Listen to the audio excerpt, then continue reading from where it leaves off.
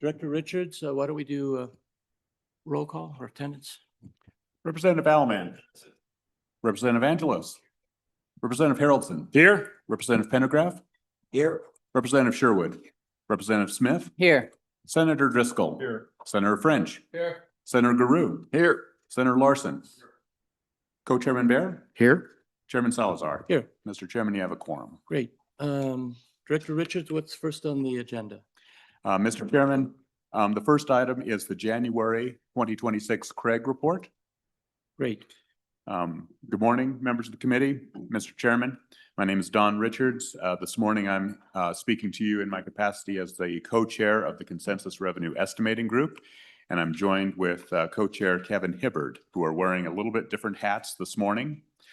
Before you, you should have 3 documents. The first of which is the new January 2026 Craig report on green paper, followed by the LSO fiscal profile that accompanies that report on gold paper, and finally a 1-page white, I believe your copies are on tabloid size, long-term profile. I wanted to acknowledge the members of Craig who participated in coming up with these consensus forecasts. Our effort is to not rewrite the October report, but rather to adjust it where we see conditions have changed to provide the legislature the most recent and up-to-date revenue forecast for their consideration of the upcoming supplemental or the full budget. We are precising these numbers for your benefit. I also wanted to acknowledge that 3 members of the Craig group were before you just yesterday. Dr. Linz with the Geologic Survey, Director Fanning with Department of Revenue, and the Oil and Gas Commissioner, Tom Kropatch. Finally, I wanted to recognize Winland Liu with the Economic Analysis Division, who took the first draft of this report, given Kevin and I's work within the JAC room over the past week. And finally, to recognize Matt Wilmarth, who not only contributed heavily to the school portion of this Craig report and fiscal profile, but is juggling considerable responsibilities with the recalibration meeting coming up.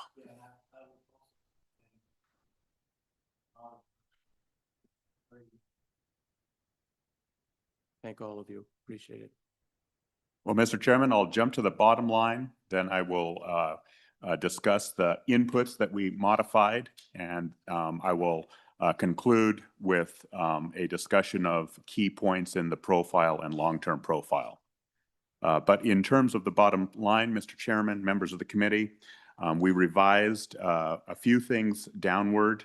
The net 3-year impact, 3 years for fiscal year 26, 27, and 28 for the general fund and BRA is a decrease of $15.9 million.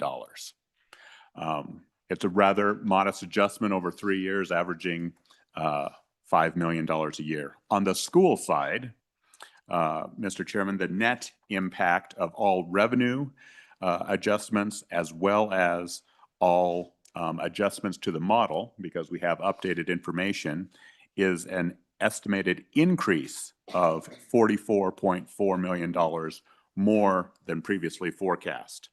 I should note that the significant portion of that has nothing to do with the revenue forecast, but rather changes in the expenditure side on the model, primarily but not exclusively fewer students. Co-chair. Thank you, Mr. Co-Chair. Mr. Richards, do we, or Chairman Richards, do we have an anticipation in there already baked in regards to the 50% property tax reduction as a ballot initiative? I know we don't know how the people are going to vote on that, but has that been taken into account? Mr. Chairman, members of the committee, it has not been taken into account. On the school side, I believe it's approximately $71 million per year. If that ballot initiative is successful this fall, November 2026, it would impact 1 year of the upcoming biennium. It would impact fiscal year 2028. And then subsequent to that, it would be a 2-year impact, which might be on the order of $145 million per biennium. Thank you. After touching on the impact of our changes, I wanted to walk you through. We had 8 revisions, only 3 of which had a material impact, in my opinion. The first of which was a reduction in the forecast price of natural gas by 15 cents for calendar year 2025 and calendar year 2026. The rationale behind that is looking outside. Over the past 2 months, the Western United States in particular has just not experienced the cold weather demand that we had anticipated, and that has a direct impact on the demand for natural gas, particularly Wyoming natural gas, which serves the Western United States.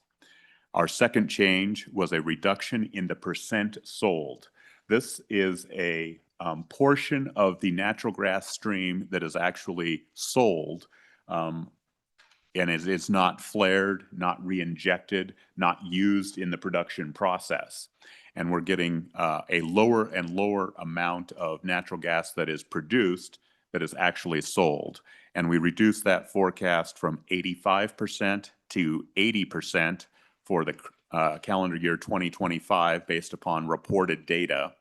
And we reduced it to 82.5%, just a quarter, 2.5% lower in calendar year 2026.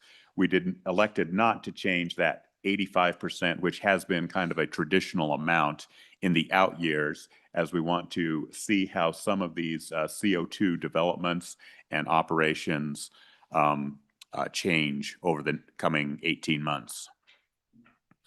With respect to coal, we're pleased to note that we were able to increase the production by 5 million tons for calendar year 2025, from 200 million tons to 205 million tons. In truth, we're still forecasting the last 3 months. October, November, and December data is not in, although we do have preliminary data on the number of rail cars shipping Wyoming coal.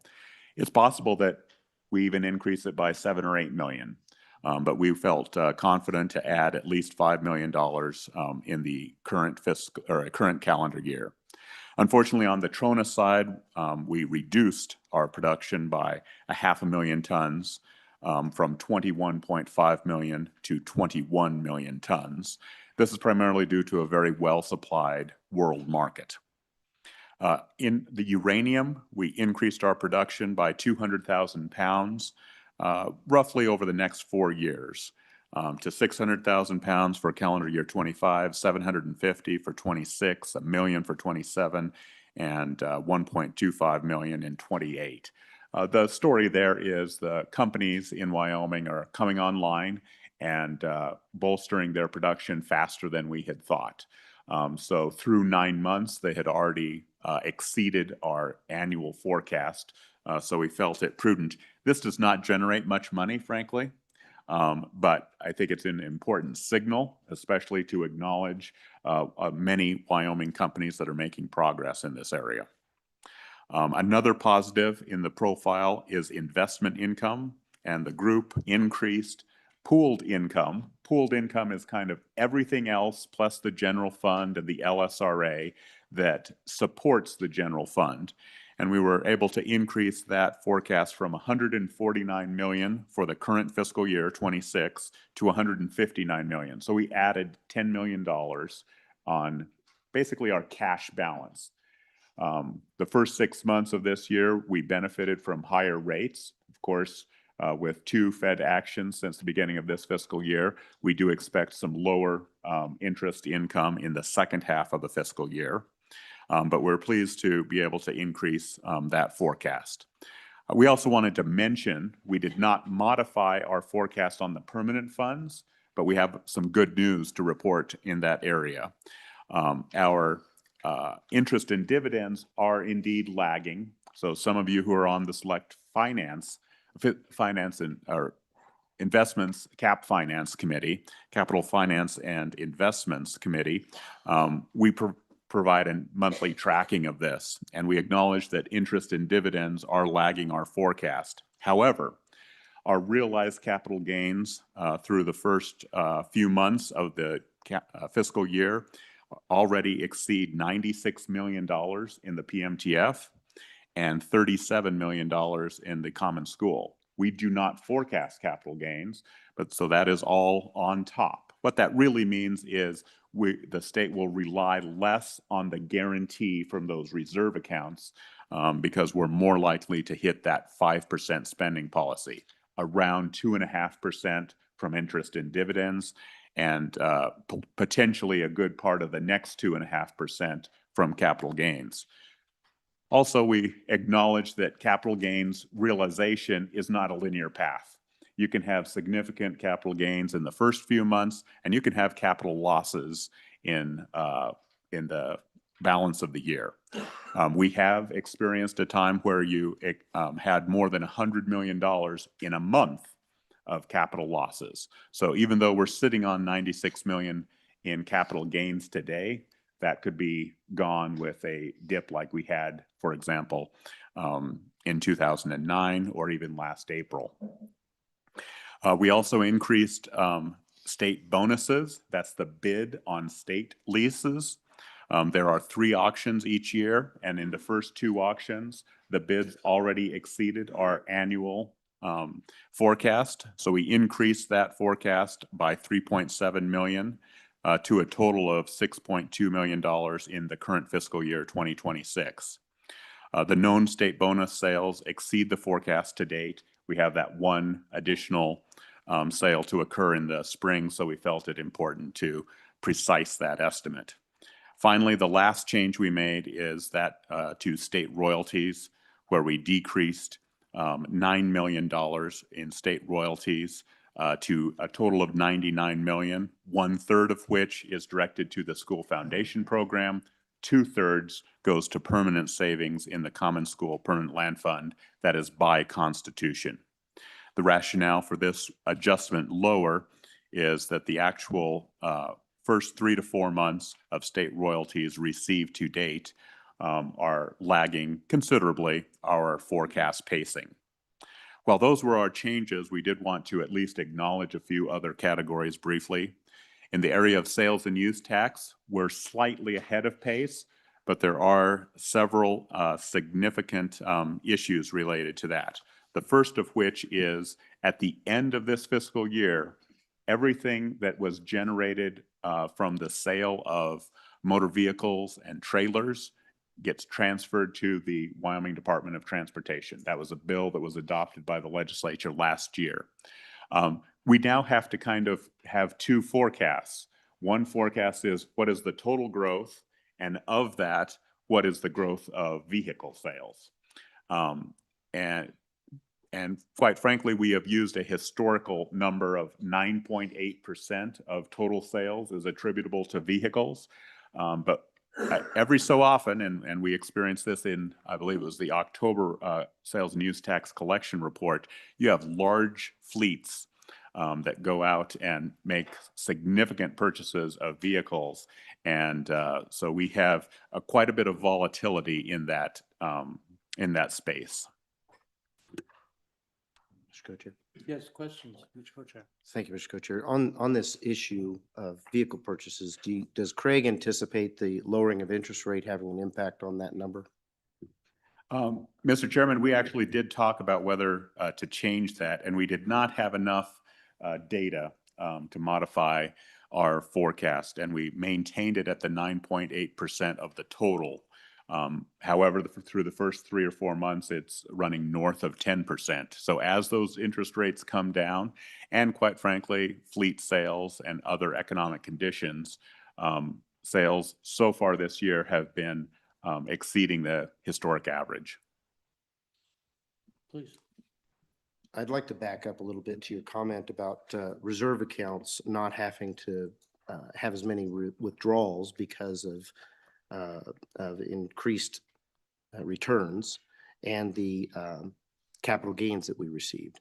So the 2 reserve accounts that are affected, what is the, I know it's in here, but if you could just share with the public, what's the anticipated difference in spending out of those reserve accounts based on those capital gains? And then just to help us remember, we're trying to get to 5X or 7X on these accounts. How close are we? Yes, Mr. Chairman, members of the committee. This year, we are anticipating a guarantee out of the PMTF reserve account. I'm going to round to 200 million. It's 199 and change, 200 million.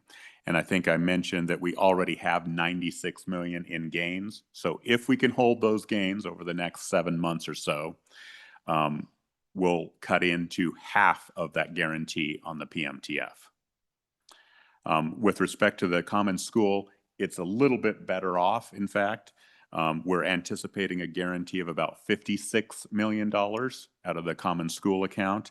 And to date, our realized capital gains are north of 37. So maybe about 60% of the way through the full guarantee on the common school account. Of course, that's pretty volatile from month to month, depending upon the various equity and bond markets. And again, the 5X, 7X, what would if it all continued, what would be the outcome of our achieving the 5X, 7X?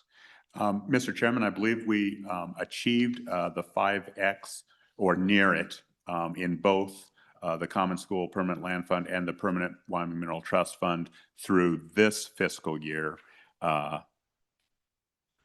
We are not forecasting achieving the 7X under any scenario at this time. Thank you. Other questions? Okay. Mr. Chairman, the other item we wanted to at least note on sales and use tax occurs in this county and obviously has made a number of media reports as well. But the initially and confirmed projects related to data centers are pretty extraordinary, even with the exemption on the computer and electrical equipment within the bricks and mortar of those facilities.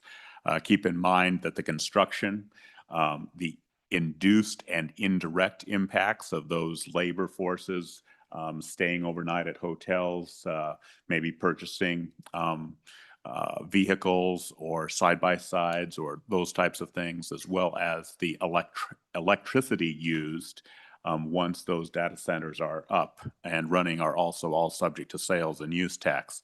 We had not made any adjustment to our sales and use tax forecast, and none was warranted at this time, but we acknowledge that we have the potential to see an influx of sales and use tax. Unfortunately, we're also continuing to see a substantial decline in the 3 heavy industries: mining, construction, and utilities. And utilities, I think of as wind turbines and whatnot, transmission lines, that sort of thing.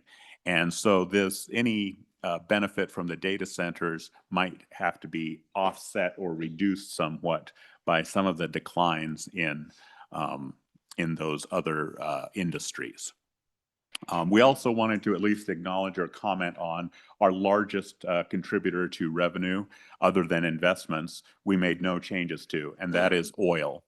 We're on pace to make our production and our price forecast in calendar year 2025. We feel comfortable with the forecast in 2026, but we acknowledge 2 things. One, arguably the world supply of oil is more than the world demand for oil currently. So you could argue that we are oversupplied with oil. On the other hand, as evidenced by even the last month of activities, there are constantly issues, geopolitical tensions, and actual actions that impact the world commodity, and we are price takers in that world market on oil. So we have a $55 Wyoming oil price forecast.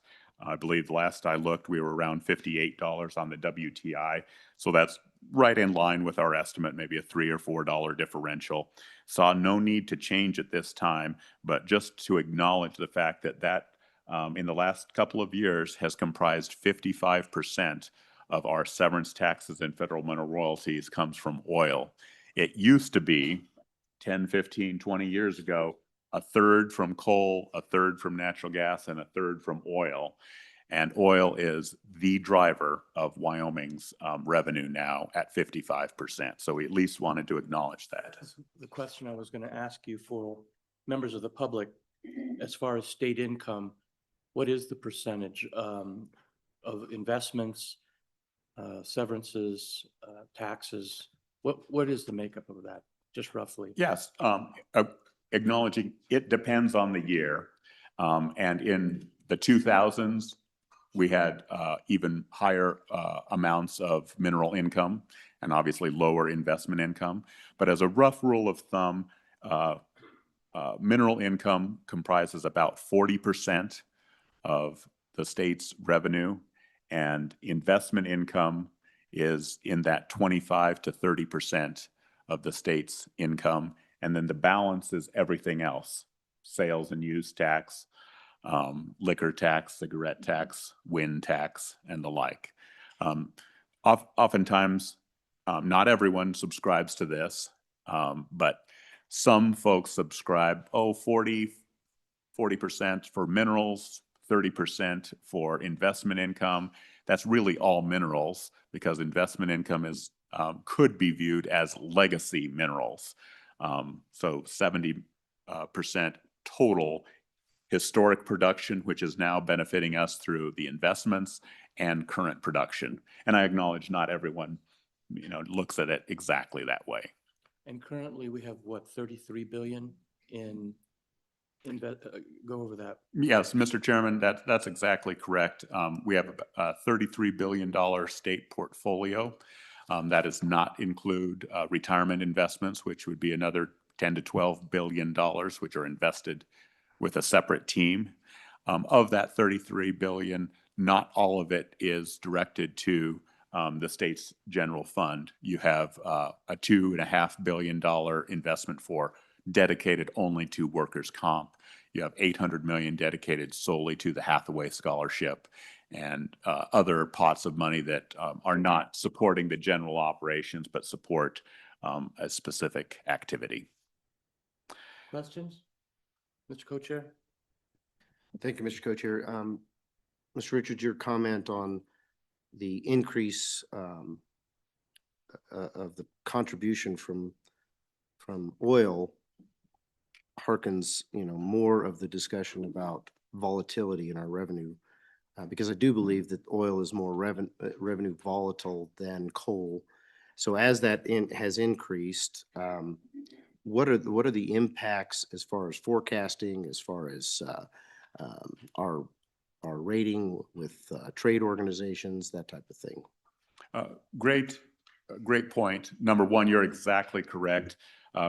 Coal is a very desirable revenue stream because for years we had incremental increases, and unfortunately more recently incremental decreases in production, but the price remains relatively stable, maybe a modest increase due to inflation and wages and that sort of thing. Oil, on the other hand, has a much wider, under my period with LSO, I've seen it trade as high as $145 a barrel and as low as negative. You don't see any kind of dispersion like that when it comes to coal. So it does increase the volatility of our state revenues, our state coffers. And case in point, there are two other states that rely more on oil for their revenue than Wyoming. And those states are the only two states that have more volatile revenues than we do, and those being North Dakota and Alaska. And they have even more challenge in terms of their forecasts of future revenue streams. As to how the rating agencies or other observers of Wyoming's budgeting feel about this, I think they do take note, but I would also acknowledge that they take note of a whole host of things, some of which you have done and implemented that have improved the state's rating, or at least their perception of the states or the confidence of their states. activities. Let me just give you a couple of those examples. At the end of our October report, we provide an appendix in there that shows the confidence interval or the cone of uncertainty, if you will, of our estimates. They take note of that and they appreciate that. One of the documents before you on the tabloid side is that long-term profile. Again, not only do they take note of it, they call up. We have had hours of conversations on that after each session and say, well, why did this change or why did that change? So they are very keen to the changes that Wyoming makes, both in its revenue streams, but also in its mechanics about how you operate your budget and the transparency with which your forecasts are made and available to the public as well as themselves. So a quick question then on the big picture. How would you describe our financial future overall, given our immediate future and our long-term financial future? Can you, just a general statement on those two? Yes. If I might jump to the long-term profile, and I'll maybe come back to the goldenrod profile, but that is a timely question. So on your tabloid size paper, I direct your attention often to the two yellow highlighted rows 41 and 42. And you will see that the general fund budget reserve account, that's a proxy for the general operations of government, is what I'll call slightly negative now. And you can see that $15.9 million. The governor would have been exactly at zero, the gov's rec. But Craig came in January and we reduced the revenue forecast by 15.9 million. So that I would just kind of circle that number. That's where it came from. You'll see all of line 41 is in the negative. It's in what I would consider the modest amount comparatively. And I would say that the general fund is about balanced, even out into the future. So that's relatively positive. If you look down on the next line, on line 42, however, we enjoy a $200 million balance in the school foundation program, but it is declining.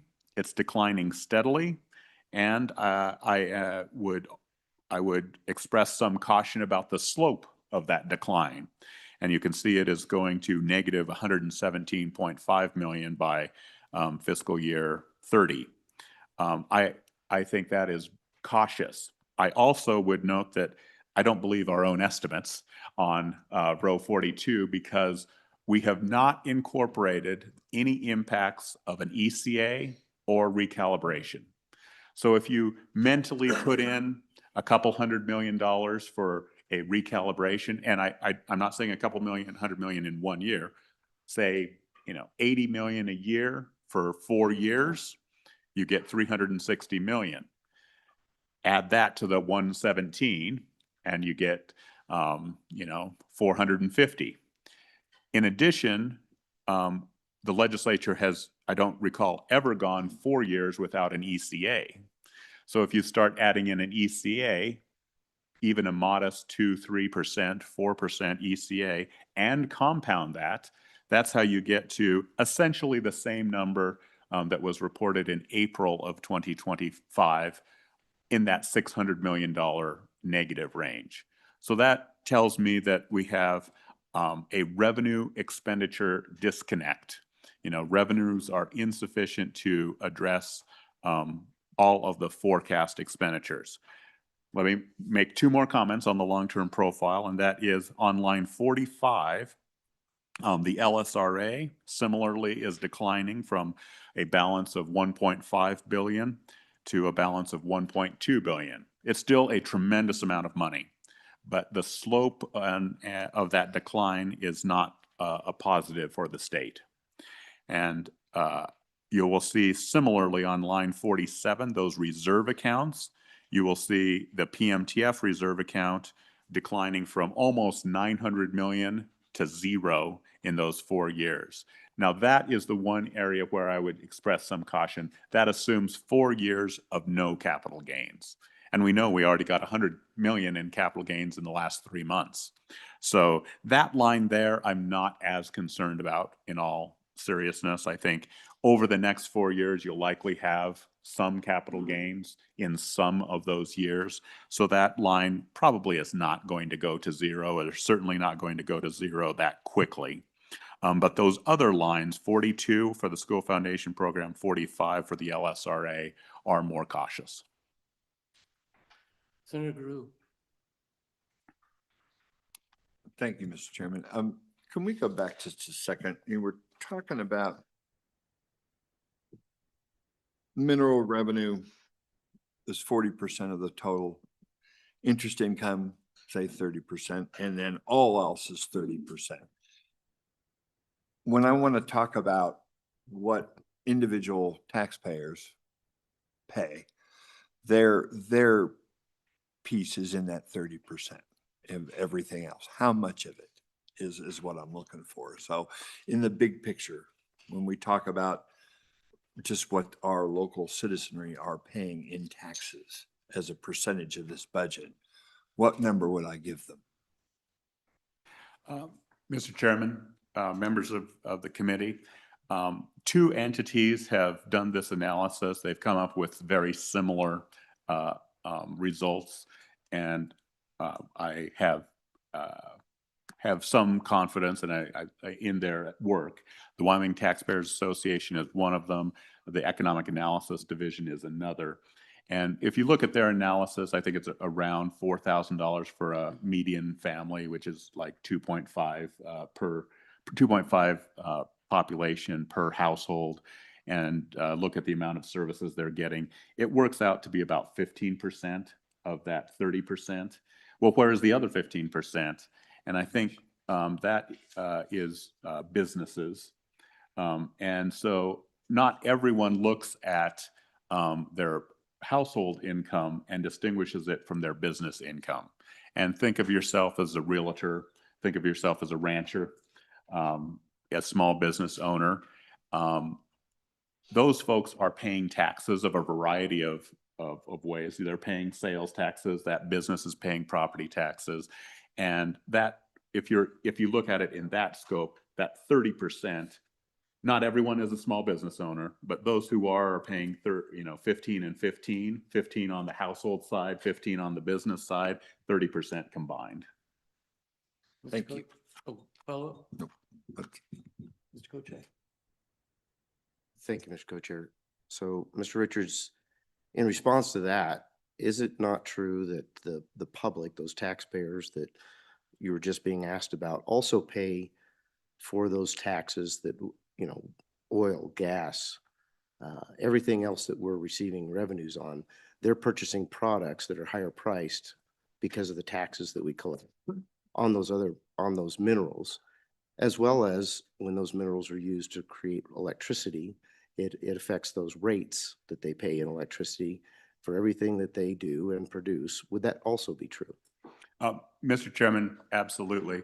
And let me go a little bit further. There's 3 areas of the incidence of that tax. On the consumption of it, which you've described, arguably labor is bearing a portion of those taxes in reduced compensation.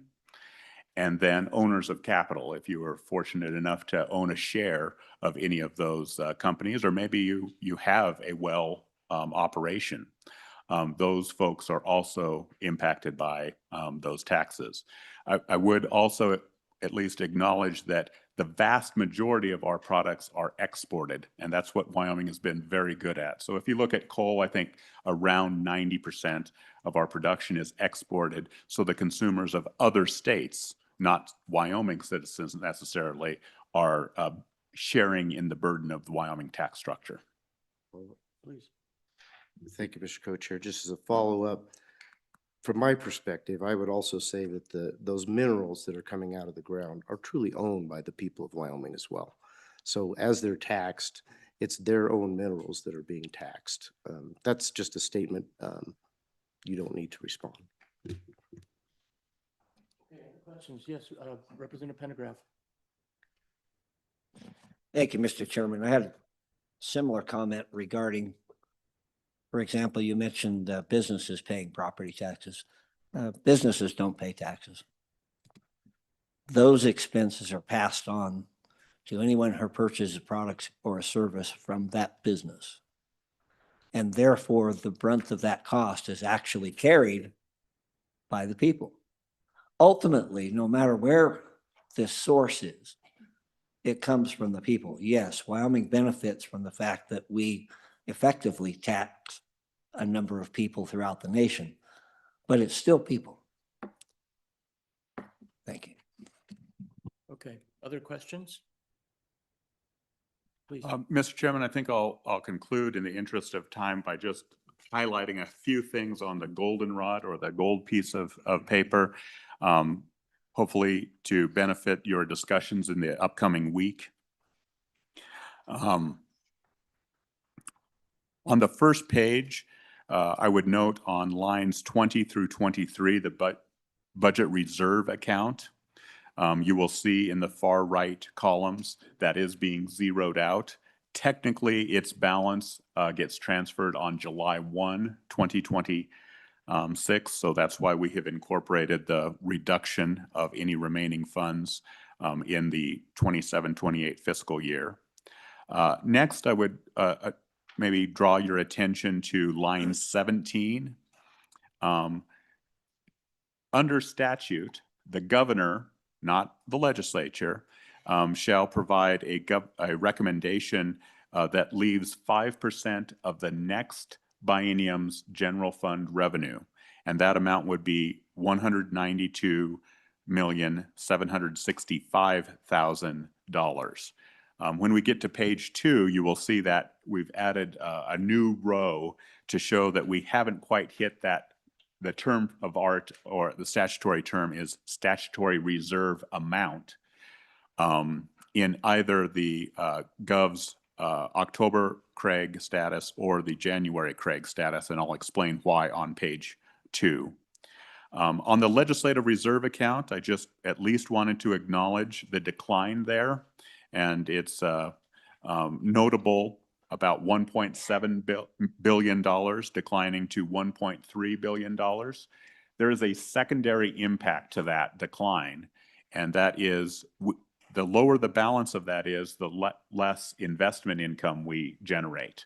So a $300 million decrease in the balance also means, say, 4% less revenue each year on that $300 million.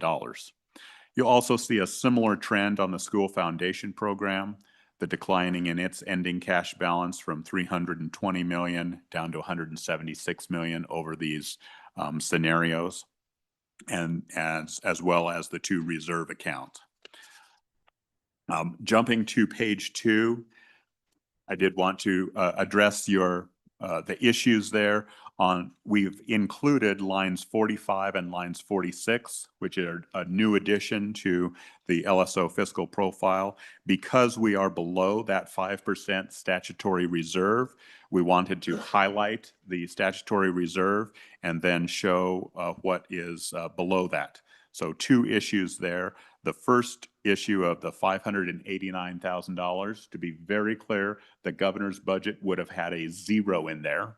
However, Management Council has already met in December, and they have sponsored legislation for the legislative budget. And the legislative budget is $589,000 higher than our standard budget. The governor could not have possibly known that at the time before Management Council was meeting. So that's why it no longer shows a 0 there, and it shows a negative $589,000. If you move 1 column to the right, you'll see negative $15.9 million. That's essentially due to the Craig reductions. Again, if the governor so chose, and maybe not explicitly, but certainly reading in between the lines of his message, he left $80 million on page 3 in the SIPA account, bottom of page 3, line 79. You can see he transferred $17 million from the SIPA account to the general fund already. That appears on page 3, line 72, he could just add 15 million to that and zero out the general fund if you so you desire. Of course, you could do the same thing as well. So essentially, that general fund is balanced, and the remaining funds available for expenditure reside solely in the LSRA and SIPA account on page 3. On the school foundation program, I wanted to reiterate the fact I'm on page 4, and I'm on line 37.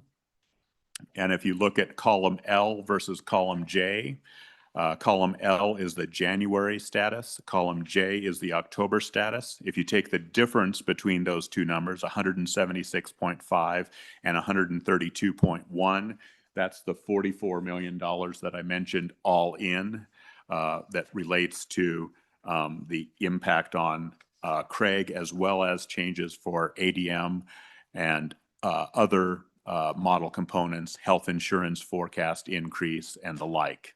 That's the $44 million increase on the school foundation program. I believe before you, just after this topic, the superintendent or members from her team will actually have a letter to match the new Craig report. So she is able to recommend lower expenditures from the foundation program due to the new estimates. Very little change on pages 5 and 6 from the October report. In fact, those, I believe, across the board are identical. So no changes to water or the spending policies. And if to Senator Larson's earlier point, why didn't water change? Well, water receives severance taxes, but it's all below the cap. So any of the incremental adjustments are above the cap, and so they don't affect any of the 3 water accounts. With that, Mr. Chairman, and in the interest of time, I'll stand for any questions, turn it over to my co-chair to correct any of my misstatements or add any color or respond to questions of the committee. Mr. Co-Chair Gibbert, anything? Thank you, Mr. Chairman. First of all, as always, express the thank you for everybody involved with Craig and all the hard work that they do. And second of all, I will concur with Co-Chairman Richards that when the governor presented his profile, we balanced everything toward the ending balance in the SIPA. So we could just glance at a spot and say, here's how much money's remaining on the table, and that is that $80 million. So in hindsight, well, in understanding what we would have done in January, Craig, we would have simply made that transfer, increased that transfer to the general fund from the SIPA. So that's all there is on that. So there's that $80 million, Mr. Chairman. So in regards to time, I'll just let everybody know. Thank you so much for your help, and thank you, Don, for your leadership. Absolutely, thank you. Members of the committee, questions? Any questions? Anything else? I want to thank both of you and your team for the extraordinary work. It really helps the legislature in its future decisions, and so thank you again. Appreciate it.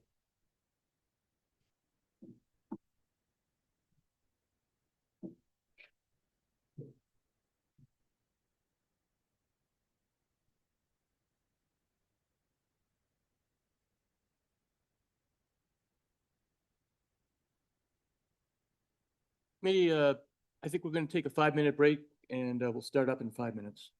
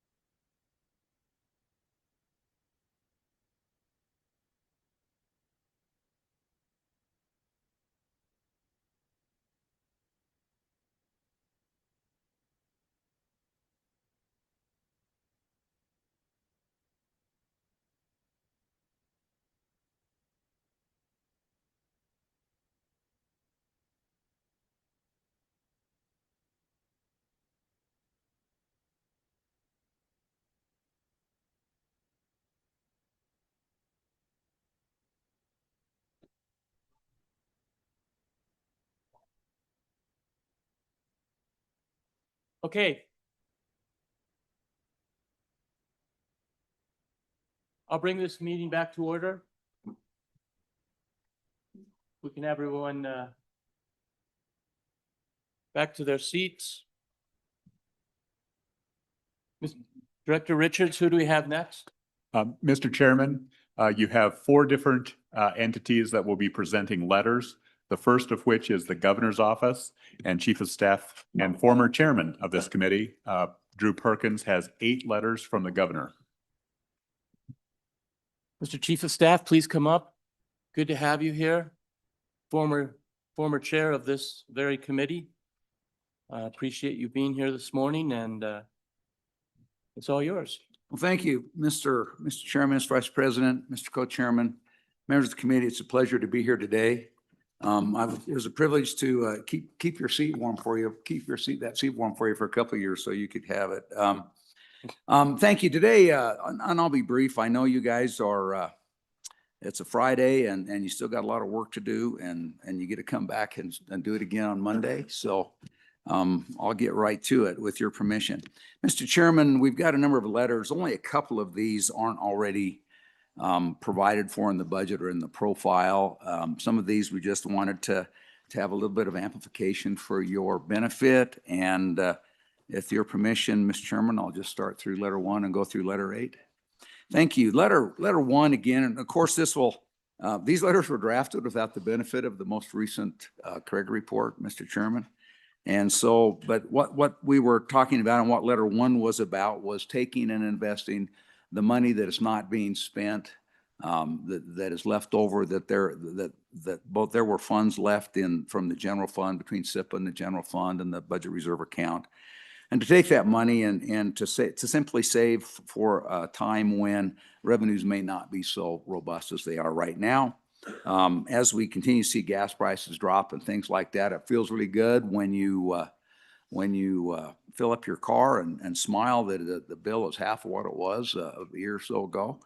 And that feels good, but we know what that does to the funds that are used to pay for the Operations State, for schools, for highways, and those types of things. So the long and short of that is that, again, as we look at that, it's important now, as we've seen, and particularly as you look at at revenue expenditures and growth, that you continue to look at a downward pressure on prices and commodities, that you continue to save for the future. We now see that, some of us, for example, my mother in the legislature many years ago was part of some of those groups that first put these mineral trust funds together and things like that. And now we see that these are hedges against future tax increases, and these help keep the tax burden on low. And so ultimately, letter 1 is talking about continuing to do long-term savings, and that roughly, as you saw, and even the long-term savings of the general fund, that about half, whatever you save, half of that the governor would suggest would go to the PMTF for use in general fund, and half of it will go to school foundation account, because as you saw, there's continued pressure, and that's one of the fund sources that look a little bit peaked moving forward in the long-term profile. Letter 2 is a field veteran full-time employee and animal health funding letter. This one is a little bit new. But as things have settled out, and one of the things we continue to find with one big beautiful bill, and as the federal government continues to try and put its fiscal house in order, what we see is a continuing requirement that if states are going to continue to do a number of things, that they have to shoulder a larger share of those costs. And that's what is. This is in large part because of federally funded veterinary support services stemming from the U.S. Department of Agriculture. Those budgets are being cut, and the elimination of positions in Wyoming. These traditions result in an understaffing of within the Wyoming State Land or Livestock Board, and that's put additional workload on our state and field veterans who already were very full. Additionally, you've got some additional things that are coming on as the state, as we look at transferring elk feed grounds over to state control, that may or may not have some additional issues on brucellosis. But also we look at the screwworm, the screwworm, as it continues to make its march forth, as March northward and starts to threaten our domestic livestock. I think it's one of those things that unfortunately we're going to have to watch it. And it very likely we're going to have to keep an extra eye out for that in Wyoming as well. And so what there is, the total is $500,000 in general fund, money to address the critical needs for additional staffing for animal support health within the livestock industry as well as other species. And that breakdown is basically $369,000 to fund an additional full-time field veterinarian position, and another $131,000 to support mitigation efforts against threats such as New World screwworm. Letter 3, and Mr. Chairman, if you have questions or anybody wants clarification on any of these as we go through, please, please, not that you would hesitate anyway, but please interrupt me. Will do. Local government letter 3 is just coming back and clarifying again. This one was already in the profile. We had a base request of $105 million to support. That's been, I'm going to say this, and I'm going to get in trouble with local government because I'm going to say this. That's been kind of the traditional base on direct funding. I've been reminded numerous times since we put that in our budget by local government at all levels that it hasn't been $105 million for a long time. The legislature has consistently increased that. So that number's usually been somewhere 120, 130. I've seen one year I saw it as high as, when you added it all in, it was probably over 200 million back in the Friedenthal days. But nevertheless, we wanted to clarify that he wasn't said that the 105 that he put in the budget was a floor and it wasn't a ceiling, recognizing the legislature has traditionally done more. Also reminded that you've had and done work. You're not you, but you as collective view of the, in particular, the Joint Revenue Committee, I think, has worked on this. There's a bill that they have that would increase the state share of state sales tax from 31% up to, I think, the 36.5%, additional 5.5%. I think those numbers were roughly to come up with 105,000. And so if that bill were to pass, then that would obviate the need for this. And so, and one nice thing about that, about when you tie it to, if you were to tie it to that, is when you tie it to sales tax, you basically have indexed it for inflation. As sales tax goes up, then the tax would increase as well. Asia Pacific Trade Efforts Letter 4.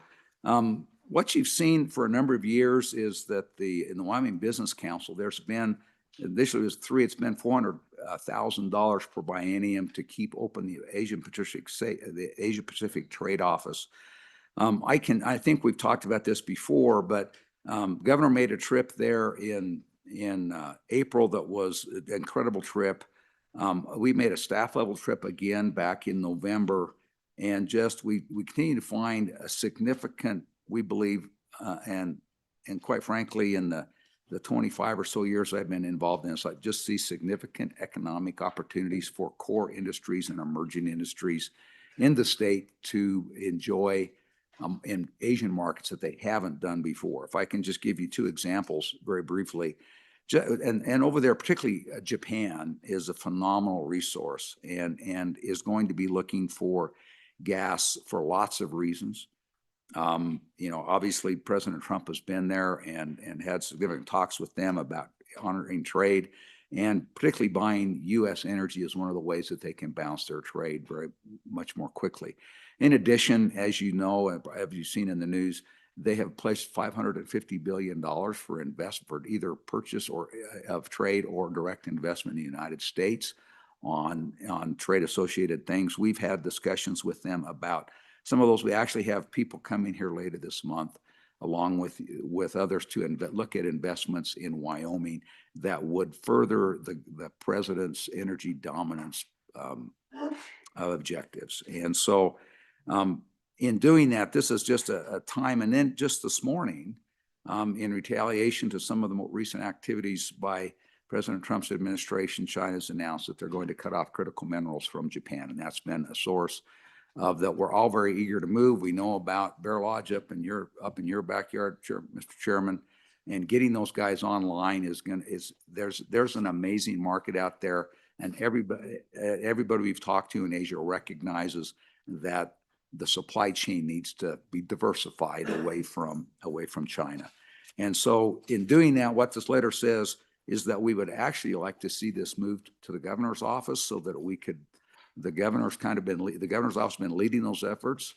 I think that will probably continue into the following term, and that's why we're asking for in the next biennium. There is significant economic opportunity in Asia for Wyoming across multiple industries, including our core industries. So absent it going into the executive's office, and I don't know how we do this, I'd like to see more legislative participation in this. Either greater updates, but I think if the legislature was more involved in this, and I agree with you, President Trump has made Asia obviously an important area of concern and at the same time investment. But and I don't have the answer, but I'd like to explore with you how the legislature might be more involved in this.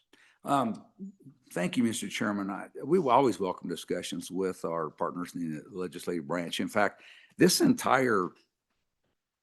Pacific Trade Office and the appropriation to do this actually came from the legislature, and the legislature who promoted it is sitting to your left.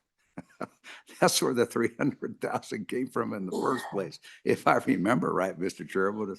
Was Representative Driscoll who he and some legislators, like Governor Meade, went over there and came back. In fact, I saw their picture at one commercial establishment I was in, and there was a picture of Eli Bebout and Governor Meade and Senator Driscoll on the wall. And so anyway, so yes, I mean, initially this was a legislative initiative that started. That's how this started, this has always been a team effort. So yes, welcome that. I think one of the things that you would want to do is in doing that, there would probably need to be some additional money set aside in the feed budget to make sure that there's money so that when we go and do these things, that you come along. I can't tell you the number of meetings I was in that I was seeing. I wish we had some legislators here so they could see and participate in these discussions and hear what we're hearing. I get excited about this because like I say, I haven't seen an economic opportunity like this for Wyoming in 20 some years. And for example, in Taiwan, think Sweetwater County with almost 24 million people. That's Taiwan. It's about the land mass of Sweetwater County. They have we met with them with the Taiwan Power Company, which is the state-owned utility that provides electricity for the entire nation. Met with them. When we went before, I felt a little bit like a pharmaceutical rep going to a doctor's office, pat you on the head, like they were like doing their obligatory duty. Here's the governor, will be nice. Well, we went back on the staff levels. We met with the same people who are as high as it gets in the company. And they told us this. They said that we have, looking at the at the energy revolution that the entire world is going through, they said we have 10 gigs under construction, 10 gigawatts under construction. We have 15 gigawatts on the drawing board, and we want to get into construction as fast as possible. And the bad news wasn't coal. They aren't not coal plants. The good news is that it's all combined cycle, which is natural gas. And so the Alaska pipeline is not going to satisfy Asia's need. That's not enough gas. There's gas. And they look at every gas source. We were told this by high-ranking officials in the Japanese government. Every gas source they have has to go through a pinch point. Getting gas off the west coast of North America is a primary security issue for them, as well as a great opportunity to increase their ties to the United States and balance the trade. And so that's why, as we talk about these things, that's why, and it's not just gas. It's they told us for the foreseeable future, Taiwan will have a need for 20 million tons of coal. They would love to burn low sulfur, low ash coal from the Powder River Basin if we can find a way to get it there.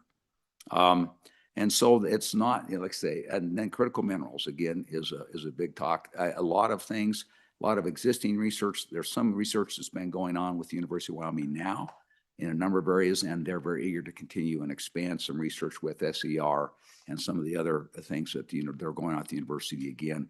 Very eager to re-up another 5-year MOU to continue some very exciting research where they have some good ideas. They want to look at some of the research the UW has done and combine those and see if they can come even better. So lots of exciting things there. And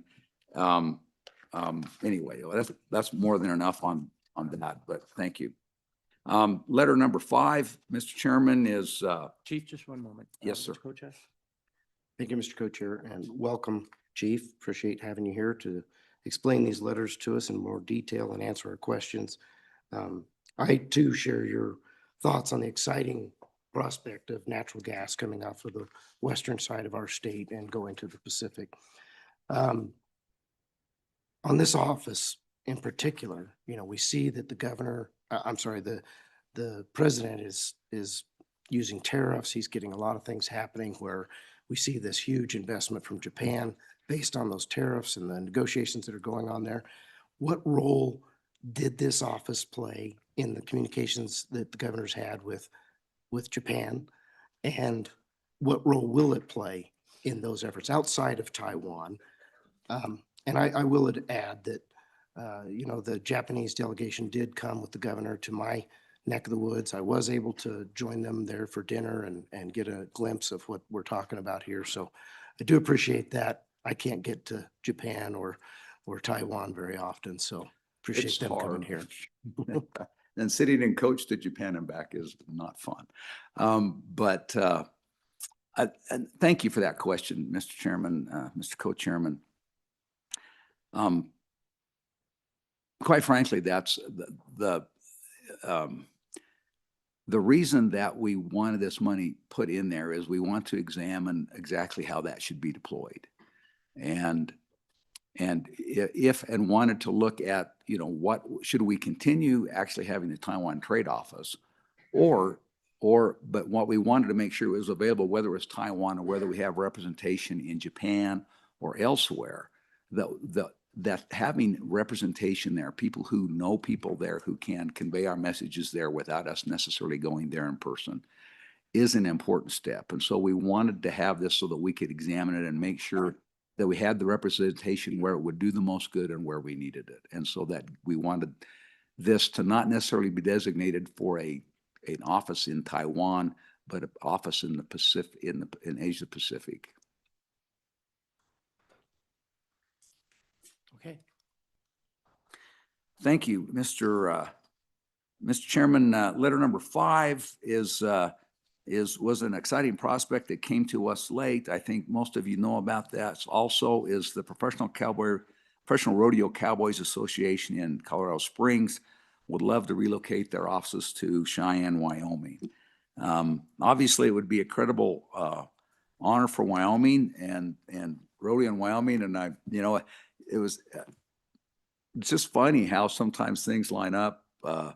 Watching the news and I really don't want to be politically incorrect, Mr. Chairman, so I'm going to apologize to everybody in advance. But the response to a letter from a certain nonprofit organization about wanting to discontinue rodeo and the Wyoming response of now having a license plate that I think I'm going to have to buy. And so that this all comes together at the same time. I think that's just one of, it's an exciting opportunity to move that up here. And so this is a request. I don't think this is news to y'all either, but the governor wanted to make sure that you were aware that he was in support of this. And so in the letter, in short, request $15 million to assist the PIA and the PRCA in their relocation efforts. As a conduit to increase tourism, we suggested some particular funding now, but these are our suggestions, but obviously the committee and the legislature appropriate the money and can take it from whatever sources they want if they're inclined to grant it. That $6 million would come from the tourism account 441, $9 million from the tourism fund 446. One of those is the general revenue account. One of those is what do they call it, the projects account. the tourism projects account. That's the differentiation. $6 million should account, anyway, and we wanted, as you look at that, they don't need all of it immediately, but in talking to them, $3 million would probably need to be effective immediately so they can get the site plans, architects, and those folks on board and going and start the planning to do that. We've heard that the House and Senate leadership are considering co-sponsoring the bill to accomplish the same thing. Obviously, if you do that, then provided that meets the single purpose provisions of the Wyoming Constitution, the government would be excited to look at that and review it and hopefully sign it. It's also understanding, I had this confirmed to me from a conversation from Leeds. Leeds has also committed $15 million as well, so that Cheyenne has skin in the game for this as well. Thank you, Mr. Chairman. Okay.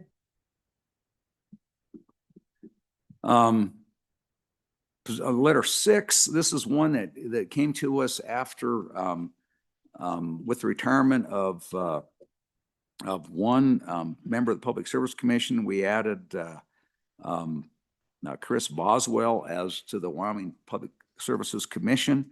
He's gone over there. Chris has a long history, not necessarily in public utility, but certainly from the legislature, and being a former chief of staff to Governor Friedenthal, has a lot of experience in these things. As we look, there continues to be, and as we know,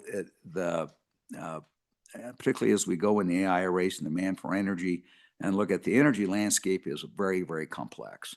And one of the things that we're finding, and one of the things that is a little bit alarming to us, is the move, even under the current administration, to begin the Federal Energy Regulatory Commission, or FERC's, advance notice of proposed rulemaking on interconnection of large loads to the interstate transmission system, and that has the ability to threaten state autonomy. And what that refers to, and Mr. Chairman, I don't know if any of you ever been, I don't know if any have been to a regional transmission office or familiar with that. They have one, they have, CAISO in California. I remember when I was in the legislature, on an energy council trip, we visited the headquarters of MISO, which does most of a good section of the Midwest and Southwest.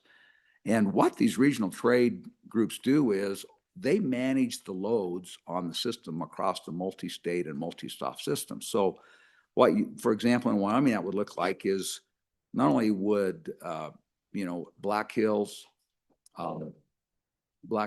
Pacific Core, Tri-State, so they all continue to do their thing, but now you've got this layer of this regional transmission organization sits over the top of them, and their responsibility is to balance the load. And what you see when that happens is one of the things that drives us all nuts, and that is, if the wind's blowing really good, guess what they do? Well, the wind energy goes up and out sends the orders from the regional transmission office, and they tell the individual utilities, hey, the wind's good today. Our wind forecast is we're going to get 30, 40, 50% of our electricity in this time period from wind. And so let's bring down the coal powered plants. Let's bring down the nuclear fired power plants. Let's bring down those things. There's a large interchange project. I don't know if you even know that, but back up in your backyard is the interconnect between the Western grid and the Eastern grid. Is in one of those interconnects is in northeastern Wyoming. There's a project up there to expand that, and so this doesn't have a direct effect with that, but we just need to make sure we have the horses. This is very similar to some of the stuff. We just need to make sure we have the horses over there to understand these complexities and try and protect ratepayers as we have these self-generation come in on these wind farms, on these data centers. Most of that's going to be gas, but ultimately they'll want to tie into the grid. And so there's a group working on now is what does that look like, and how does that do, and what contribution do they have to the grid if they're really self-gen, and how does that all work? And so there's a lot of complexities coming down the road. And again, having the right horses over there is something that we should consider.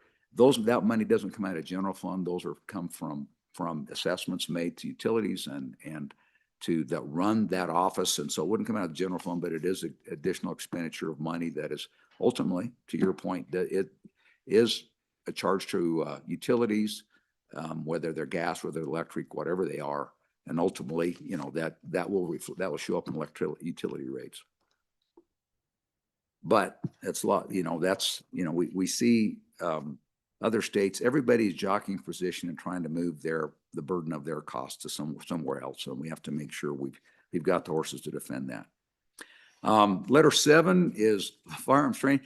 As you know, the board of the State Building Commission has passed the rules to make sure that we've got the gun-free zones law implemented across state agencies and in state offices. We have concealed carry now available, and those opportunities for state employees throughout the state. The governor is a little bit concerned. I know that there has been one unfortunate accident, not at work, at home with a state employee on a firearm.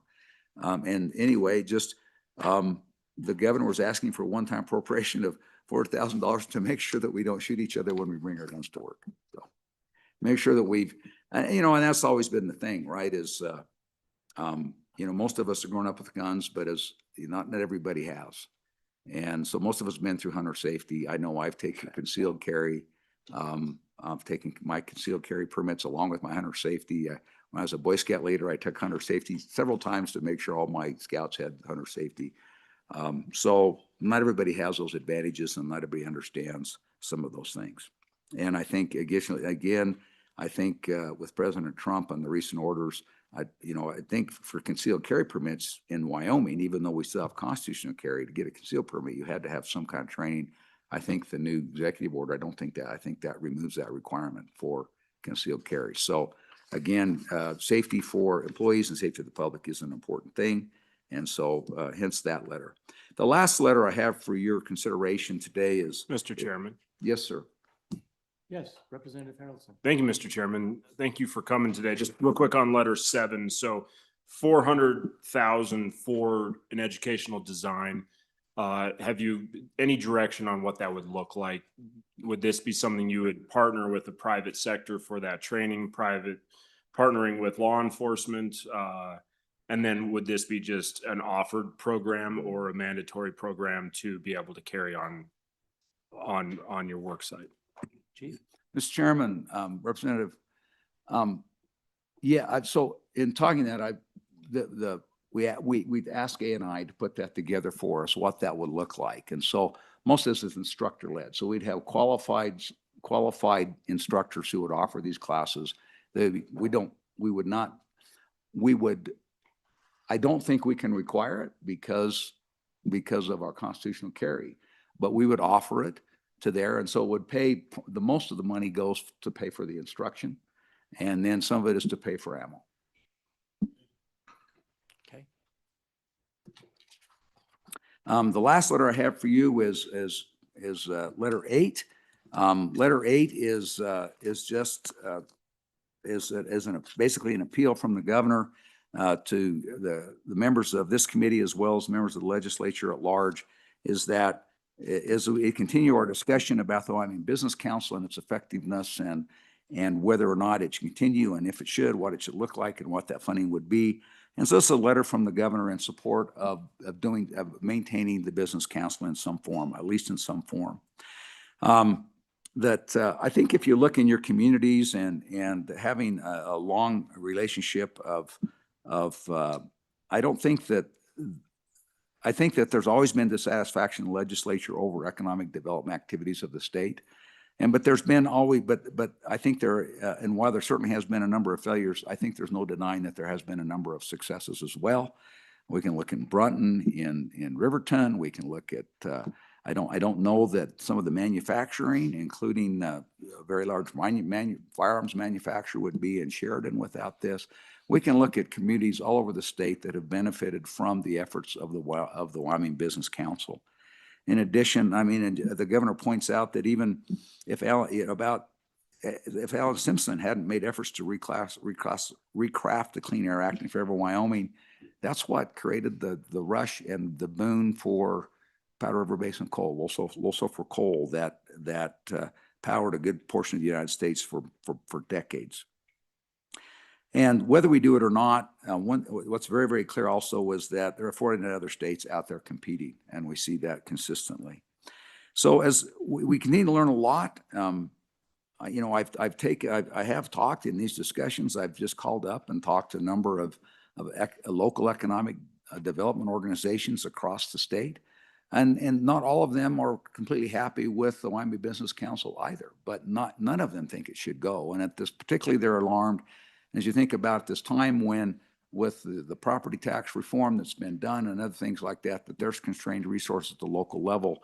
And this has been a source to participate and help local governments also have the opportunity to do things and help in their communities in recruitment and successful recruitment of businesses and diversification and business expansion locally as well.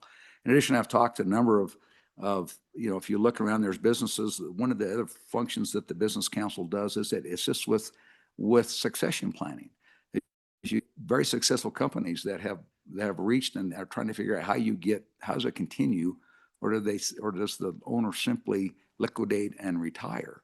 And they've got a program that they're successful businesses throughout the state that the Business Council has helped them have appropriate succession plans. And those businesses continue to thrive today because they're able to be successfully transitioned to a new generation of owners.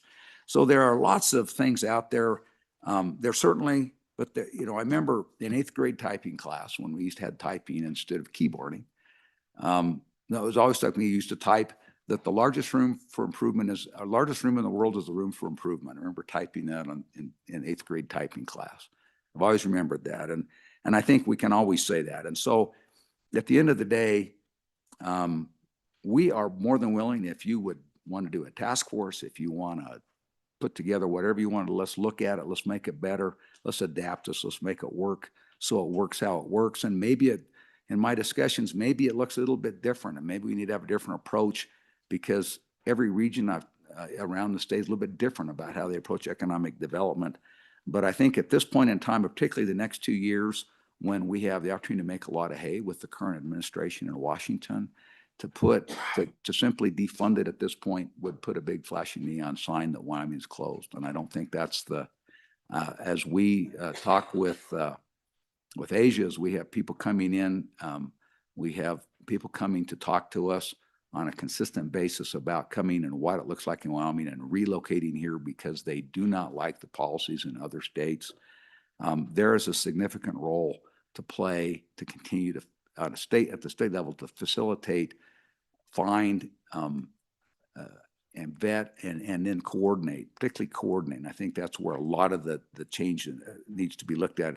How do we coordinate and transition to the local development offices to make sure that when it comes to community, it's the right fit? So there's lots of work that can be done. And so letter 8 is the governor again trying to persuade that let's adapt, let's fix, let's modify, and let's work together to find the right solution. Thank you, Mr. Chairman. Okay, thank you for your comments. Any questions?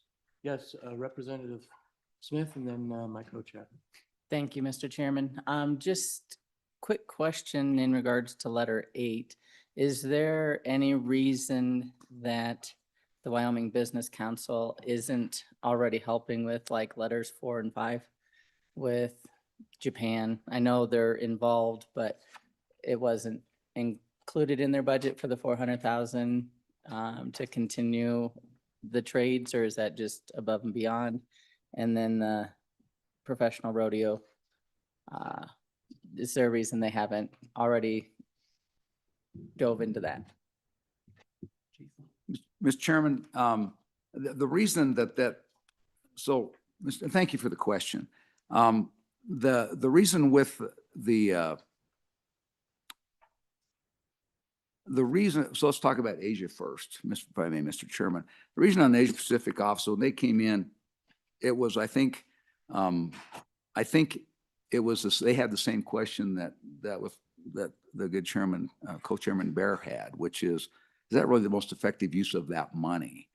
And as we talked about that, and we, as we looked at it from our perspective and what we see, And again, I think, you look at Asia, these things are, I don't think this is pie in the sky. I think these are real opportunities, but, and particularly as we cooperate and try and create this Rocky Mountain kind of sector with Rocky Mountain gas. So Wyoming, it's not just Wyoming, but it's Wyoming, Utah, Colorado, I think will come. I think they've got some different issues down there, but they have issues on the Front Range, but the rest of the state is very, very interested in these types of things in Colorado, and certainly New Mexico, who was with us in Japan in April, is very eager to this.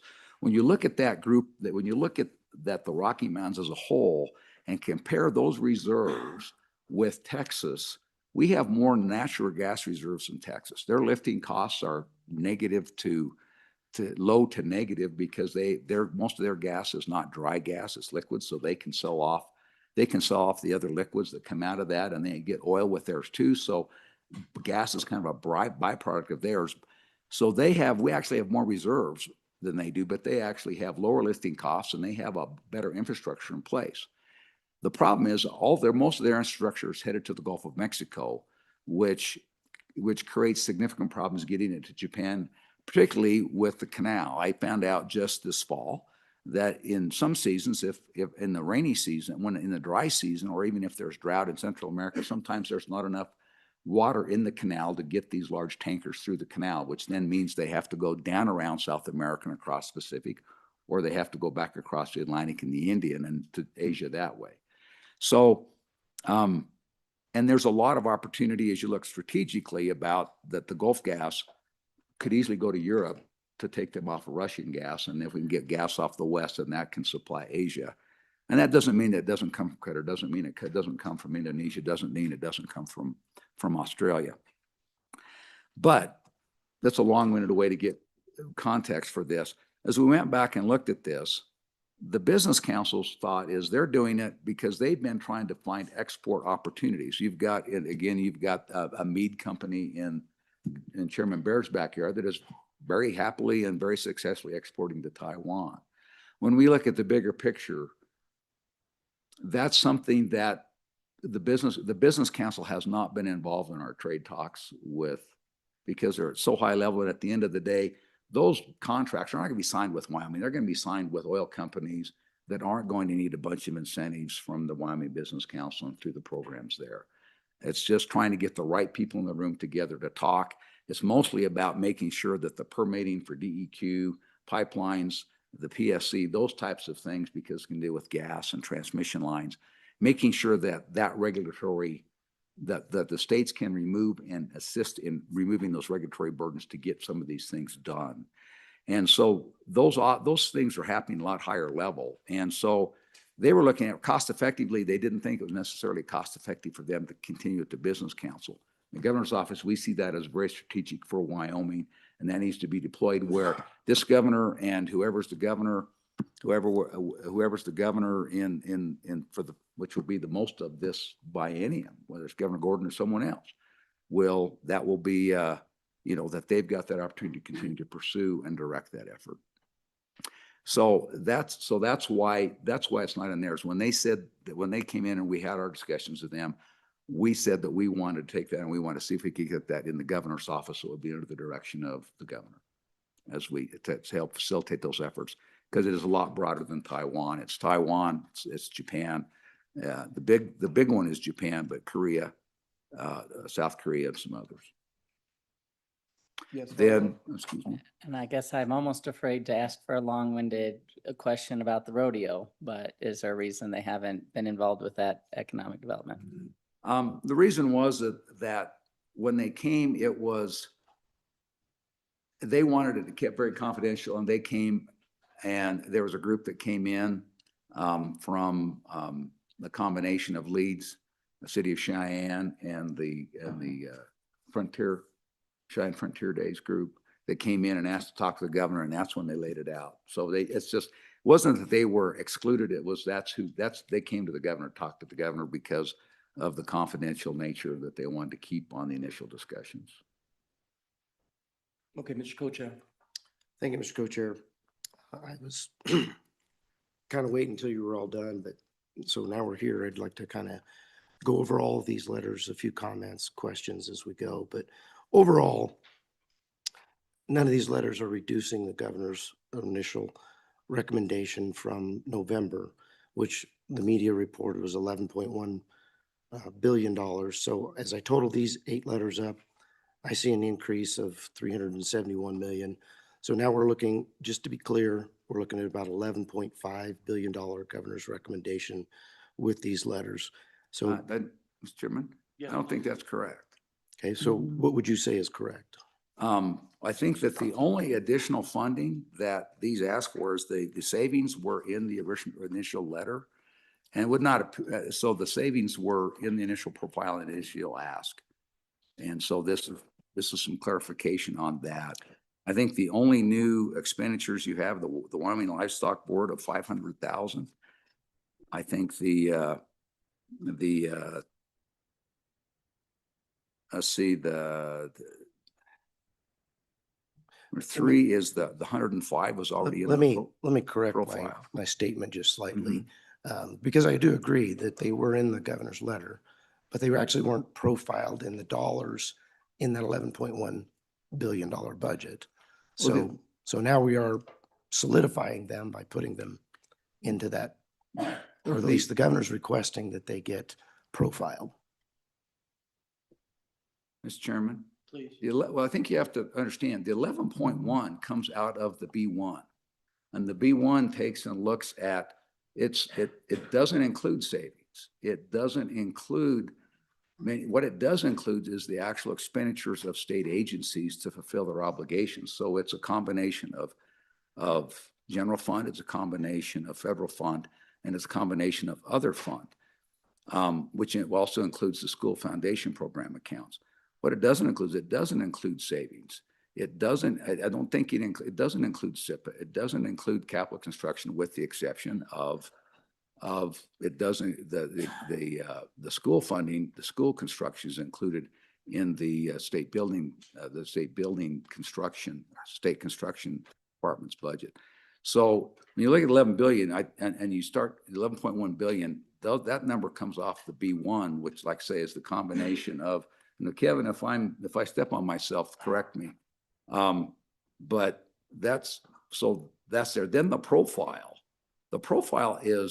spends not only through the B1, but there's a number of other things. That's where the savings come in. That's where the CapCon comes in.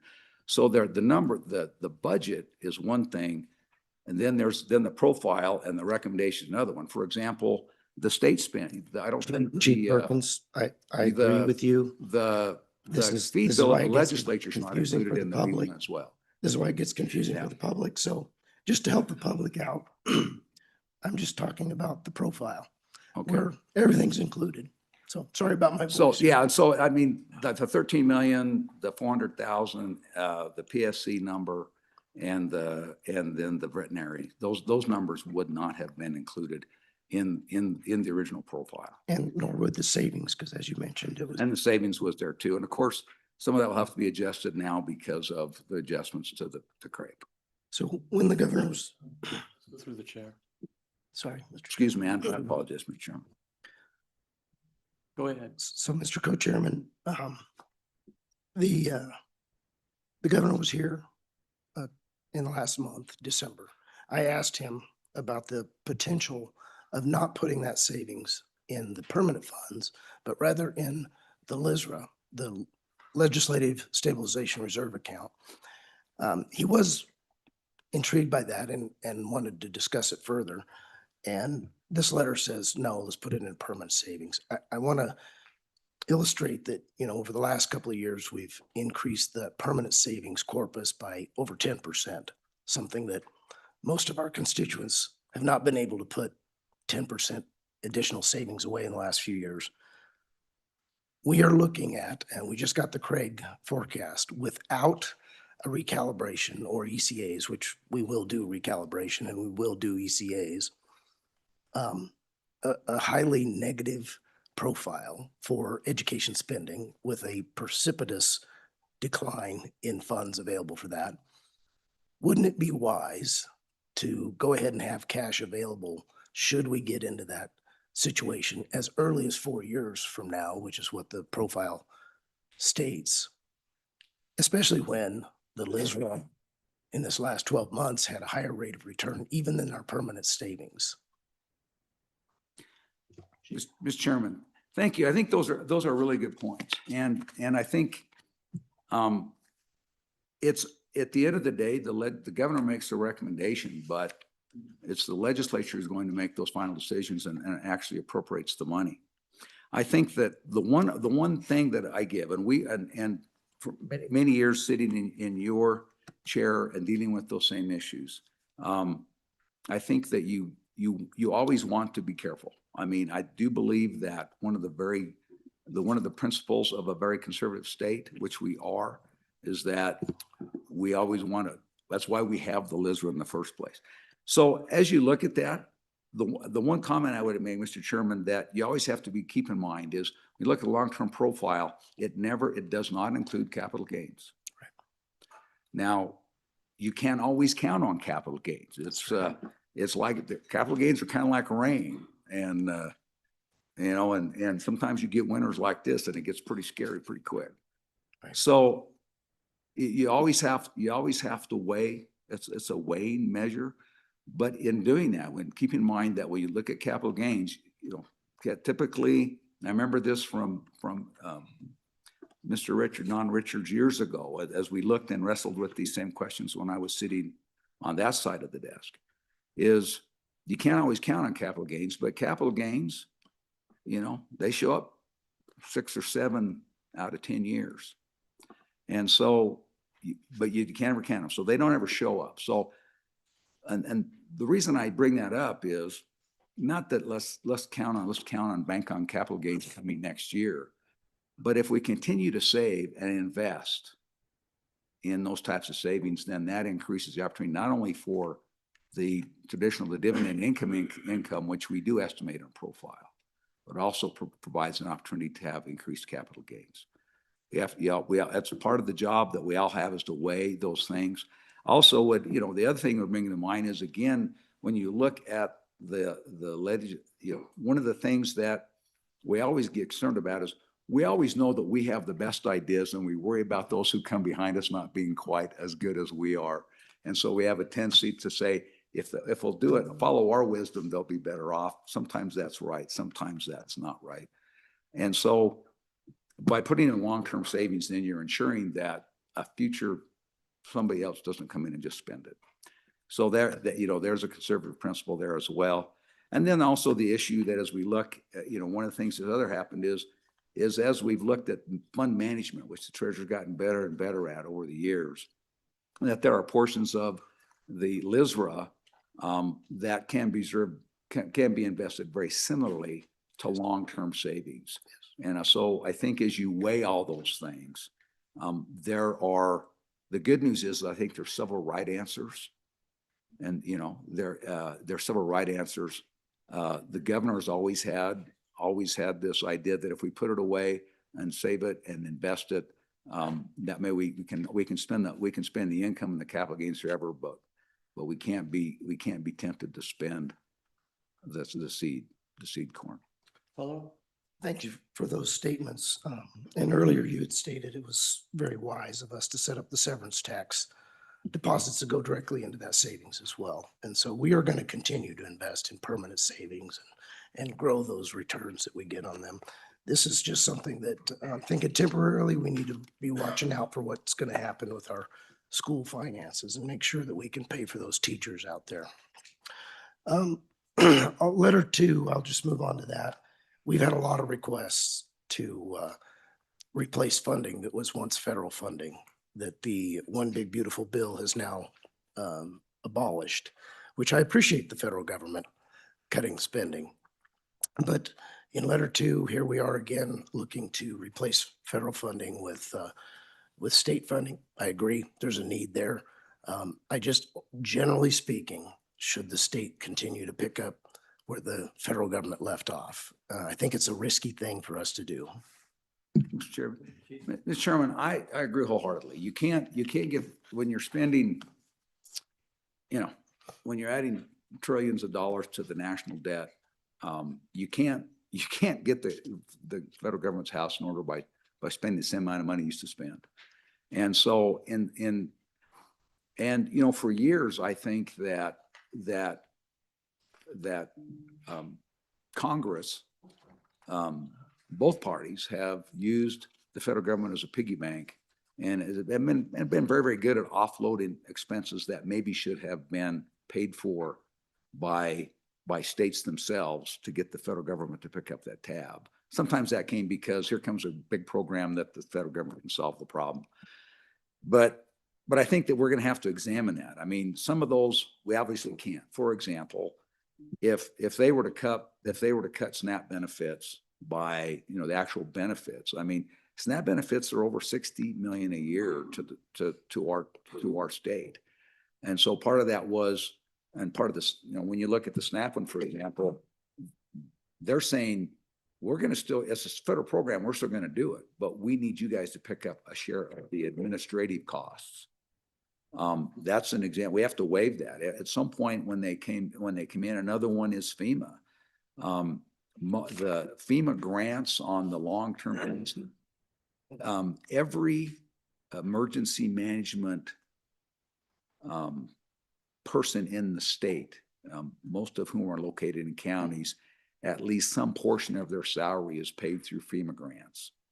And so when they cut FEMA grants, and when the FEMA thing started this fall, if you became aware of that, and they were cutting those grants off, one of the problems that we were that I was and Director Budd were on the calls with the White House too, was explaining to them, listen, if you're going to do that, you have to understand that all the local budgets got done on July 1, and they hadn't planned for cuts like that. So, just be careful as you do that. We'll have to figure out what to do in a year, but when you cut it after the budget's already done, it makes it very difficult.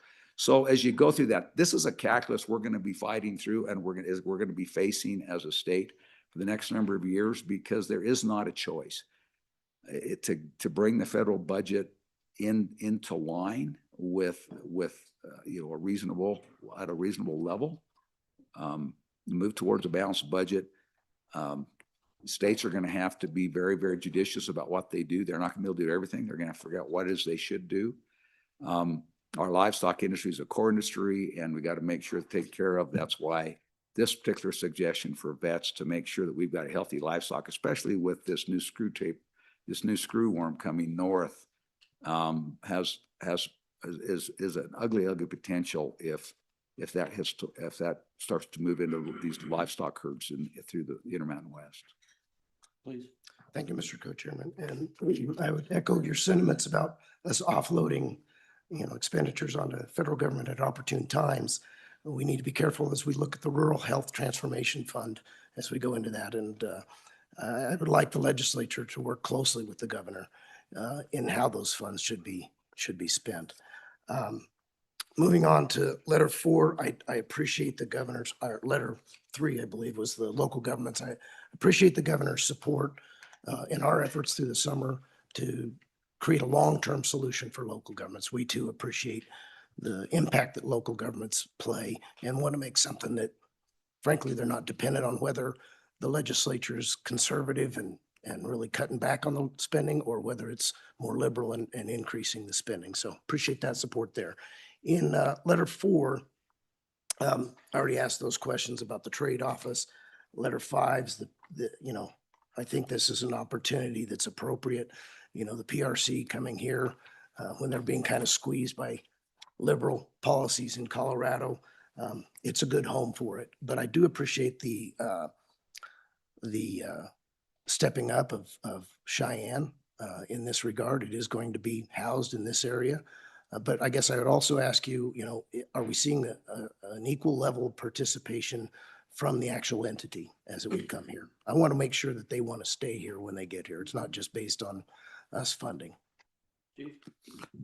Mr. Chairman, I've looked at some initial cost estimates, and yes, there's significant investment. This, if there's 15 million from the state and 15 million from the state, I don't know that even gets half of it paid for. Very good.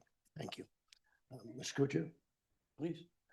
On letter 6, I have some questions. We in 2020 increased the mill levy for the PSC. At that time, the testimony I heard on the floor was that it had not been increased since the 70s. But we all know that energy prices are going up, and so therefore the mill collected is going up. So my question is on page 2 of this letter, the $482,000 for this attorney. It mentions a 0.155 mil increase. So with this, if we were to take the governor's recommendation, would we be increasing the fees on the very people we're trying to protect with this attorney? Mr. Chairman, of course you will. I mean, to your point, one of the first things I learned in my first economics class was all taxes are paid by the consumer. Which is ultimately is true. What you have to balance it again, I think, is that we have very sophisticated people in other states that have much bigger staffs and more money to pour at this than we do, who are going to move their opportunity. And this mostly is, I think the fear is that as we've looked and what we've seen, even now, using the example of Rocky Mountain Power, which is, and to some degree, tri-states, is as states pass a renewable portfolio standards, and there in many cases has been elevated costs. An example was in Oregon. They decided they wanted to go ahead and amortize their coal plants very quickly so they get that paid for and off their books. That went back in and ended up being, they able to get that through their PSC back into the rate that is in the electrical rate. And so that actually affected ratepayers in Wyoming. And as the concern is, as our FERC moves to these regional transmission organizations, now all of a sudden you're losing control where when you're in one of these things, the utility no longer depends what they burn and when they create their electricity, the regional transmission organization does. And so when you look at this, the concern is that we have the ability to make sure that we put up the best fight.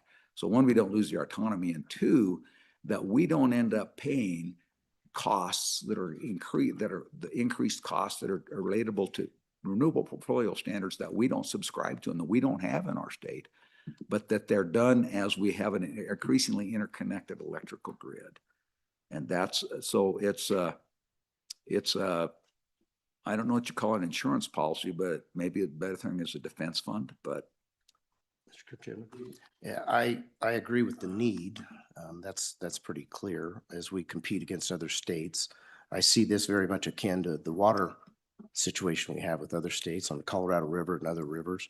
And the AG did come and ask for some attorney help in that regard so that we can beef it up and compete and protect our resources.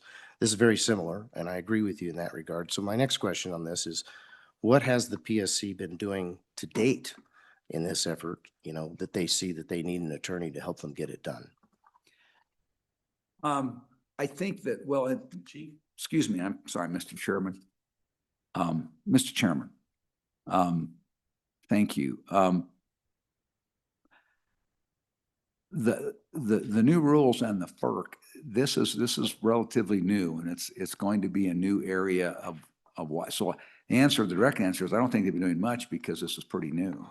And they're looking, I think they've been fairly lean staffed. I think that they have, I don't think that they've been extravagant by any means in what they've been trying to do. Here comes a new challenge for them. And I think as they look at their workload and making sure that they have the expertise on hand as well as the workload availability to take this on as it comes. So this is all new. They have pushed back in numerous times. I know that even in fashioning legislation, they've been helpful in helping us understand some legislation that has been passed again to try and help us deal with some of these things. So they have an interesting quasi judicial role in making, making these determinations as things come before them. But as they see storm clouds on the horizon, they're recognizing that if they're going to maintain their autonomy over, to the extent they have it over Wyoming electrical rates and Wyoming gas rates and other utility rates, they've got to be prepared to do it. So I think this is a concern about things they see on the horizon, not things that are happening right now. Mr. Chairman. Please. Thank you, Mr. Chairman, and thank you for that response, Chief. Now moving on to letter 7, you sort of touched on this when Representative Haroldson asked the question. You actually said, I don't believe we can make them do the training. My question is, does the governor intend to make them do the training? I think this is a constitutional right. I think the state employees really deserve to be able to do this regardless of whether training. I applaud the idea. I worked on an effort on the school side where staffing could get this training paid for and their ammunition paid for. But I'd like to know what, does the governor have intent of making the employees do the training? Mr. Chairman, I haven't ever asked him that question directly. When we talked about this, no, it was, it's, constitutional carry means you carry if you want. Doesn't mean you carry, people don't get to make you carry. People can't make you not carry. And so what we're trying to do is create an opportunity and an advantage so people that personally, no. The short answer is no, that Mr. Chairman, the governor has no intent of making this a requirement. We wanted to offer it so we can have safe workspace. Thank you, Mr. Co-Chairman. Thank you for that response. We'll hold him accountable to that no answer. I appreciate that. And last is letter 8, dealing with the Wyoming Business Council. I was intrigued by your comment that you had spoken to even local economic development corporations, that they too were dissatisfied with the Wyoming Business Council. You mentioned that the legislature's been dissatisfied, which I agree we have. But I've also seen that the people of Wyoming have been dissatisfied with what the state is doing with their tax dollars in regards to the Wyoming Business Council. So I think it is time for a quote unquote reset on how we're going to create more opportunities for businesses to do well here in the state of Wyoming. How we do that in this session is to be determined, but the governor did himself cut the request of the Wyoming Business Council roughly in half.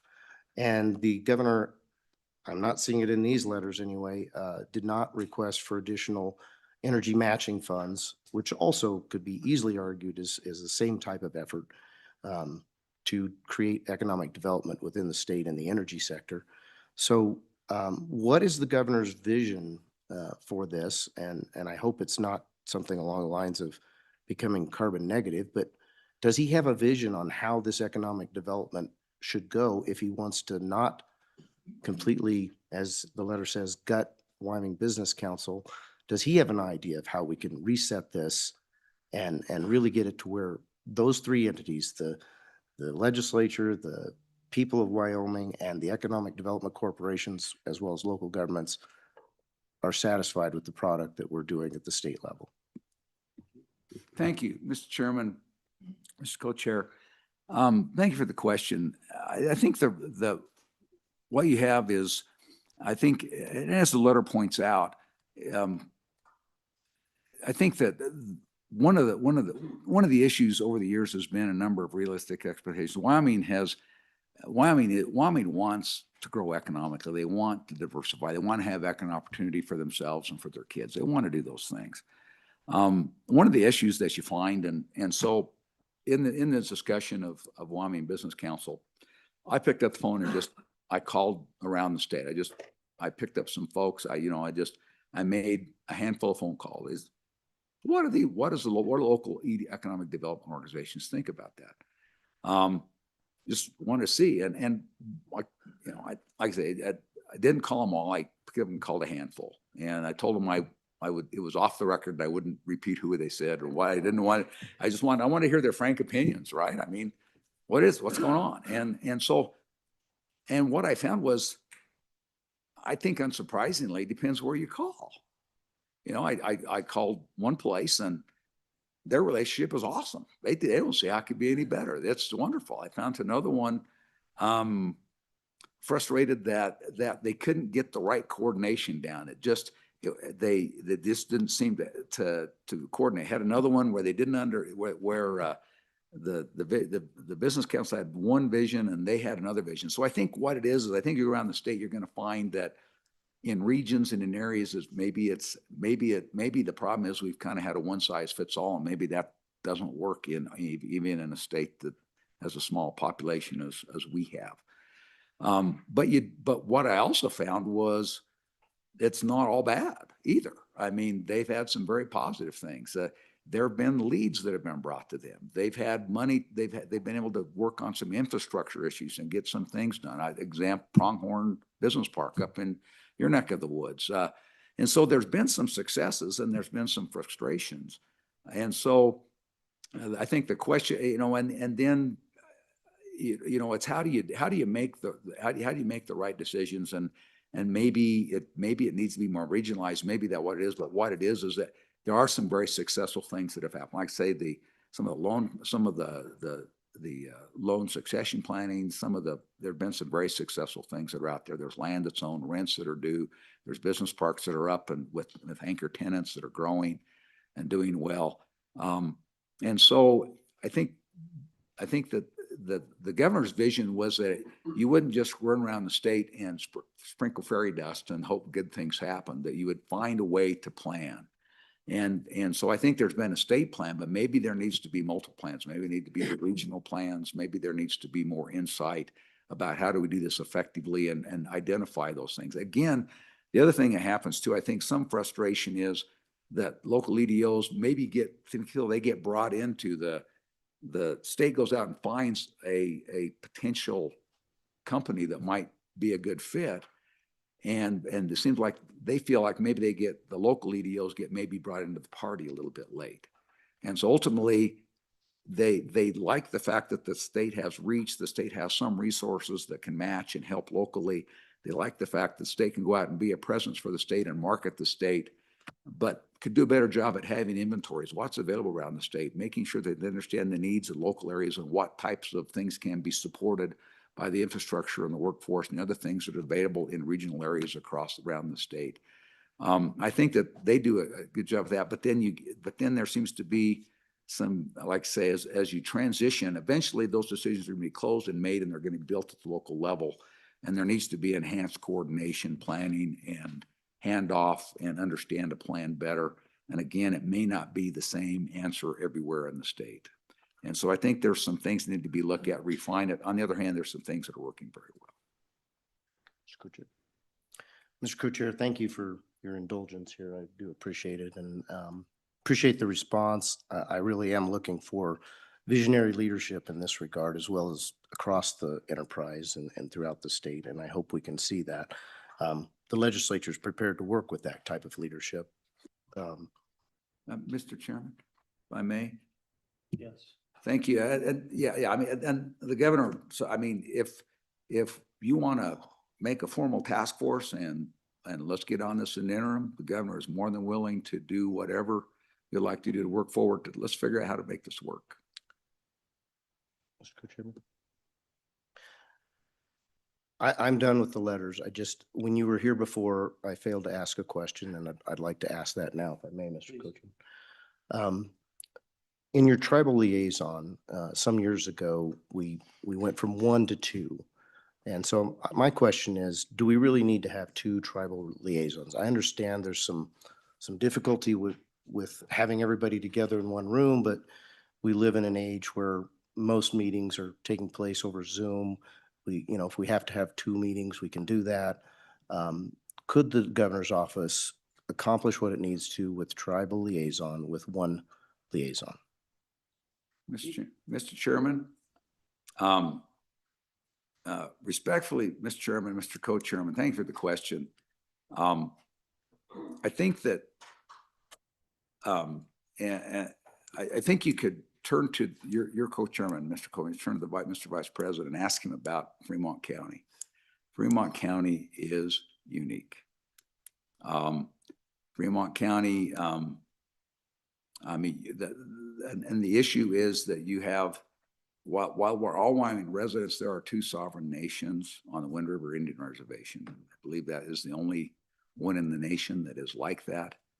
And they are sovereign nations who are very proud of what they are. And so in some respects, it's like saying, we have two small countries, let's have one ambassador to two countries. It's a different world. And I never appreciated that until I got into county commission and then in the legislature, spent not a lot of time, but significant time out on the Indian Reservation working on trying to solve different problems. And I think that unless you're there, unless you've been in that battle up to your, not the battle, but in that environment up there, the fierce independence and pride of having two separate nations together don't make that particularly practical. That's my frank and honest answer, Mr. Chairman. I guess I'd gently push back that, this liaison is representing one governor, and I understand what difficulty you're describing, those two sovereign nations, but you don't have to meet with them at the same time. I would think that one liaison might work, so I'd like to keep talking with your office about that. I know Representative Sherwood had a question. Chief Perkins, to give you an inkling of my thoughts on letter 8, I have deep concerns. I asked questions in December, and my concerns were not alleviated. This committee is going to make some decisions with regard to that, and we'll continue to have discussions, but I wanted you to know, at least speaking for myself, I have deep concerns. Representative Sherwood? Thank you, Mr. Chairman. I appreciate the dialogue. Just wanted to, I guess, comment that we do have the livestock board in front of us. And so we could ask them to clarify this. My notes is that the loss of federal funds through the USDA equaled a loss of 5 positions, so 5 field vets. And then the governor's letter is asking for 1. So just some context in terms of it's not a backfilling that full 5 positions that have been lost. Director, wouldn't you agree?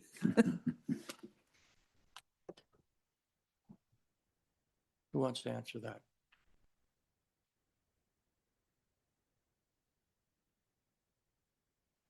Okay, Chief? Or you don't have Hey, to. Mr. Chairman, I mean, the language in the letter speaks for itself. I mean, there are multiple positions that are lost. There's one back. There's work that needs to be done. Okay, Chief, is any closing statements, comments, anything? No, Mr. Chairman, I appreciate your work. These things come, appreciate the work of the committee, appreciate many of you, this is, I think you're in your 2nd year on this. It's, you've been drinking from a fire hose for a year straight now, and it's not over yet. And now you get to start into I used to call it the hog killing, but now you're into the hog killing, so. Thank you for being here today, Chief. Thank you. Thank you. Appreciate it. Director Richards, who do we have next? Mr. Chairman, members of the committee, the next letter comes from the Judiciary Branch, and I believe Elise Butler, Court Administrator, and Justice Fenn, who also serves, I believe, as the chairman for the Court Security Commission, is here to present that letter. Great. Good to have you both here. Welcome.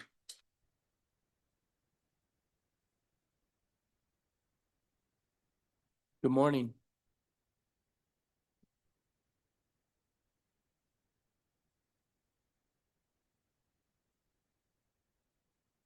Good morning, Mr. Chairman, Mr. Co-Chairman. My name is Elisa Butler, and I am the State Court Administrator for the Wyoming Judicial Branch. As Mr. Richards mentioned, I have beside me Justice John Fenn, who is the Chairman of the Court Security Commission. And Good to have you here. I'm sorry. Good to have you here. Well, thank you. Mr. Chairman, we're here today to address the letter submitted by Chief Justice Boomgarden and Justice Fenn on behalf of the Court Security Commission. The Court Security Commission is an independent statutory commission created by Wyoming Statute 511-101. In 2024, the Wyoming Judicial Branch received a grant and contracted with the National Center for State Courts. And that entity came in and did a security audit on 11 courthouses across the northern part of the state, located in 9 separate counties. Based on those audits, which included site visits and conversations with security stakeholders in each of those locations, we received reports back on security improvements in each of those courthouse locations. And the total cost of those security improvements would be about $3.6 million. The letter in front of you is asking for that amount less a 10% match from the counties to improve the security in each of those courtrooms. This would allow the judicial branch to create a grant program that would grant money to the counties to assist in improving court security in those locations. I'm going to hand it over to Justice Fenn now to provide you some more specific information. I'm here and would be happy to answer any questions that you have. Okay, Justice? Mr. Chairman, thank you for having me today. I want to be relatively brief and a little bit coy in some of the disclosure because we're talking about security issues. We have detailed reports and assessments that are confidential, and if and when it's appropriate to submit those in a confidential manner, we're happy to do that. But we are purposely much overview approach today rather than setting forth all the perceived weaknesses in our security across the state. A couple of things I'd like to emphasize is this is pretty much the northern part of the state, from Park County, Bighorn County, Washakie County, Hot Springs County, Johnson and Sheridan County, Campbell County, Crook, and Weston County. So there's 9 counties involved. There's 11 facilities involved, and roughly speaking, with the exception of Bighorn County, the numbers are roughly about $300,000. There's give and take some from that on the request, and we have a spreadsheet that I am willing to share with you on the breakout of the counties. Bighorn County is a little bit of an anomaly. There's some things going on there that I don't know have completely settled out with respect to the level facility and what they're doing there. And so I think that's one of the anomalies. And for Bighorn County, the number is 965,000. So that's a bigger number, and they've got some remodels going on. And I would say that before we say that's a solid number, we need to get a little bit more work done. I want to emphasize that these requests are not for judicial security. This is for courthouse and courtroom security, for the facilities, for the people who come and go in those facilities, the citizens, the jurors, the lawyers, the clerks, the staff, the judges. And so it's much broader than, I've had some comments over the years from some legislators saying, well, where do we draw the line on security for judges? Well, this is certainly security for judges, but it's much broader than that. It's security for the courthouses. So I think that's something to keep in mind. None of it is for Cheyenne. And we propose that we be done in a grant process. There's some history for that. 2 times in the past, in 2015 and 2018, there was approximately $1 and $1.2 million appropriated for similar things throughout the state. There's a little bit of overlap on some of these facilities, but many of those facilities were different facilities, more in the southern part of the state, that resulted in some projects being done over the past several years. Finally, I want to emphasize that this, it's roughly the request that we're making is just under $3.3 million with the 10% match that we're proposing. And we came up with that, just, that's the history. The counties have some impact as well, and influence and participation in it. And it's been 10%, with one exception with Park County way back. That number is not a all or nothing number. This number reflects a number of different improvements that are individually separate. And so if, I don't want to bid against myself, but if you can't see the $3.3 million, $2.3 million will go a long ways as well. And there's really the way the grant program will work is each county has a court security commission that reports and talks with the state commission, and they come forward and say, these are the projects we want to seek under this, and then that grant program is worked through that process. So it isn't all or nothing. And I very much appreciate that if it can't fully be funded, it can be partially funded. You'll make a lot of groundwork there. So Justice Finn, again, thank you for being here today. Appreciate it. The question I have is, do you feel there is a greater risk today on court security than in the past? I mean, your experience. You know, that's a difficult question to answer with any, Mr. Chairman. That's a difficult question to answer. I've been on the bench for 20 years. Mostly in Sheridan and in Johnson County. And we have seen, I think, dramatic improvements in court security over that period of time. But you just watch the news, and I think there's always a risk. And it happens here in Wyoming. We keep track of it. We get incident reports, and typically we run about 70 incident reports a year historically.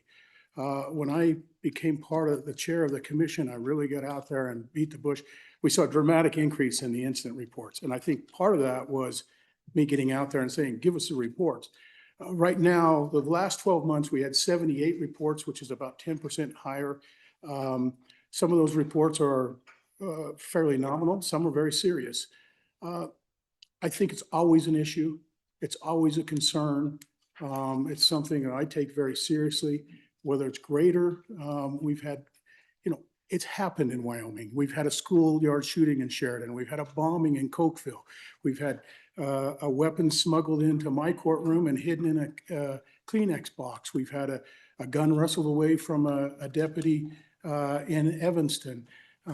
We've had an arson of the county attorney's office in Sheridan. We've had arsons at other places. So it's always been there. I think we are focusing on it more, but to say it's higher, it's serious. Yes. Do you have judges coming to you expressing concerns about this, about the court in general's security?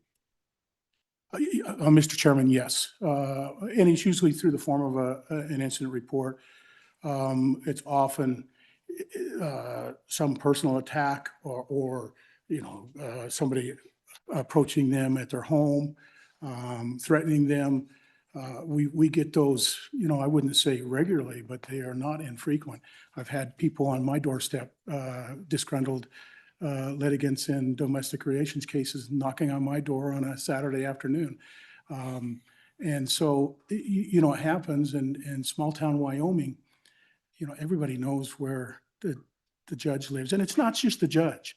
It's the county attorneys, it's the public defenders, it's the jurors, the participants. So it's broader. And I would say anecdotally, I think it's more serious now than it has been in the past, but I don't want to diminish that it's always been there. Yes. Thank you for your candor. Any other discussion? Yes, Representative Pendergraft.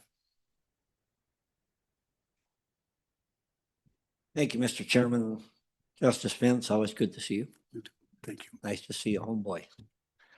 So a little bit of background, and I think this is particularly, we're talking Sheridan County right here. and a source of frustration personally for me, but also professionally, in that I'm asked to make decisions like this every day. The question will be, did the Sheridan County Commissioners come to you? Did any of the local judiciary come to you and ask you to work with the county commissioners to resolve some of these benefits? Now, I've been to Judge Bennett's office and have looked at some of the issues, security issues she has there, and they're legitimate. We have a courthouse with a number of entries from all different angles. There are issues there. How much of a discussion or how much went on there about approaching the county commissioners to fix these issues themselves, in light of the fact that on Brook Street, just west of the courthouse, they spent more than enough money to cover these entire things on a flower pot? I'm frustrated. I want our counties, and I can't speak for the other counties, I want our counties to do the right thing first. So I just want to confirm, was there a conversation or multiple conversations between your organization and Sheridan County Commissioners about the issues that you found in Sheridan County, and how did that go? Mr. Chairman, Representative, thank you for the question. And I think I need to give some context. Not a lot is the short answer. The way this happened is there was a grant that was procured by the commission through the judiciary, through Cheyenne Judiciary, through the national state courts to do these assessments. They came out and physically did those assessments. Those reports came out in May of last year, and they were disseminated to the individual county security organizations. So each county has them. There's a commissioner, I think, that's available, and I can get you the makeup of the Sheridan County one. Judge Phillips is on that, and she's also on this committee that I chair. So we reached out. Most of my communications were with Judge Phillips. And then in the process, so we had 9 counties to talk about and push this out. And the deadline that was given to me was by early September, get the feedback. So I pushed it out to the security commissions rather than the commissioners, because again, this is confidential.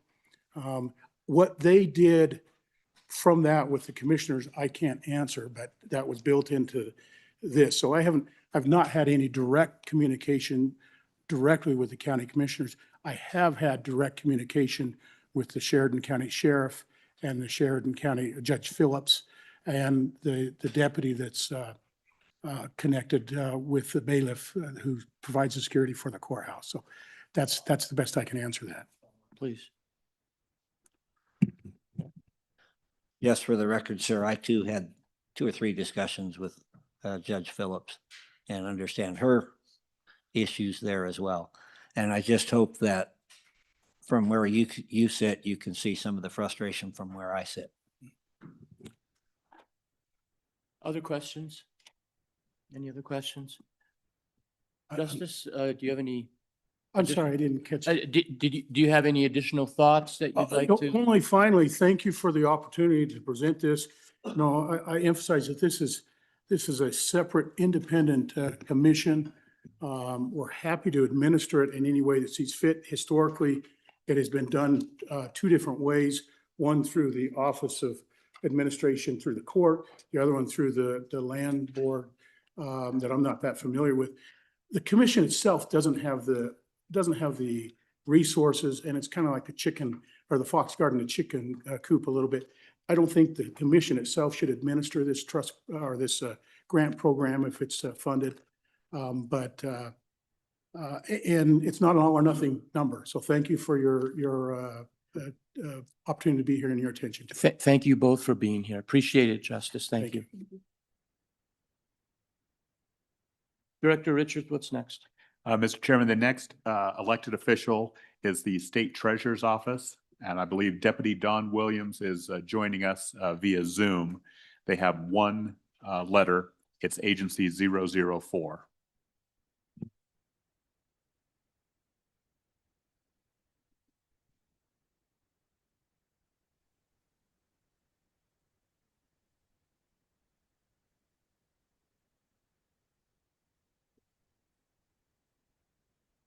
Good morning, Mr. Chairman. I apologize. I'm getting there we go. Good morning. Hey, good morning. Good to have you. I also apologize for not being able to join you in person today. I'm still home. I'm on my second knee surgery, so I'm home recovering from that one. As you recall, I was doing the first one in person last month, so I hope to see you all in February. We do have one letter before you today, and that is a request that we are required to make by law for a reimbursement to the LSRA. As you recall, the University of Wyoming has some capital projects that they requested loans or they received an appropriation of $75 million from, and so we did make those loans in 2 installments. One last year in December 2024, and then in another in October 2025. We are required by law, as I said, to seek reimbursement to the LSRA from the general fund. We are just required by law to make this request. There is no requirement in the law for you to make the appropriation. It's simply that we do request reimbursement. And Mr. Chairman, that's the extent of that letter. Okay, any questions? Co-Chairman Bear. Thank you, Mr. Co-Chairman. Thank you, Director Williams, for being here today. Appreciate this because I actually forgot to ask some questions when your office was here before us in December. So I didn't get, hopefully you've been a little bit prepped about what I'm going to ask, but I would like to know where the office is at, your agency is at, your department is at on this precious metals that the legislature set aside $10 million for. Have we purchased this metal? Is it stashed away, secure, and is it gaining value as we watch silver go through the roof? Mr. Chairman, we have purchased, we did meet all of our statutory requirements. We purchased, I'm going to look at my notes here, 2,312 ounces of gold at $4,337.60 per ounce. The gold is housed in our Wyoming Reserve in Casper. And as far as what it's earned so far, I don't know. I don't know the answer to that, but hopefully that's the idea, is that it will increase in value for sure. Okay. Representative Harrelson. Thank you, Mr. Chairman. Just a follow-up question on that. What was the statutory date for that purchase and when was that purchase made?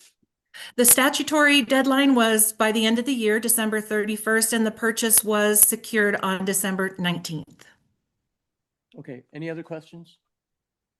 Okay, thank you so much for being with us today. Do you have anything else you'd like to comment on? Mr. Chairman, I just received a note that that we've earned $400,000 so far. It's Okay. our balance Good on to the know. gold. So other than that, no, thank you so much again for letting me appear before you remotely, and I hope that you have a wonderful weekend. Great, thank you so much. Thanks. Director Richards, what's next? Mr. Chairman, members of the committee, the next agency is Agency 206, the Department of Education. Representing the Superintendent of Public Instruction is Trent Carroll, as well as Deputy Dickie Shaner. I believe they have 3 letters before the commission or before the committee. I would note that Superintendent's letter number 2 does not exist. That was the number assigned to the charter schools, which you heard yesterday. So you have letters 1, 3, and 4. Good morning, good to have you both here. Introduce yourselves and then take it away.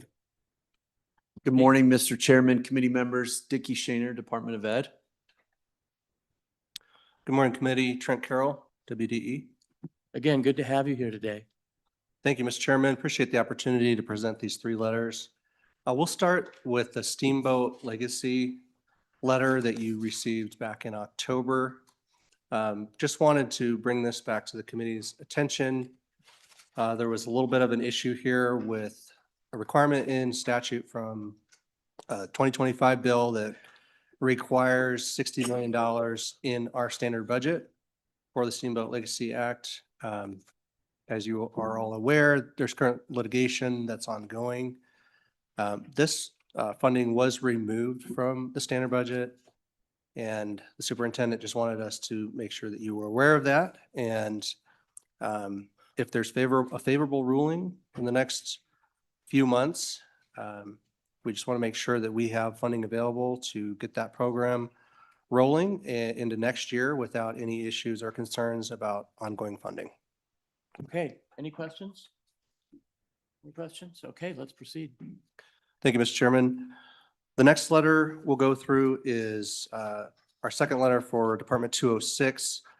As we mentioned during our December budget hearing, we went through a little bit of a reorganization over the last few months. And one of the primary changes there that we discussed back in December was taking a former chief level executive position and repurposing that for the purpose of supervising our new literacy and early childhood team. There are several other adjustments that were outlined in a follow-up email that we sent back in December. But this change for position number 75 resulted in a savings of $25,000 to the general fund. And the superintendent wanted us to bring that back to the committee and offer that as a reduction in Agency 206, Division 1300. So that's a reduction of $25,000 in the general fund. Happy to answer any questions Any about questions? Okay, let's proceed. that. Okay, thank you, Mr. Chairman. Moving right along here. The last one is Agency 205. And again, as we mentioned in December, this is pretty standard that we come back to you in January after we have the January CRAG to refine our Agency 205 numbers. And that's what we're doing here. We have a reduction of $24.2 million in this agency. Most of that reduction is due to an unexpected decrease in enrollment.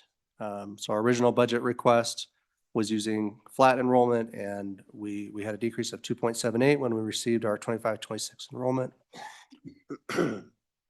And Mr. Chairman, the other portion of that, so that's 18.8 million. And the other portion of that is refining our special education reimbursements for 27-28. That's a reduction of 5.4, totaling the 24.2 million. So, Mr. Chairman, continuing our theme from December, we're asking you to take money out of our budget with most of these requests. So happy to answer any questions. And that's all we have for Any today. questions? Okay, Mr. Co-Speaker. Thank you, Mr. Co-Chairman. Probably for Mr. Shaner. We had the Charter School Operating Board come before us, and I have been in conversations with the superintendent. Just want to confirm that there is an agreement that has been reached as far as the director for that board as we go into the budget session where we can anticipate everything working out. Thank you, Mr. Chairman, through you, Co-Chair Bear.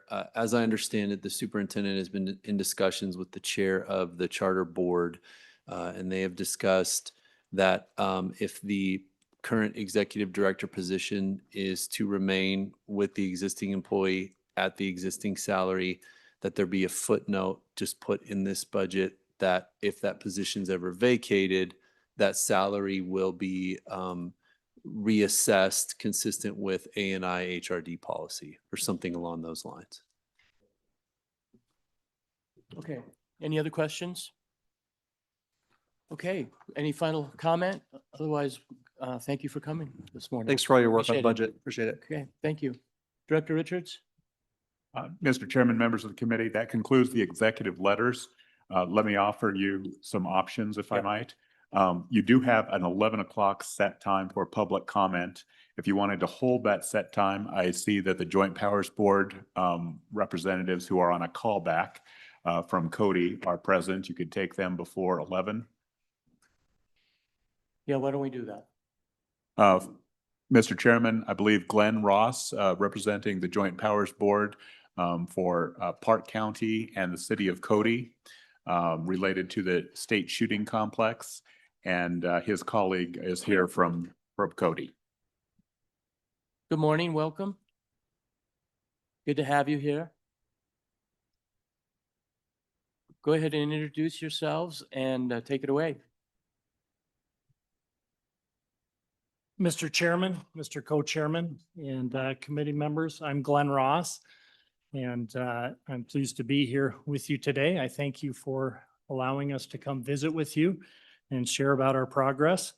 I'm chair of the Wyoming State Shooting Complex Joint Powers Board, and I've enjoyed a 35-year career in finance and banking, and I'm now retired. Doesn't feel like I'm retired since I've been volunteering on this project for the last 2 years, but nonetheless I am.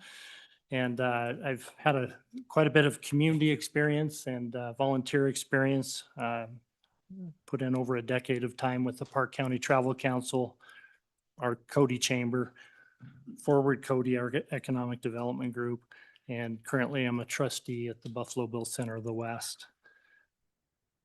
And we're here before you to first and foremost answer your questions, but we'd like to take some opportunity to tell you about our progress at the Wyoming State Shooting Complex and tell you how our fundraising efforts are going. And so with that, I just wanted to go over our request a little bit briefly. Is our request is to ask that the 5 million that is set aside and has been appropriated and is in the Wyoming State Shooting Complex account, 2.5 million of that being from Wyoming Tourism and Reserve and Projects account, 2.5 million being from Game and Fish Fund, those monies be released for use by the Wyoming State Shooting Complex. And then, of course, that the other 5 million in that account would revert back. So that's our request. And that would result in a total of 15 million in total state funding, 10 million of which was funded last legislature in the SIPA, with the SIPA funding. And this 5 million that we're requesting release of today is, it represents the same dollar amount that we came to you as a request last year. We came to you with a request for a total of 15. And I'd like to explain that just briefly. We had 3 million from tourism reserve projects last year, 500 from Game and Fish, and then a 500 biennium contribution intended from state parks for O&M that was ongoing. So we were before you last year, and the Joint Appropriations Committee approved the entire amount similar to this 15 million last year in the supplemental budget. Both houses passed that with a supermajority, that entire amount. And we did get the 10 million released last year. So I wanted to emphasize that our budget has not changed. The total budget that we have used and that we've represented to the task force, then to the legislature last year, and that we're still representing to you today. We're not asking for more dollars than we asked for last year. We are requesting a release of already appropriated funds to hopefully finish what we started. And then I'd like to just move on now, if I could, to tell you about some of the progress we've done since we last saw you. And we've been really busy. We had to form our Joint Powers Board, advertise and form through the county and the city, the Joint Powers Board after the last session. That was done. And then we worked through the summer preparing for the release of the funds. And it took some time to go ahead and get the $10 million released. We ended up getting the 10 million released by October of 2025. So that's when the funds were released to us, basically 90 days ago. So a pretty short time period has elapsed since we received those funds. And we were tasked with forming 3 agreements in order to get the release done. So that took some time. We worked with state parks to form a memorandum of understanding.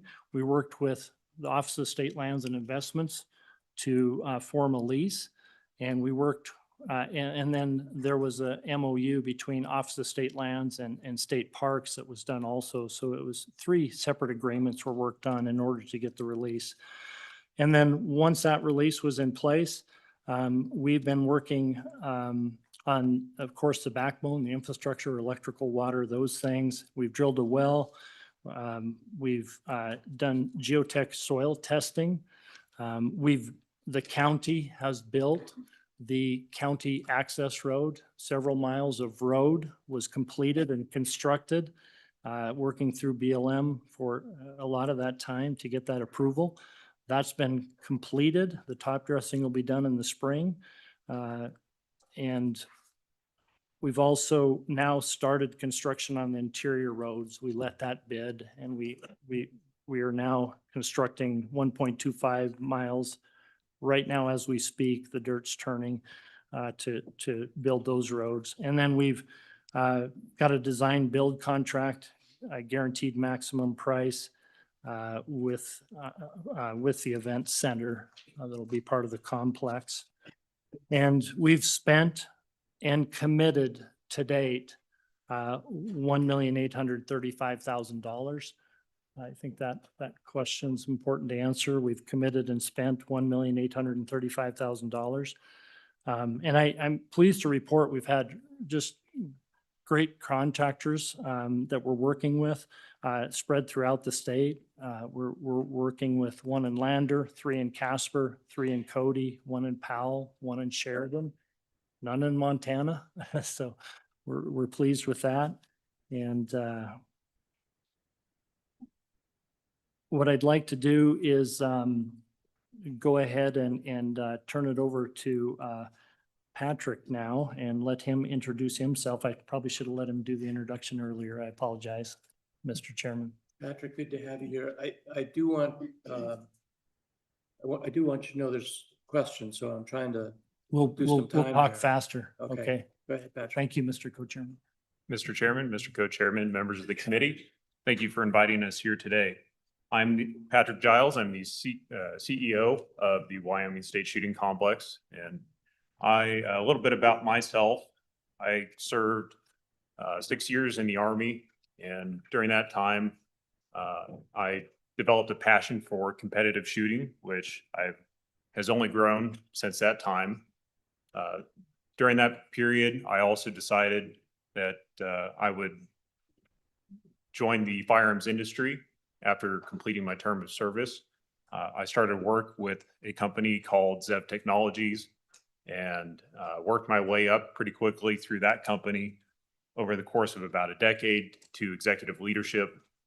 And shortly after completing my tenure there, I moved on to an executive leadership position as Director of Operations for Gunworks, which is one of the largest firearms manufacturers in the state.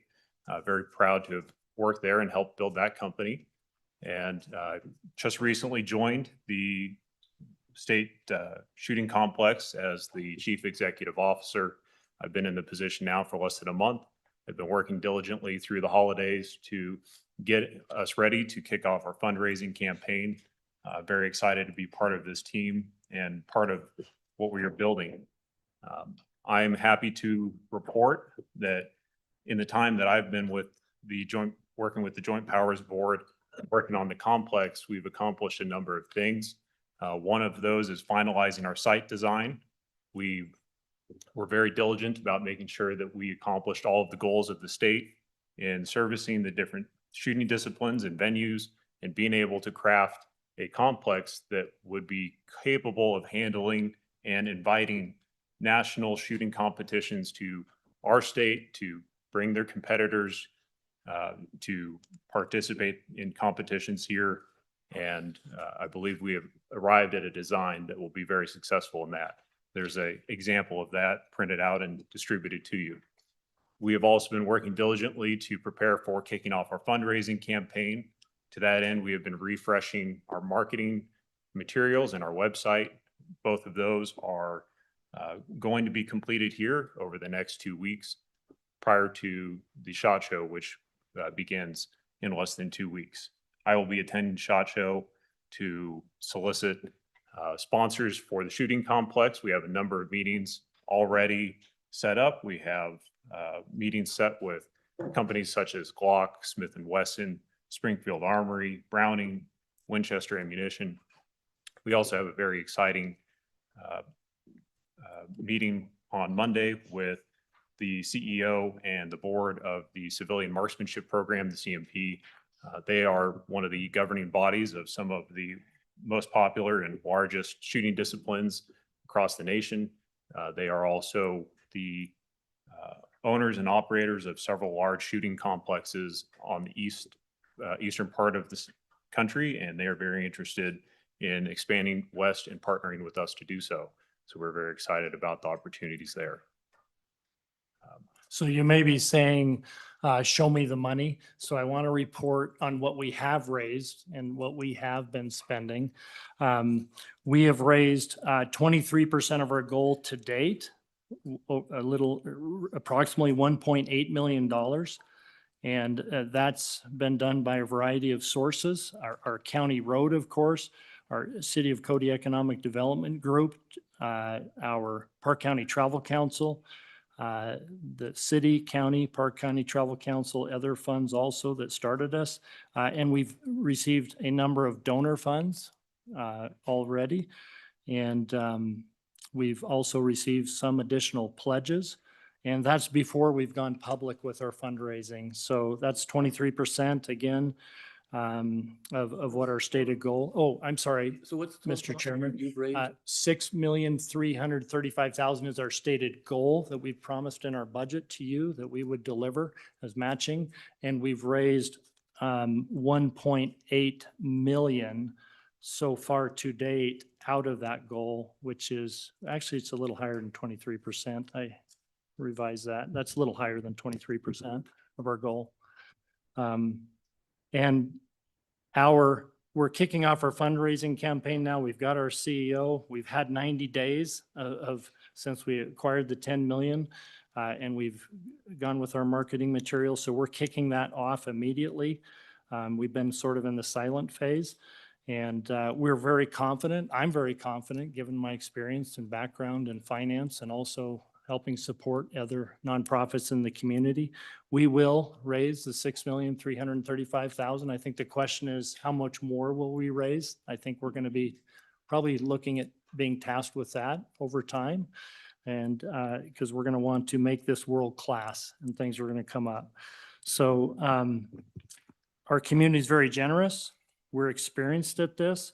Our team, who is our fundraising committee, has a track record. We're off to a strong start in a short amount of time. And one of the things we'd appreciate doing too is if you would like us to come back in 30 to 45 days, because this is really our key kickoff time period. So we'd love to do that. I'm running out of time. Yes. And you were brought back here because I wanted to give the committee a chance to Yes, Mr. ask Chairman. questions. I'm going to start with Senator Larson, if you have any questions or comments, and then we'll open it up to the rest of the committee. Thank you, Mr. Chairman. Thank you for coming up and visiting with everybody and especially the committee in the public here. Can you give us an idea of what you've spent already and then anticipation on cost of a facility, the building itself would be kind of important. I know you have an internal road that was in progress. Yes, Mr. Chairman, Senator, we've spent 1,835,000 to date. And that's the amount of expenditure so far. And we are fulfilled right in the middle of a contract on an internal road for $650,000. Did I answer your question there? 650,000. And then the facility itself, Senator, we have, we've hired our contractor and the architect. We would have been seeing that preliminary architect design today, but we're here. We moved that meeting to Monday. We'll receive those initial mock-ups and designs on Monday, and our not to exceed is 7 million on that is what we have tasked our contractor with as we start the Another question? process. You good? Other questions for the committee? Other questions for the committee? Anyone? So my Vice Chair Driscoll. Mr. Chairman, welcome and thank you. A couple questions. One, where's the salaries come from? Is that out of your raised funds or is it state funds? Mr. Chair and Senator, so far it has been entirely out of raised funds. Very The good. salary. Second, if the other 5 million was not to show up, what are the end results and where are you at?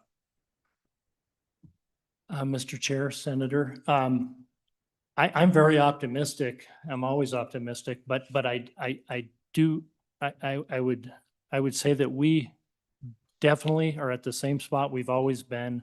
We need to deliver a product to you and to the state of Wyoming that will make this a success and will be just a world-class facility for Wyoming. If we don't get the 5 million, I think that there's less opportunity for that. And I'd like to turn over to Patrick, who has experience with shooting ranges, to answer some of that too.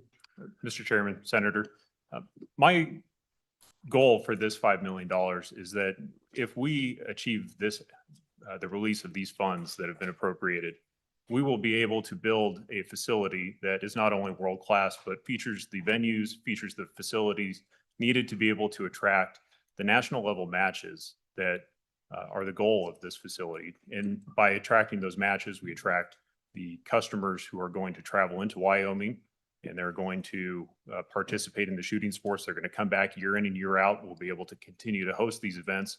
And this will also enable us to support youth activities. It'll enable us to support hunter education and fulfill the mission that the state has tasked us with. Anything else? You good? Senator Guru? Thanks, Mr. Chairman. Good morning.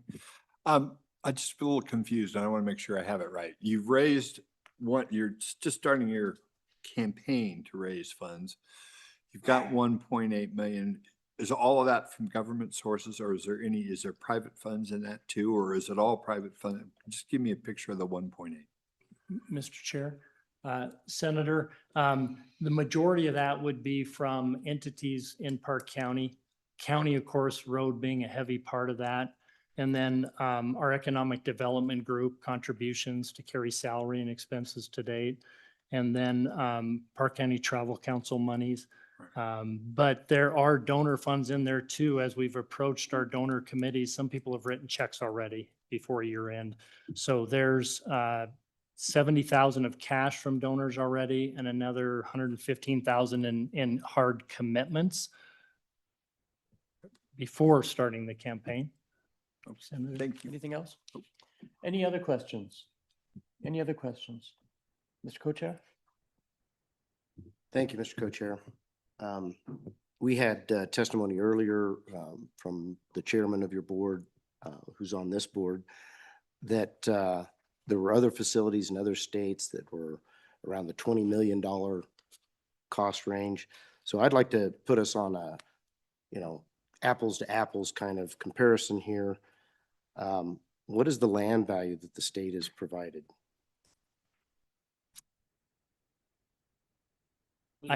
Mr. Chair, Mr. Co-Chair, I don't know that I can state what the land value is.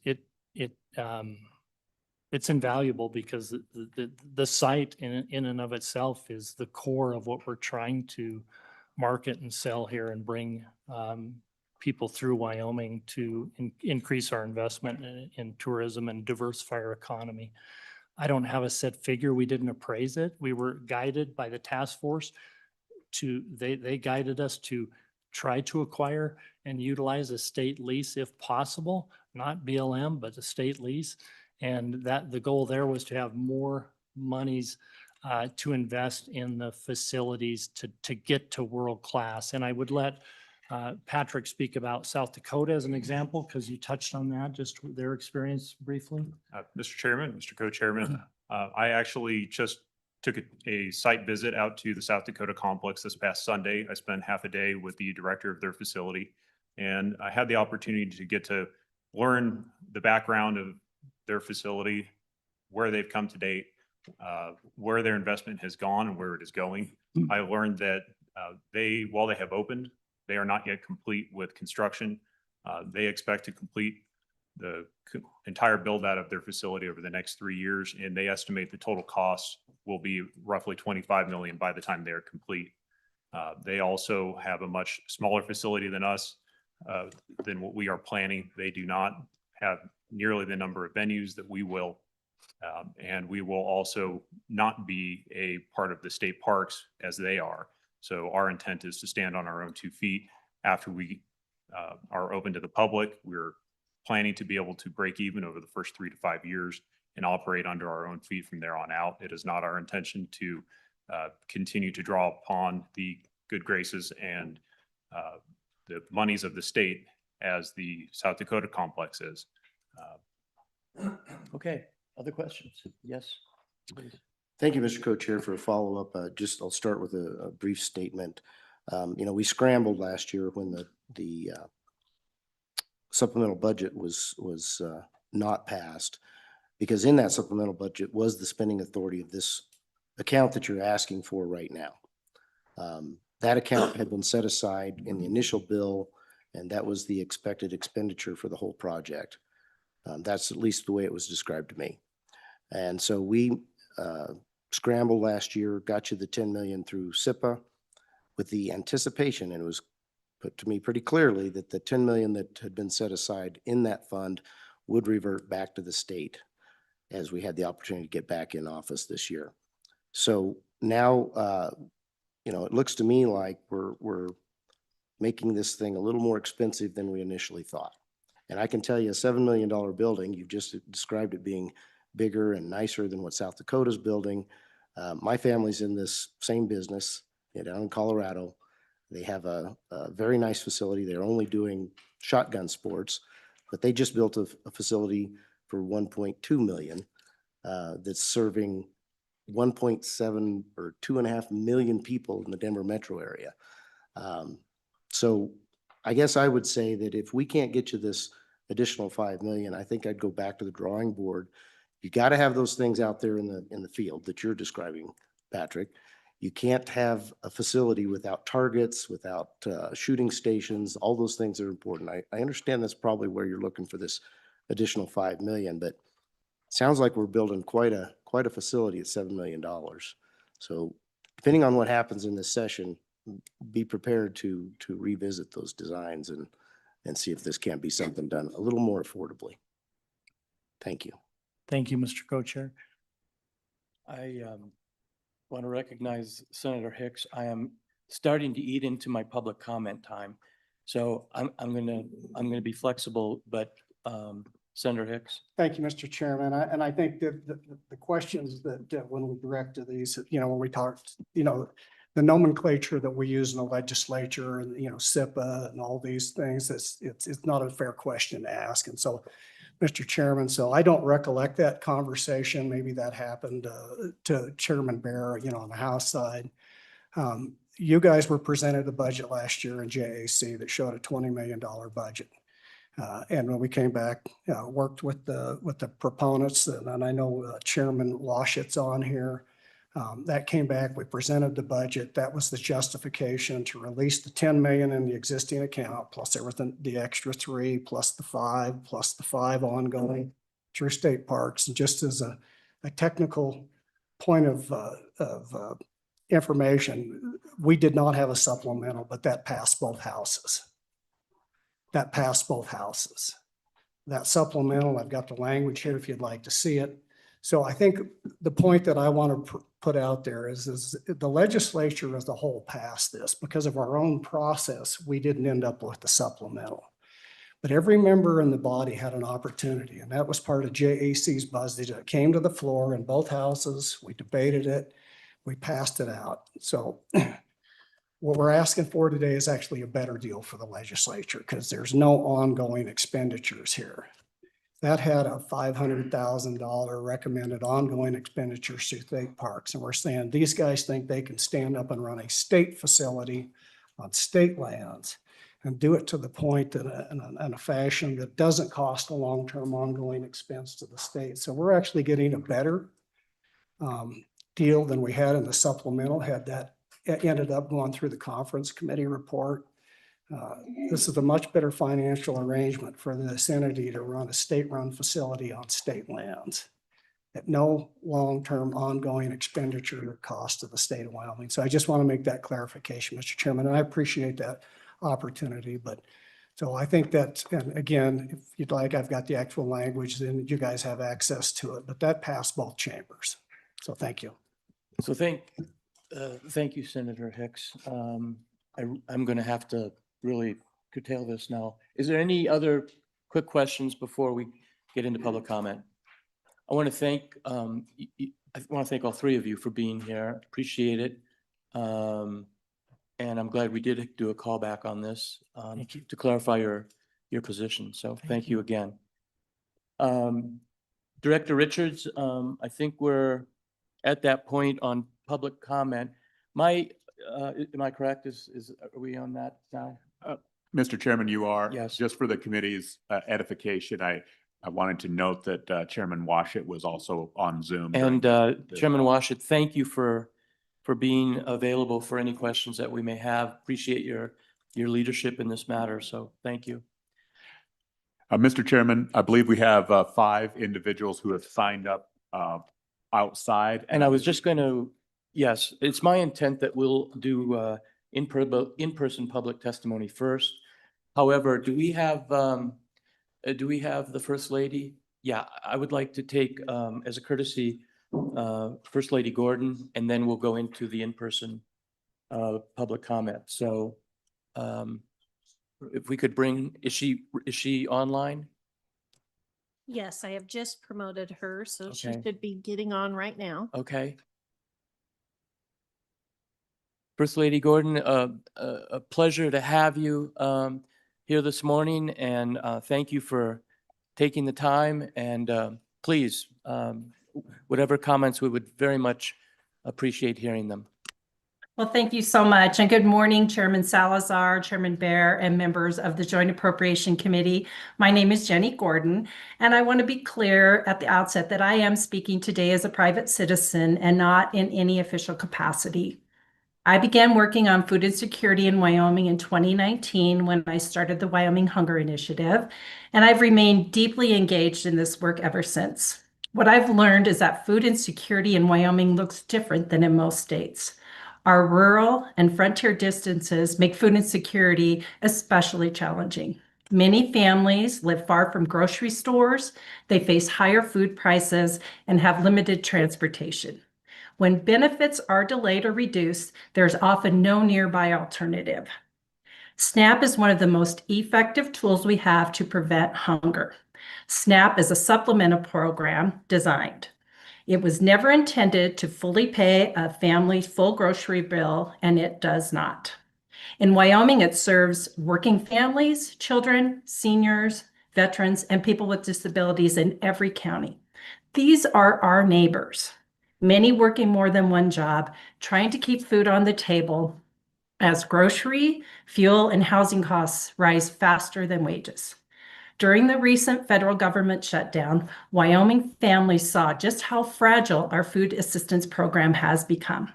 People didn't know whether benefits would arrive on time or whether they needed to stretch what little they had. In a state with long distances and limited options, even a short disruption can mean hungry children and families, seniors and veterans. At the same time, the broader food insecurity safety net is in tatters. Churches and faith-based organizations are doing extraordinary work across Wyoming, but many are already stretched to their limits. They step up every day, yet they cannot absorb the scale or consistency of need that SNAP is designed to meet. Charitable efforts are essential, but they cannot replace a reliable public program. While SNAP benefits are federally funded, Wyoming is responsible for a growing share of the program's administrative costs. If those costs are not fully funded, the result is delays, barriers to access, and fewer eligible families receiving help. In short, our citizens suffer. We need to treat hunger as the emergency it is. When we see a fire, we don't debate whether it matters, we put it out. Food insecurity deserves the same urgency and response. SNAP is both a moral responsibility and a smart investment. SNAP dollars are spent locally supporting Wyoming grocery stores, jobs, and communities. When combined with other food programs, SNAP works as intended, helping families stretch limited resources and preventing small disruptions from becoming full-blown crises. I respectfully ask this committee to fully fund Wyoming SNAP administrative costs, sensible nutrition, and the summer EBT program, and to treat food security as a core budget priority. Wyoming families need stability. Thank you so much. So, First Lady Gordon, thank you so much for your comments. I know you've been an incredible advocate and leader on the Hunger Initiative, and the state owes you a great debt for all that you've done and your leadership, and appreciate you being here today. Thank you so much. Thank you. To the committee, we have a long line of comments, and so I'm not going to refuse any questions, but I would ask that you temper the number of questions that you do have. Is there any questions for the First Lady on this? Again, thank you very much, First Lady Gordon. Director Richards, I know we have a long line. I will, as I said before, we'll do in-person public comments first, then we'll go online. I would ask the general public, you can see the number of people that we have today in a limited amount of time. My request to you is if you could keep your comments to 2 to 3 minutes. It allows everyone then to have a say, and it really comes down to fairness. So with that, Director Richards, we have a list, and maybe you can just tell me who's going, you can address the names, they can come up and introduce themselves, and then we'll go to it. And I'm going to be flexible on the time with regard to, we had this as an hour. I think I want more than an hour. So I want everyone's voice to be heard. But again, I ask that you give courtesy to everyone and limit it to 2 to 3 minutes. So with that, Director Richards, who's up first? Mr. Chairman, for the interest of time, I'll read the first 3 people, and if you could maybe line up. And the first one is Tricia Wynot with Stride CDC. Next, Bob Sell, WCSP, followed by Aaron Taylor, WACCT. Tricia Wynot, Bob Sell, Aaron Taylor. Welcome.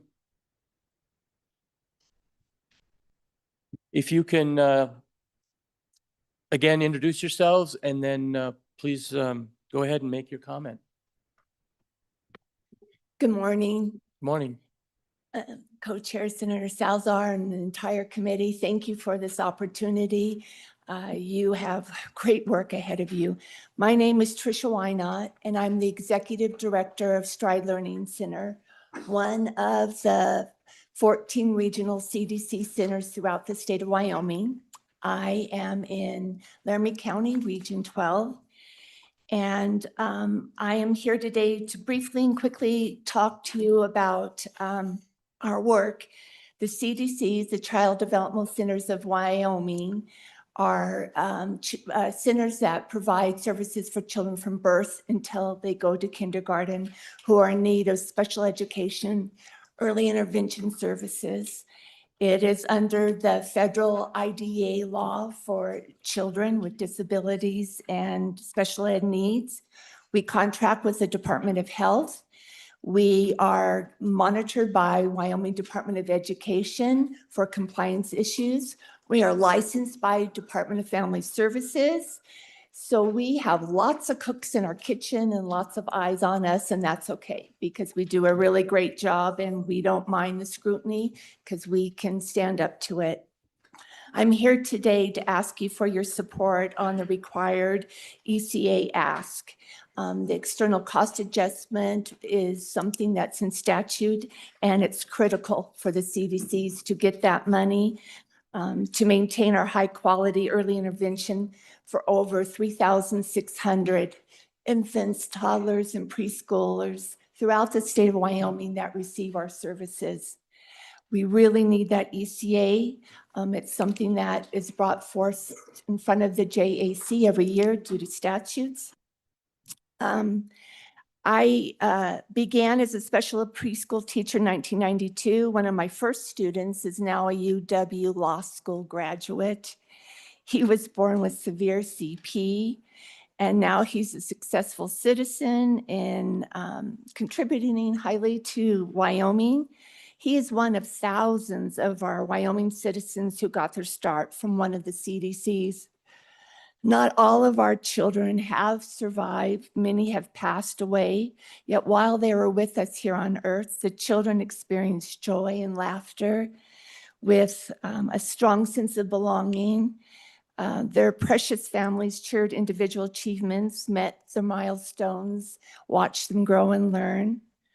It was with wisdom that over 50 years ago, Wyoming decided to provide its youngest, most vulnerable citizens by setting up and supporting locally run CDCs. It worked, and it continues to work well. I was listening online last Tuesday on the 6th, and that was when Director Johansson was here from the Department of Health. And I believe it was you, Representative Pendergraft, that asked a very great question. You wanted to know more information about the child find and why Wyoming is nearly twice what the national average is. Great question. I appreciated the director's answer. It's due to excellence. It is. It is due to excellence. We do lead the nation in finding children who are in need of our services. We do not turn a blind eye to referrals, doctor referrals, hospital referrals in our state of Wyoming. When we get a referral, we act quickly. They do not go on a wait list. They are not shelved for a later, more convenient time when there's better staffing opportunity. We do it. We just ask for your continued support. We ask for the ECA, and we thank you for keeping us so vibrant and such an important part of our state. Thank you. Thank you. It hurts me to have to. It's all right. I'm just trying to get I everyone appreciate the it. ability to speak. Thank you. Unless I see a hand of the committee, I'm going to continue to go down the comment list. So just get my attention. Otherwise, I'm going to continue to allow people to speak. Thank you so much. Appreciate that. Yes, sir. You're next, I think. Good morning, Mr. Chair, Mr. Co-Chair, Committee. My name is Bob Sell, and I'm here in the capacity of the President of the Wyoming Community Service Providers Association. As you know, we are a statewide association of providers that serve people with intellectual and developmental disabilities.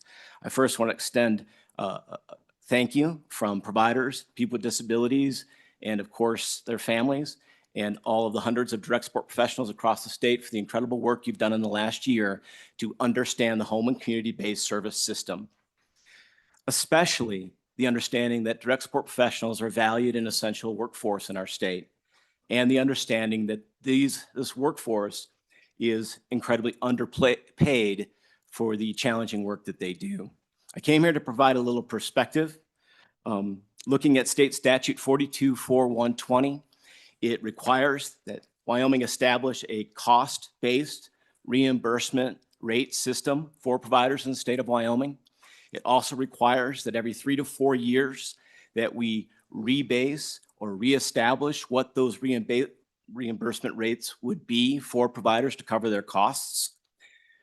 But what we don't have in 424120 is a requirement that you fund those rates. So I wanted to just bring up a couple of things. This right here in my hand is the cost rebasing study from 2018. It set what the reimbursement rate should be starting July 1st, 2018. We educated on this study. We advocated for this study. We got lots of support within the legislature, and eventually the Wyoming legislature funded the rates in this study. This one is this fiscal year 2023 rate study that established the rates that would need to be reimbursed on July 1st, 2022. And despite the enormous challenges of that time period, the Wyoming legislature found a way to fund the rates that were outlined in this study. They did so in a way that saved the state of Wyoming millions of dollars. They did so by funding it with ARPA funds. So what we all know is when the ARPA funds expired this year, providers took a reimbursement decrease. And we are not back to the 2018 rates, but we are still now far short of the 2022 rates. In the governor's budget, he has recommended funding for rate reimbursement increases. Unfortunately, those increases will only get us back to the 2022 rates, 4-year-old rates. Now, I know that may not sound like a big deal, but when you think about it, these rates were built on top of costs that were provided from 2019 and 2020. These rates, obviously, we know the costs are much higher now, especially when you look at 80 to 90% of provider costs are in wages and benefits. So costs are higher, but how much higher are they? What I have also in front of me is the rate rebasing study that just came out for fiscal year 2027. This establishes what the reimbursement rates would need to be starting July 1st, 2026 for providers to cover their costs. This is a good study. It's an accurate study, and I think we should use it. You know, lastly, we are not asking for an expansion of this system. We are not asking for increases that will allow for the growth of infrastructure or to prepare for an eventual crisis.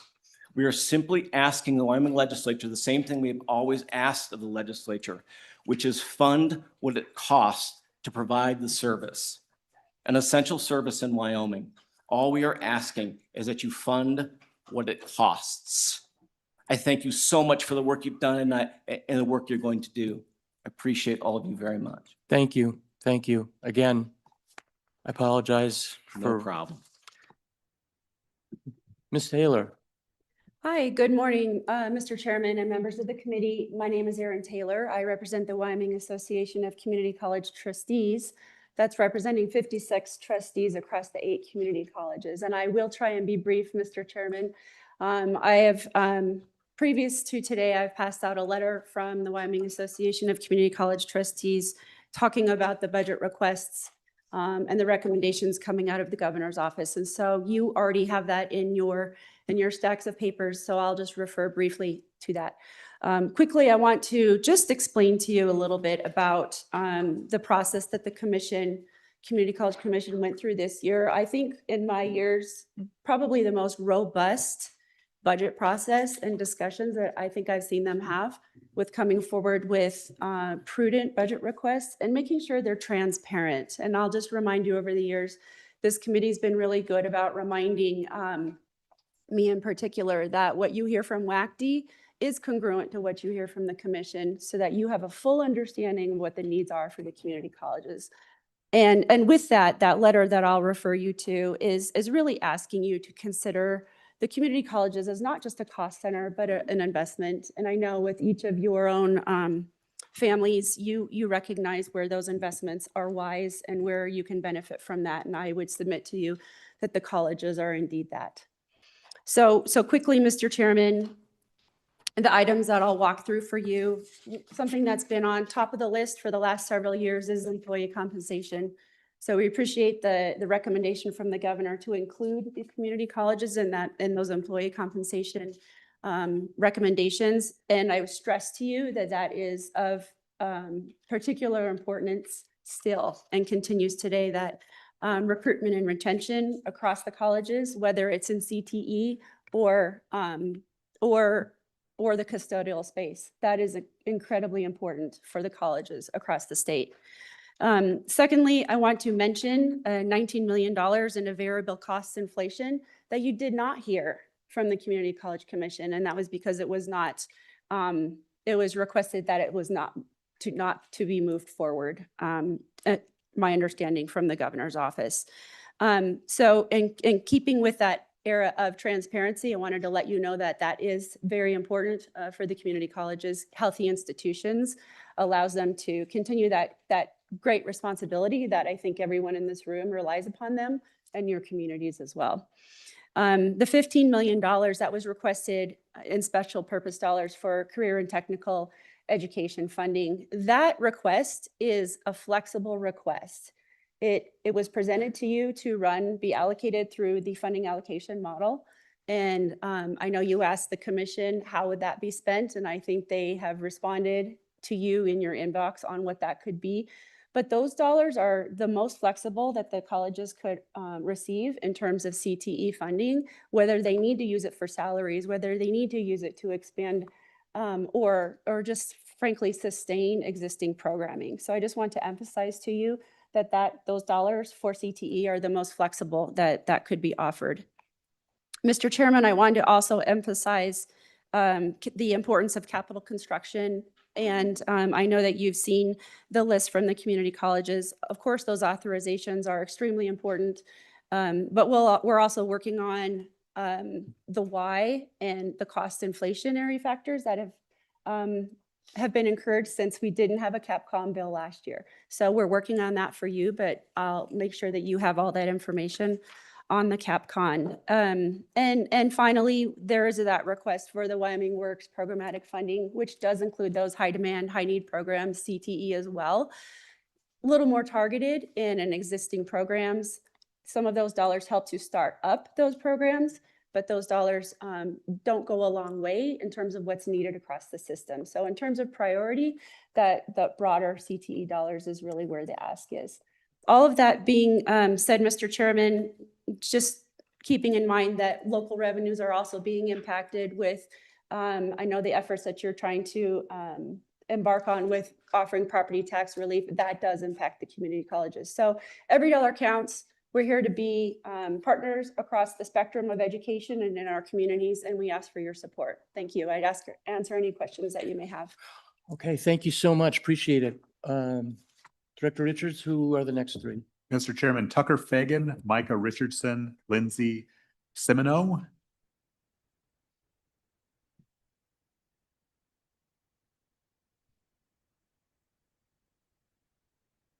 Welcome. My name's Tucker Fagan. Yeah. I spent 30 years in the Air Force, and then Governor Geringer hired me to reorganize Department of Commerce, which I created State Parks and Cultural Resources. I was director there, and then after a couple of months, he asked me to take over the Wyoming Business Council, which I did for 8.5 years. Then I retired from the state, and I was chief of staff for Cynthia Lummis for 8 years in the U.S. House of Representatives. I taught President Reagan and Colin Powell. I did the black bag, the football for President Reagan, taught him the timing options and the procedures to execute the war plan.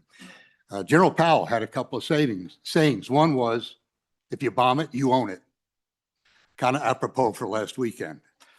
I had a couple of sayings when I was in the Business Council. One was, if you do nothing, you're pretty much guaranteed you're getting nothing.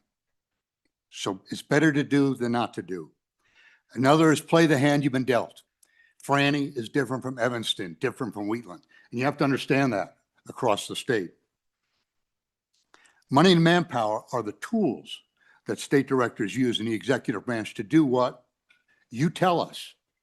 I continually read the statute 912-103 weekly to say every phrase How are we doing this? And if we're not doing it, why?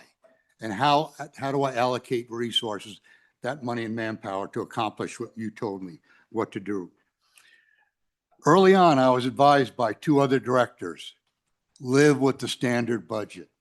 Don't ever put an exception budget item in. Why? Because you got to go through A&I.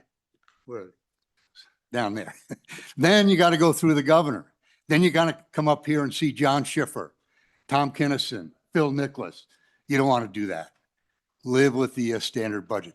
The reason I say that is people who give exception budgets, they're brave.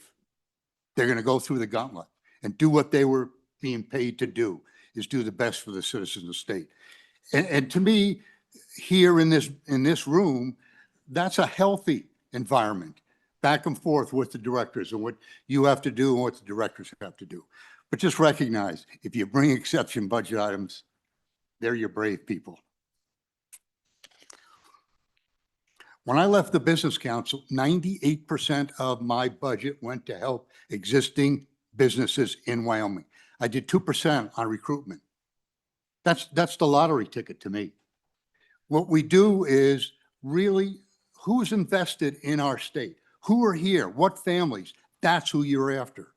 So the things like the Small Business Development Center, Manufacturing Works, Procurement Technical Assistance Center, SBIR, Small Business Innovation Research, those programs help existing businesses. And if you can hire 2 more people in a small town, that's logarithmic. That's your focus. So I know everybody thinks, well, Business Council, go get people. Yeah, but really it is help what you already have. And that's what they're still doing. Economic development, that's a marathon. When the Business Council leads University of Wyoming, when we worked on National Center for Atmospheric Research out west of town here, we looked at that as phase 1. We wanted to emulate what was going on down in Boulder. You go down there, you see all the other businesses that came around NCAR. We wanted them here. We're into phase 2 now, which is those businesses, if you go south of town here and see those very large entities with a lot of people. What's phase 3? We want the companies that build the equipment that go in those buildings. That's the real value added. But you can see, look how long it's taken us. NCAR, south of town. That's what we're after next. Go after those businesses. Say, hey, why do you want to have to, truck them 1,000, 2,000 miles? We have it right here. You should be building the equipment here and then putting in those entities. Business Council exception budget items. If you do nothing, you get nothing.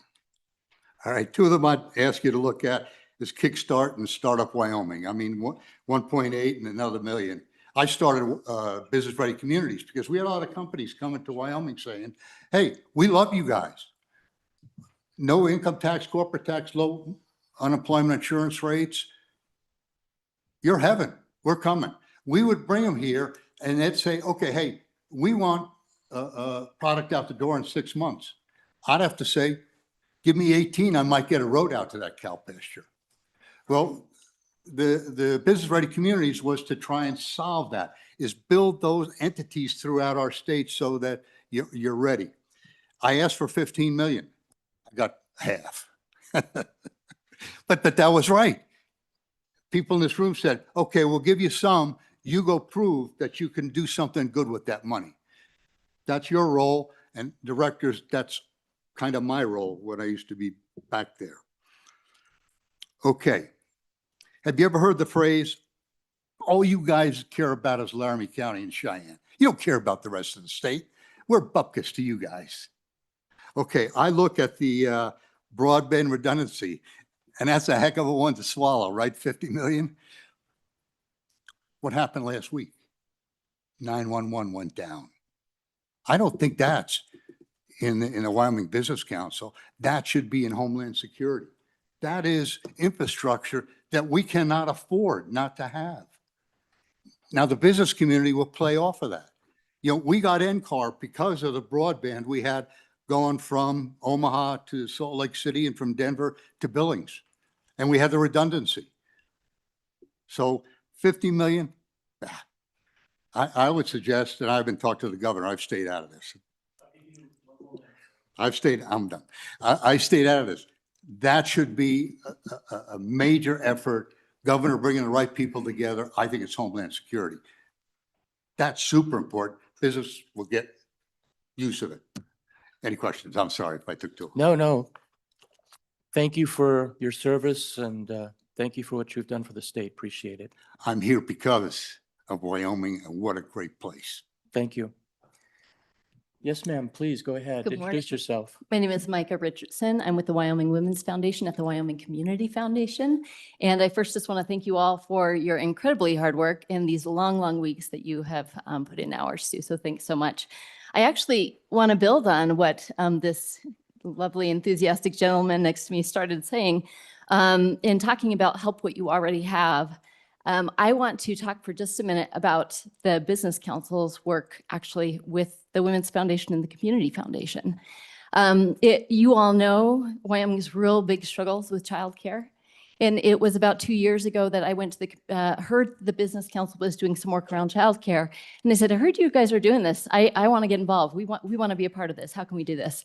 And I was directed to work with the Southeast Regional Director. Since that time, we have grown the interagency working group on childcare.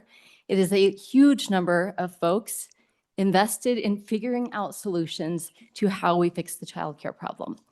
And this is just one anecdote, a small part probably of what they are doing, but this group has looked at regulations.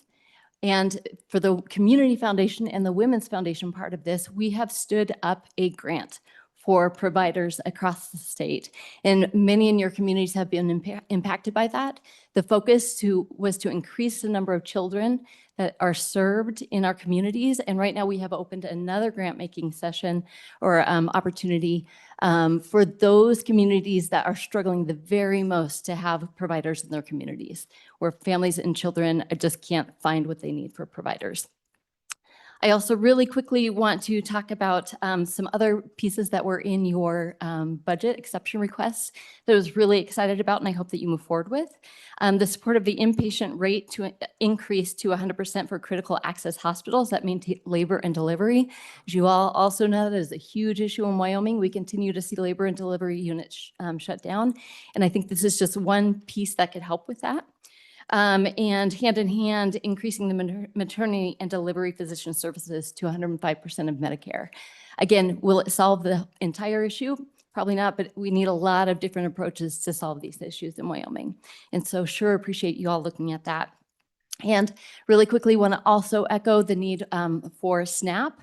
The Wyoming Community Foundation funds nonprofit food banks across the state, and there's no way that we could fund what is needed. We are a drop in the bucket, but we do it, and we do it lively and with enthusiasm because we know how important those programs are. SNAP, though, is really what helps kind of build that bridge and gets families food on the table. And so I wanted to encourage that. And lastly, want to encourage the Sunbucks. I know there was discussion about, how many different programs are we utilizing to feed kiddos in the summer. And that Sunbucks program is just really great when we're talking about rural communities and families who maybe not be able to get those summer feeding locations because of travel. The Sunbucks are a great alternative. And so just want to leave it there and just, again, really appreciate all of your work. It's a huge load, huge lift, and just thanks so much. Thank you for coming. Thank you for your comments. Yes, please go ahead. Thank you, Mr. Chairman. I have a stopwatch because we all like rules. So yes. Mr. Chairman, my name is Lindsay Simoneau, and I'm the Executive Director for the Wyoming Behavioral Health Alliance, Wyoming statewide mental health coalition. We've prepared materials and remarks based on our conversation we've heard throughout the interim as well as the last several weeks. One of those materials is a signed letter that you've been given today. That letter highlights our priorities for the 2026 budgetary session and has been signed by approximately 230 behavioral health professionals, experts, and advocates. As the letter was circulated, many parents whose children died by suicide also signed. We felt it appropriate to leave those names intact. Though I am happy to answer any questions regarding policy and programs, I have tailored my comments today to another common discussion that we heard throughout the interim that I am oddly qualified to speak to. 107 miles from here, Denver Seminary continues to train future faith leaders for the paths before them. Officially a non-denominational institution, Denver Seminary is accredited through the Association of Theological Schools and requires all students to sign the National Association Evangelical Statement of Faith. Denver Seminary is most famous for becoming the first seminary ever in the country to receive accreditation by the Council of Accreditation for Counseling and Related Education Programs, also known as KCREP. KCREP is the gold standard for educational programs among clinical counseling professionals and is required to receive state licensure. I graduated from the seminary in 2011. When the seminary received its accreditation in 1997, it was met with huge conflict and resistance from several alumni and supporters, believing that there was no place for the academic study of human behavior at a reputable evangelical seminary. This tension between behavioral health and faith is not a new concern. Second century theologians asked, what indeed has Athens to do with Jerusalem? What is considered to be in concord with academic and the church? For nearly 2 millennia, we have fought with this question of the best way to address human depravity, academic or the church. It is no surprise that we heard similar dilemmas being discussed over the past year. Denver Seminary's president at the time believed differently. His pastoral career was met with several situations that he felt grossly unprepared for and that were not covered in his seminary textbooks. This experience, as well as his theological teachings on the concept of knowledge, truth, and on the all creation power of God, pursuing KCREP accreditation was the next godly step for the seminary. To love the Lord your God with all your heart and mind means committing your mind to the pursuit of truth and using that truth to help others. At the time, it was a groundbreaking argument. Now, several evangelical seminaries hold KCREP accreditations or accreditation with the American Psychological Association and incorporate a theological integration component, including Liberty University, Dallas Theological Seminary, Covenant, Fuller, Gordon Conwell, Ashland, and several more. Many of the faculty of these programs are members of the American Association for Christian Counselors and the Christian Association of Psychological Studies. Both, in their code of ethics, argue that pursuing research and evidence-based practices is an act of faithfulness. I'm at 3 minutes. Given the long history of the church and its tension with the study of human behavior, the desire to have churches take over behavioral health services has context. Ultimately, biblical scholars and their institutions have rejected this notion. In pursuit of God and truth, and in order to install hope and healing, academic and faith must be considered in tandem, and they both critique and complement one another, and in doing so, serve God's people fully. As the budget is being considered and the role of Wyoming's behavioral health programs and the role of churches, I encourage the same tandem deliberation. And with that, I stand for questions. That was 4 minutes. Sorry, I'm anxious. You really did a good job. Thank you. Co-chair. Thank you, Mr. Co-Chairman. Ms. Semino, much appreciated your comments and even the history on how the church has been involved, but you didn't go very far back. And With the time limit, I understand. Oh, sorry, I understand. I'm sorry. I'm Mr. just Chairman. gonna kind of fill in here a little bit, but, Mhm. and you focused on mental health, understand. I think a lot of this has come about because of comments that I made in an article, which if everybody reads those comments in context, they'll understand that we don't legislate on theory or ideals. We legislate in the real world. I am appreciative of faith-based capabilities. And I look back in history, we have universities that were brought because of the church. We have hospitals that were started long before the government got into the business of supporting hospitals. So I think it's appropriate what you have said. But I would also add that, we have a difficult time here because the church has kind of slid back on this regard. I appreciate what you're pointing out. There are people in the church that are pushing forward. You made the comment of takeover, and this is the comment that I've heard often, that the church should take over. That would be a misinterpretation of my comments. Never said that they should take over. I would love for them to take the lead, but we will have to develop many, many things within the church before that can happen. And to your point, truth-based is really what we want to get to. If we want mental health to really improve, we have to live within truth. and I appreciate your comments. Yes, I will allow you to respond. Mr. Chairman, Representative Bear, yes, obviously, your comments have been highlighted over the last several weeks. There were also discussions within the subcommittee for the Department of Health that also highlighted this idea, which again, as we've talked about previously, it's not a new notion and is one that has been rooted in the history of the church. And so even though there may be what we would call hot topics as of recently in current events, it was something that we saw as a pattern within the Department of Health subcommittee as a common talking point that we felt the need to address it at public comment today. I want to thank each of you. Appreciate it. Thank you so much. Director Richards? Linda Coquette, AJ Mock, and Beth Blackwell. Come on up.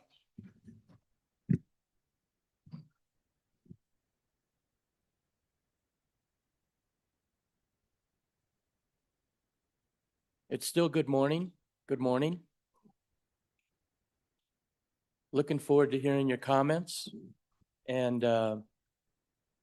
whose name was read first? We can go either way. Who was it?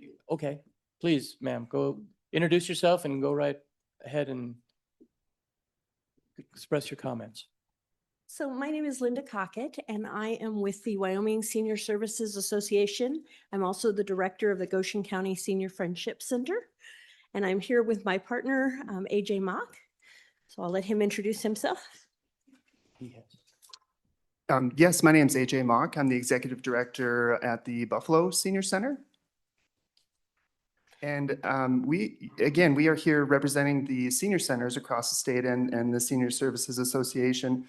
And really what we'd like to do is just share some information with you and kind of highlight a few programs that most senior centers do in our state, and really just show the impact that seniors have, or senior centers have within our communities.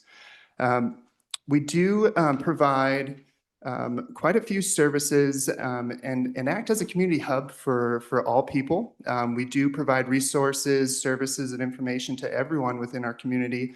It allows people to access important information and program and services. And an example of this would be helping seniors and veterans apply for the property tax exemptions, helping people sign up for Social Security, Medicaid, Medicare Part D, and many other services as well. One of the programs that we want to highlight is our Wyoming In-Home Services program. This is a program that's either offered by a senior center or a different home health agency within each county. Some of the services that we offer under this program are homemaking, personal care, respite, chore services, personal emergency response systems, home modifications. And this program was actually provided to 1,439 people last fiscal year at an average total cost of about $193 per month, and that's per individual. It really is a means-tested program, and clients on the program are required to share costs with the provider.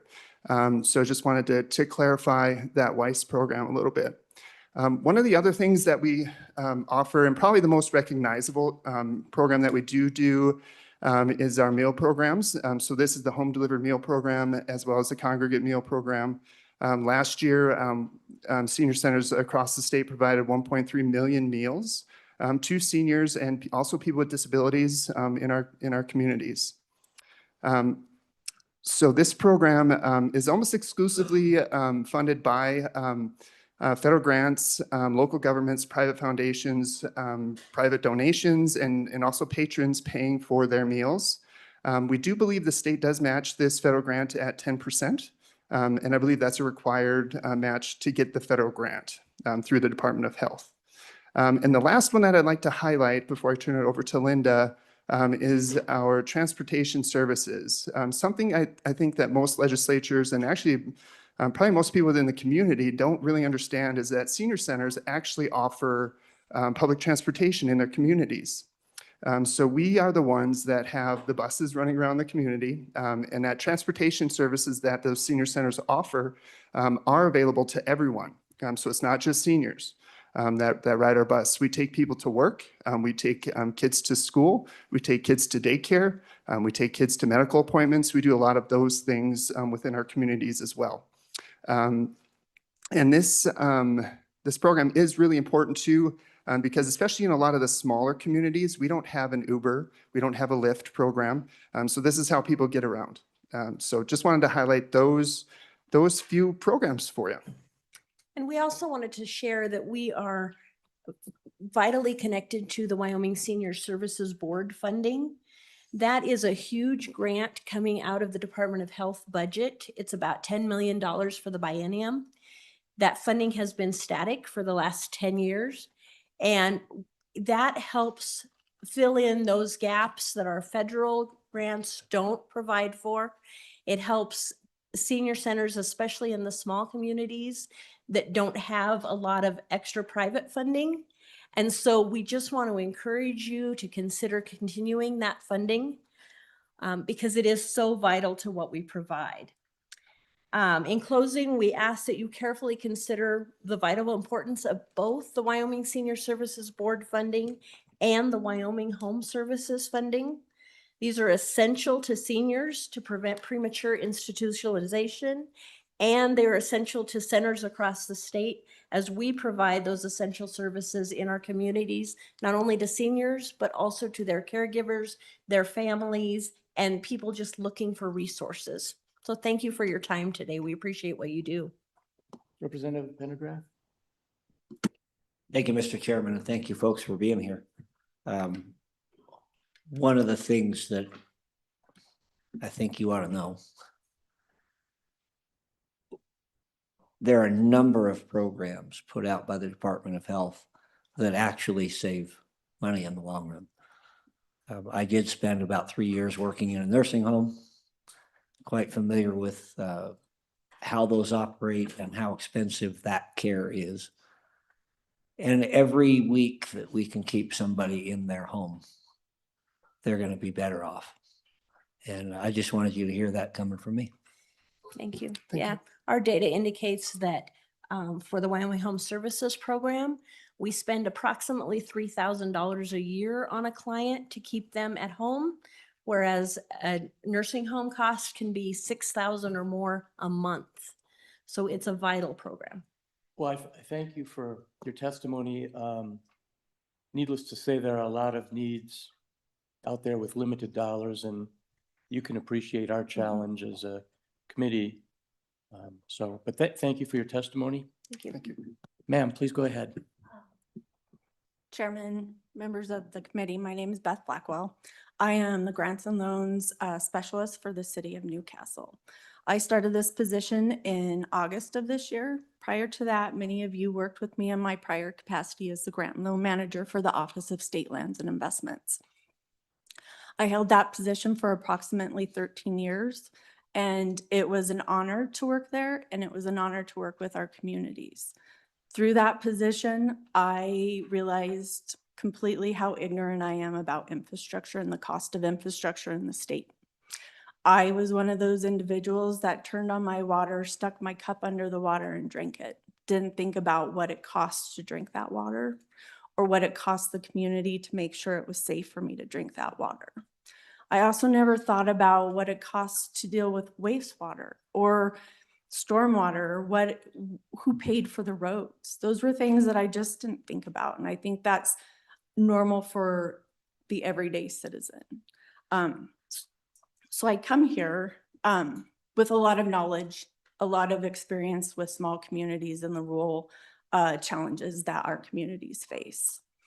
I have listened to your 3 weeks of hard work. Some people say I really know how to have fun or I'm glutton for punishment. I don't know which one you want to pick.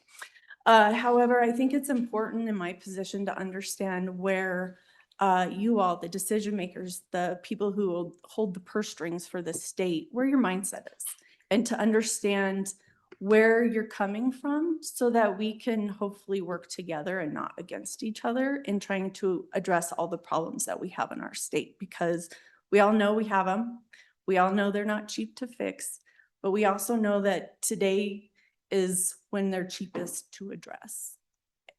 next year it's going to cost 10% more, or 20% more. Also, I was raised on the understanding that an ounce of prevention is better than a pound of cure. We've got a lot of things going in our direction, and we've got a lot of good things working in Wyoming's favor. However, I think sometimes we get in the weeds and forget that if we step up and pull our heads up and pull our bootstraps up, that we're all working for the same thing and we all want the same thing. We want strong communities and we want a strong state. So I come to you from that perspective. I sent you all a letter earlier this week describing a collaborative relationship that has been established between the city of Newcastle and the town of Upton. This collaboration, while we like each other and they work great together, was out of necessity. Two small communities can't do it themselves. And so I come to you with that in mind. I've tried to organize my thoughts so I don't take too long, so please bear with me. Wyoming municipalities are struggling. They continue to lose sources of revenue and expenses are increasing. While assistance from the state is essential, essential services may suffer, thus negatively impacting the citizens' quality of life.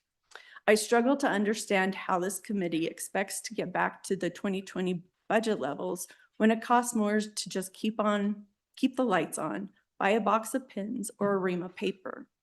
The cost to do much needed, and in many cases long overdue projects, just keeps increasing while communities are losing revenues and grant funding decreases. With property tax reform on the table, it is important to remind all committee members that the Wyoming Constitution limits the amount a community or a county is able to borrow based on the amount of taxes they are able to collect. They are also limited based on the assessed valuation of the property within their community. Some entities may struggle in the future to make loan payments that were based on prior calculations of property taxes to be received. Some of you may not know that if an entity is in default on a loan with OSLI, they are not eligible for any funding from OSLI. So in Wheatland's case, say they had a bad loan and they hadn't paid their loan payment, we couldn't have helped them with their water tank. Wouldn't have been able to.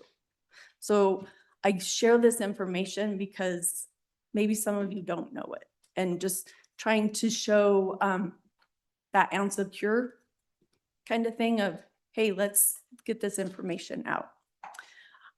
The majority of OSLI funding is concentrated in loans. Clean Water State Revolving Fund, Drinking Water State Revolving Fund, and the Capital Construction Loan Program. The problem with this is many communities don't have the necessary population that allows them to keep rates low while also funding reserves and improvements for their much needed infrastructure, specifically water and sewer. Some systems around the state still charge a flat rate for all the water they can use. Within the city of Newcastle, we've broken it down to make sure that we are charging more for every gallon of water we produce to make sure we're not upside down. That fund has to be operating at a profit. I want to be fair to the people behind you, so I'll give you another minute and then we need to move Yes, on sir. to other folks too.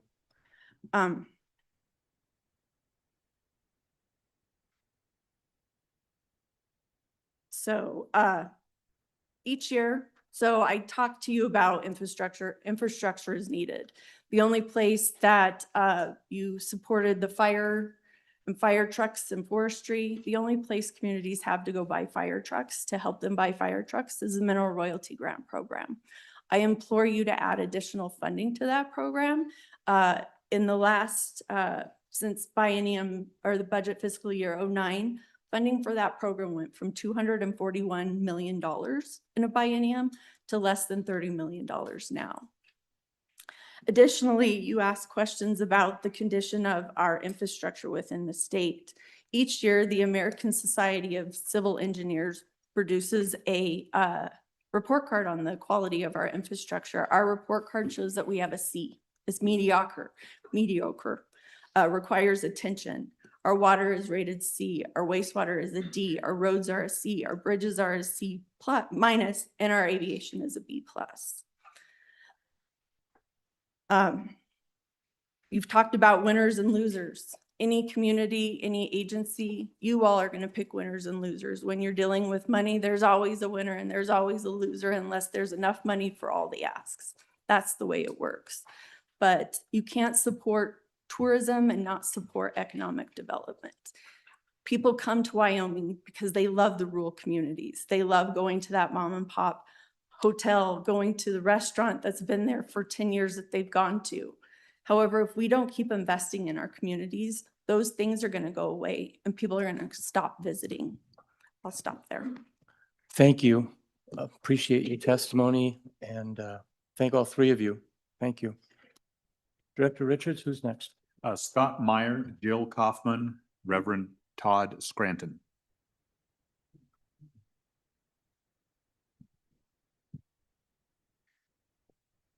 For the information of the committee, we're going to be going till 12:30.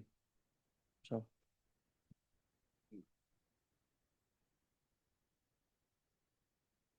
Welcome. Appreciate you being here today. Thank you. Who's first on whose name was mentioned first? Myers, okay, please. Thank you, members of the committee. Scott Meyer on behalf of the Wyoming Bankers Association. I wanted to provide this committee with a little bit of clarification on some testimony that I'd heard earlier regarding the Wyoming Business Council. Your Wyoming bankers enjoy working with the Wyoming Business Council. When it comes to commercial financing, especially succession financing in Wyoming, in order to keep those businesses and their employees here in Wyoming, your Wyoming banks are more than happy to step up to the plate and play their role. But there are certainly aspects of financing that the Wyoming bankers cannot do, such as maybe blue sky, something that the owners of the business may be certainly entitled to, but that we just can't do. And we work with the Wyoming Business Council to do that. So to dovetail a little bit off of what retired Colonel Tucker Fagan says, we try to keep things local. We look forward to the relationship with the Wyoming Business Council, and we do not see them as competitors. We see them as partners. And with that said, I will also tell you that the Wyoming Business Council does not go to the Wyoming banks and ask to partner with loans. Wyoming banks go to the Business Council and ask them. So that's the relationship there. They're certainly just one of the other tools that we have, but they're a very valuable tool to the Wyoming bankers. Thank you for your comments. Appreciate it. Who's next? Yes, ma'am. Good morning, everybody. Well, this will be a little breath of fresh air. I'm not here to ask for money. I'm here to tell you to defund. So please hear me out. I've got some really important things to share. I did attend the SLIP board meeting yesterday. It was quite an interesting ordeal to attend. So I am here. My name is Jill Kaufman. I'm just an ordinary gal from an ordinary county. I own a business there, and I've run against some things that are just really devastating to our county, and it's destroying our community. A couple of the things is the funding of the ISD through the DEQ, which stands for Industrial Siting Division, as they share with us, and also the Wyoming Business Council. What they've been doing is quite devastating to the communities. I wanted to first start out that says climate change is a lie. Science has shown this. It has been exposed as a hoax perpetrated on the American people by the government and has been accelerated by the most recent Biden administration. And by extension, you are as well if you continue to fund this. We also know that it's destroying our existing economy by bringing corporate economic infrastructure in, and it's really having a problem with that. There's no justification, and it is not backed by science. CO2 does not hurt us. It helps us, helps our crops. The Trump administration also says, don't do it. We know that all these big corporations are only coming into Wyoming to get their billions from the Inflation Reduction Act. Do you have any understanding where that money comes from? Yep, the taxpayers. All you were doing when you run up the national debt, which is currently $37,000, is causing us to pay for more. I also have a known statistic, which is publicly available. is since we brought in green energy into Wyoming, our state has had our electric bills come up and grow by 24 to 27% and continue to skyrocket. My electric bill just today was higher than last month. We don't need any of it. Our state already exports 80% of our energy, and we live on about 20%. Probably none of the energy generated from any of these projects will even stay in Wyoming. It is all intermittent and is very not reliable. So we desecrate thousands of our valuable critical infrastructure of our agricultural land just so we can do this without a real need.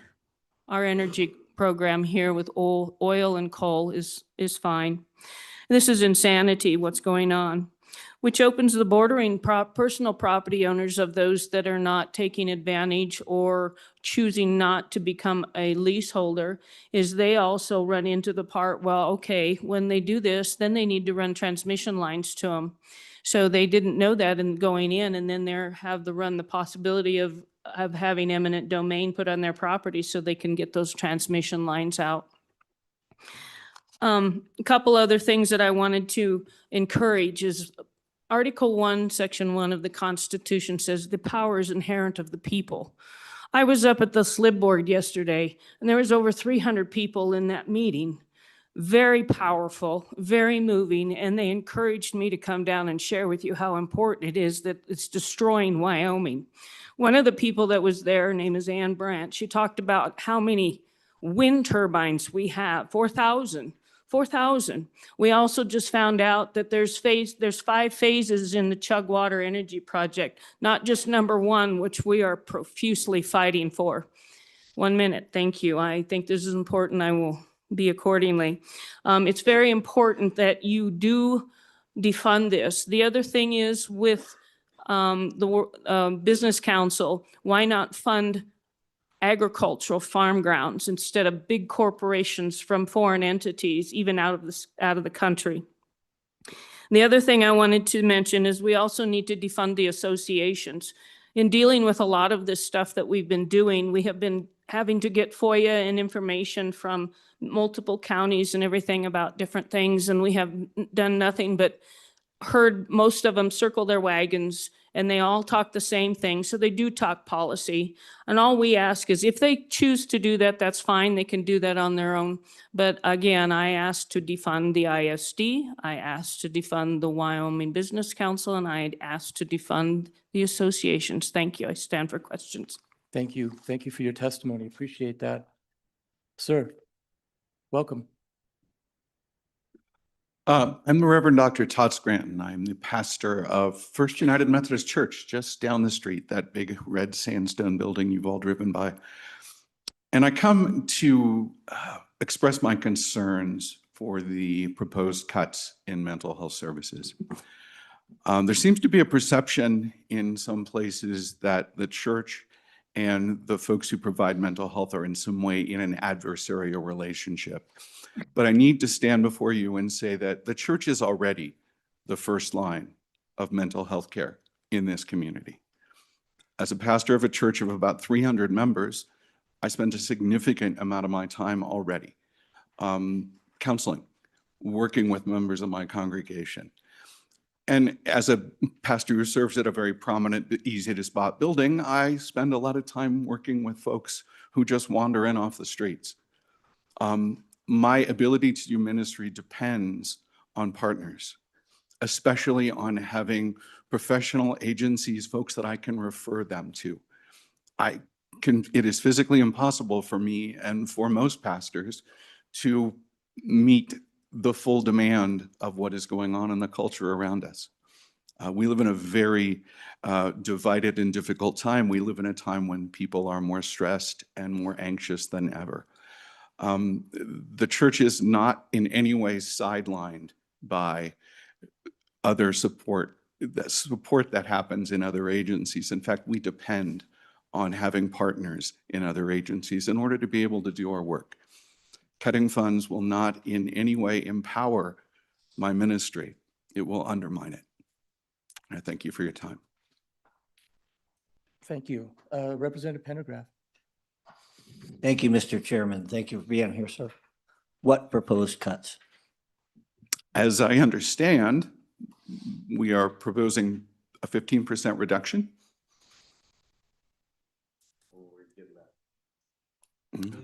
That is the information that I was given. So, okay. Well, thank you for your comments. Appreciate it, and appreciate you expressing your concerns if a cuts like that were to occur.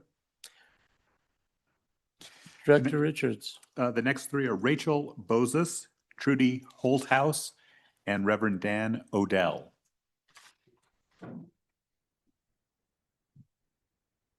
Welcome.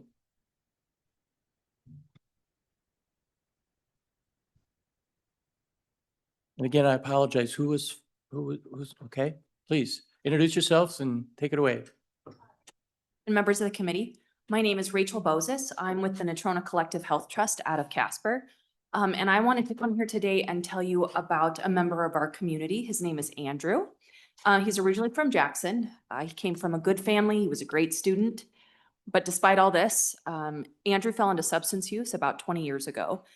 And throughout that time, he was homeless. He was in and out of jail. And his mother, Diane, was left wondering if he was still alive. Throughout that time, he was in and out of rehab. He tried a lot of different things, but nothing seemed to stick.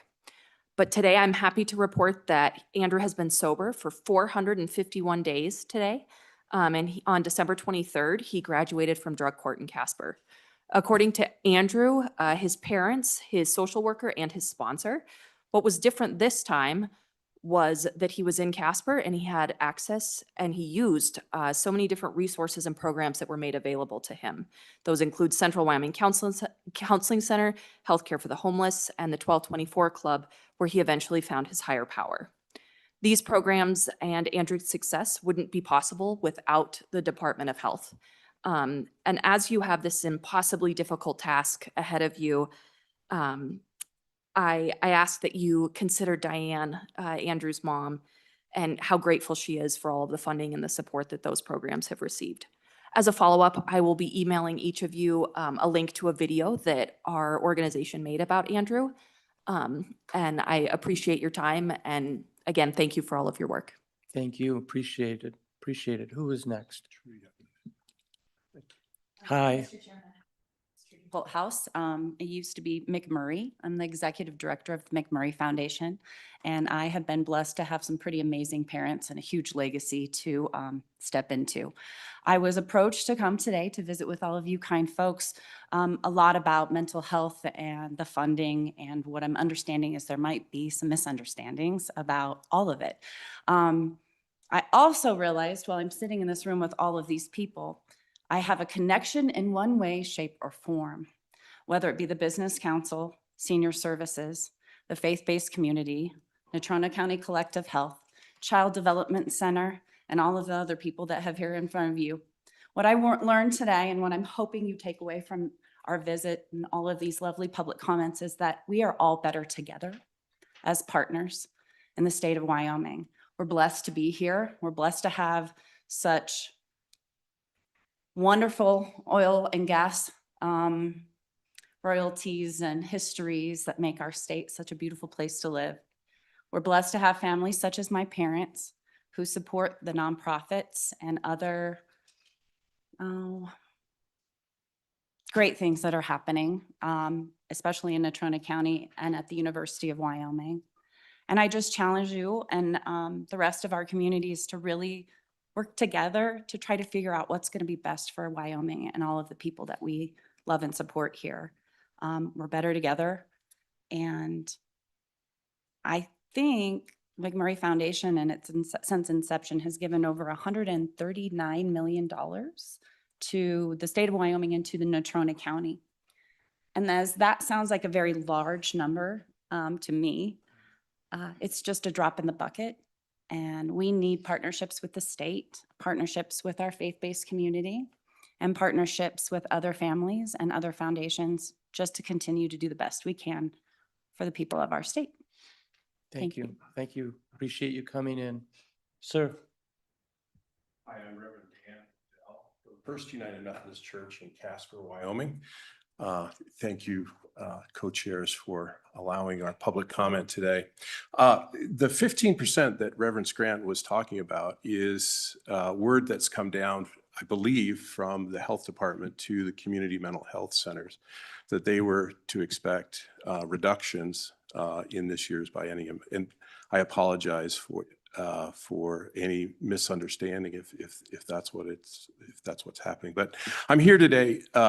First United Methodist in Casper is in the downtown area. We have a lot of unhoused. We started a program called Kind Grounds to help for free coffee and programs. The Natrona County Health Trust has been very instrumental in that. But we also, like Reverend Scranton, I do a lot of referrals for people for substance abuse disorders. In early December, and I have the permission to share the story, in early December, I had a congregation member. I had no idea that he had a drinking problem, but he was drinking about half a handle of whiskey every day. And he came to me and he said he wanted to get sober. And so I took him up to the crisis intervention unit or crisis stabilization unit at Central Wyoming Counseling Center. And because of those services, he was able to get sober, and he's got 28 days of sobriety. So I just wanted to say that I look forward to any partnerships, any ways that we can strengthen the bonds of mental health and the faith communities. But I strongly urge you to maintain the fiscal support of our community mental health centers. So thank you. Thank you, Reverend. I know coming before this committee, facing a bunch of suit and ties, that it can be intimidating. I can assure you that we have children, we have spouses, we live in the community. We were put here because at one point in time, the community believed in us to bring us to Cheyenne and use what wisdom we do have. So I can assure you that we are not marble.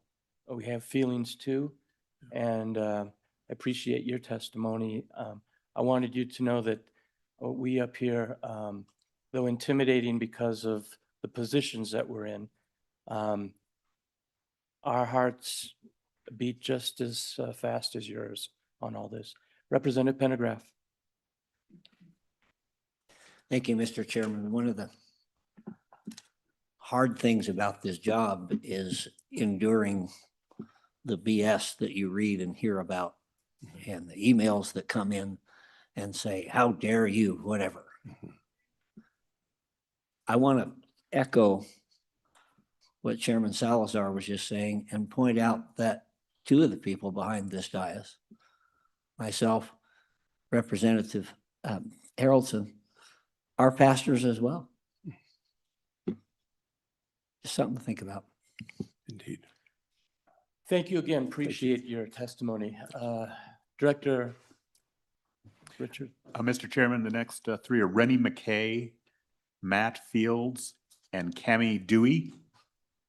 Rennie McKay, Matt Fields, Cammie Dewey.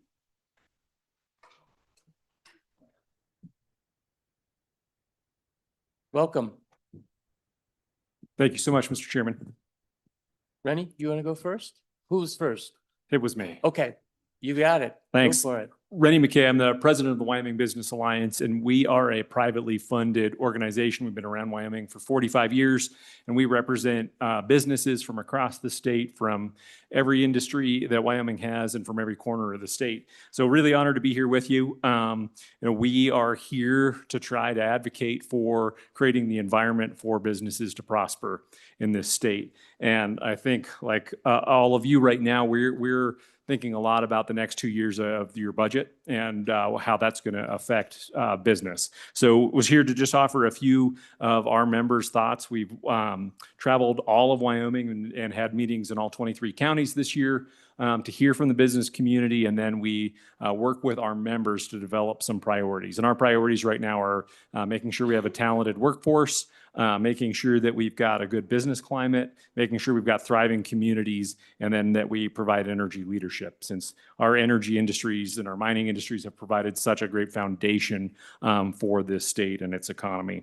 So within that, there's a couple of budget things just wanted to put out there from the business community. One of them is, I won't say that we think that there's any cuts, but we just think it's so important that those agencies that provide the permitting for industries are efficient, transparent, easy to work with, and are resourced appropriately. So unless there's reductions in regulations and just maintaining the size of those agencies. So appreciate your support and all the time you spent looking at those budgets.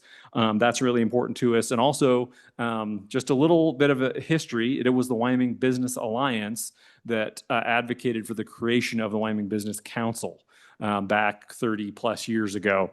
And so it was business leaders that came to the table and said, we should create this. And it came on the heels of the 80s when our population in Wyoming dropped by 50,000 people. So 50,000 people left Wyoming. And those business leaders left were looking around saying, what do you do? How do you try to reverse a trend like this? How do you create more economic growth? And how do you create more economic diversification? And so looked at the best practices from around the country and came up with the idea of a council of businesses to advise government about how dollars could be spent. So we do still really care about that concept, that there is a council. I think it would be great if you changed the name. That would clear up a lot of confusion in my life. But if we do advocate and hope that that organization sticks around, because the business community does really care about that. It's important to have the conversation about how we have a stronger business community. And it's nice when there's that entity out there that can be the front door for businesses to engage with government. So that and the Wyoming Energy Authority is another great support agency that our members asked us to advocate for this year. And then a couple other things that are important for us budget-wise, the Air Service Enhancement Program. So we look at thriving communities and what it takes to do business in Wyoming. Having that program exist, we would lose commercial air service in communities if we lost that. And so we advocate for that, Mr. Chairman. And we also, I think in the last space on this is that we are going to be having a conversation about how we manage the business liaison with our educational system, because right now that workforce is so important. And so we're hoping we come up with some ideas that don't require legislation, but just having more interaction to help our young people get access to work-based learning and career readiness in the K-12 system or in our colleges is really important to us. So those are a couple of our priorities, Mr. Chairman. Thank you so much for your time, and thank you for all your service. Thank you so much. Thank you for your comments. Appreciate it. Who's next? Welcome. Hi, welcome. Thank you, Mr. Chairman and members. I appreciate the time. My name is Matthew Fields, and I'm representing 4-H as a volunteer. I also represent my company and some other entities around Wyoming. Here in Wyoming, we started a robotics program out of Laramie County and have had great success with it. We teach STEM, so we teach our kids how to do programming. We teach them how to do robots. We teach them how to do light manufacturing and a bunch of other things that go with it. And we're having great success. And it started because we viewed that our youth are our greatest asset. In Wyoming, we've always invested in programs. We've invested in different business ventures, but realistically, I don't think we've ever really invested in our workforce and the youth that go into that as well as we should have. So we are started working on that, and we are making good progress. I wanted to kind of reach out and say thank you to the Freedom Caucus.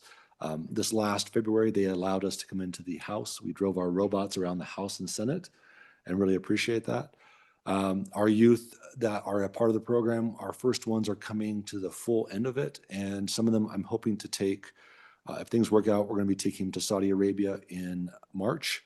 And they're working as basically apprentices with my company. And they'll help to do AI infrastructure installations and things like that. So working on that, it's been great. Working in the state has been great also. There's a lot of great people. I'm currently starting to engage with Rennie and the WBC and WIP related to apprenticeships for these youth and other things. So very, very critical for the the network and the infrastructure of people and programs that work within the state. One of the ones I wanted to point out was the Wyoming Business Council. So I was born in Wyoming, raised in Wyoming, lived here. I continue to operate here because of things like the Wyoming Business Council. Previously, it was back in 2016 I worked as the board member of the utility board in Burns, Wyoming, and our town was growing at that point, and we needed to expand our water system, our pumps, wells, everything that went with that. And the Wyoming Business Council came in and allowed us to grow and to expand our water system to handle the increased people within there.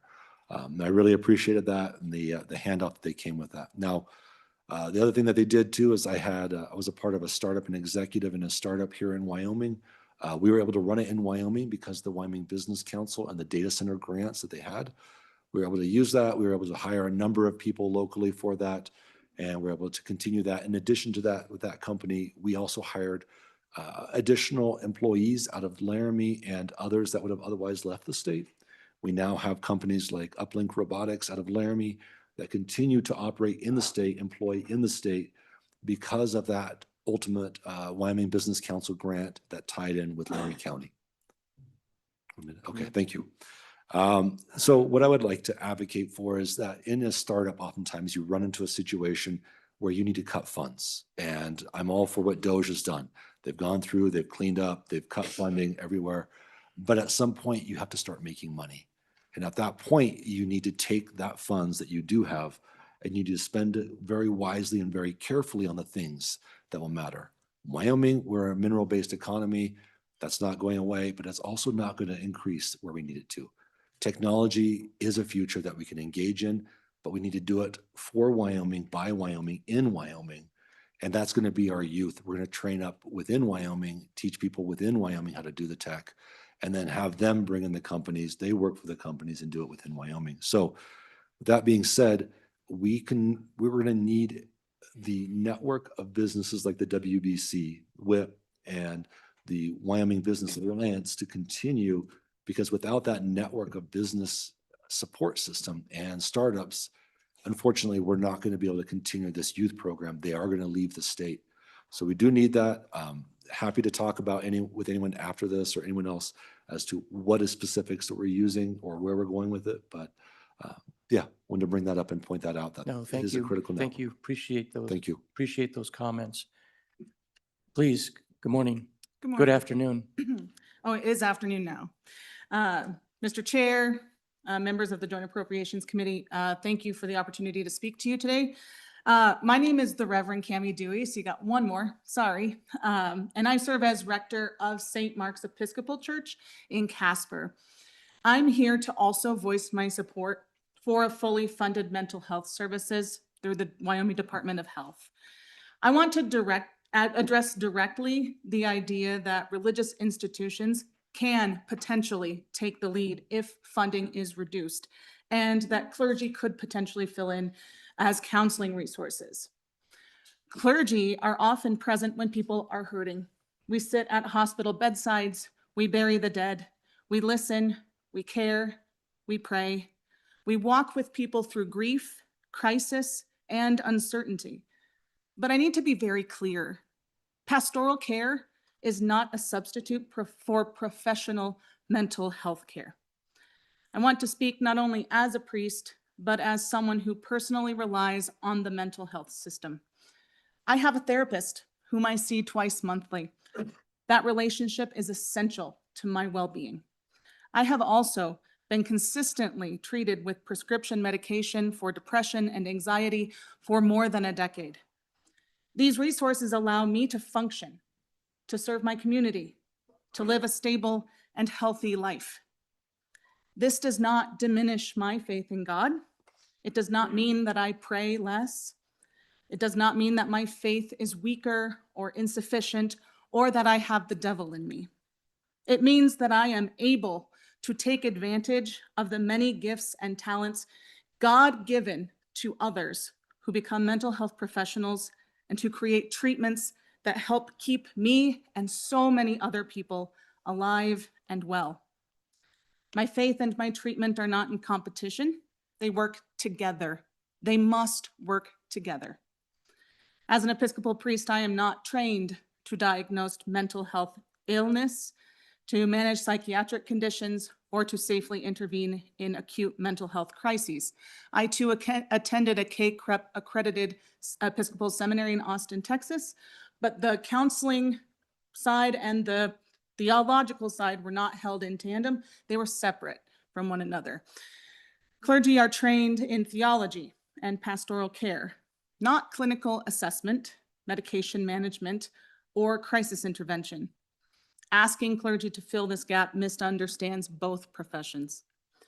When someone comes to me experiencing suicidal thoughts, severe depression, psychosis, addiction, or trauma, my responsibility is not to replace a professional. My responsibility is to counsel them initially and then refer them to a professional. If those professionals are not available, there is nowhere safe or appropriate to send them besides jail. That is not a philosophical concern. That is a public safety issue. I have watched friends, family members, and even clergy colleagues take their own lives, not because they lacked faith, not because they failed to pray hard enough, but because stigma, isolation, and lack of access to care convinced them that they were alone and out of options. If we reduce mental health funding, we do not reduce need, we increase risk. Churches in Wyoming are already stretched thin. We operate food pantries, shelters, grief groups, youth programs, 12-step programs, and community outreach, often with volunteers and limited budgets. We do this because we care deeply about our neighbor. It is our call from Jesus Christ to care deeply about our neighbors. But churches do not have clinical supervision, prescribing authority, crisis infrastructure, or liability protection.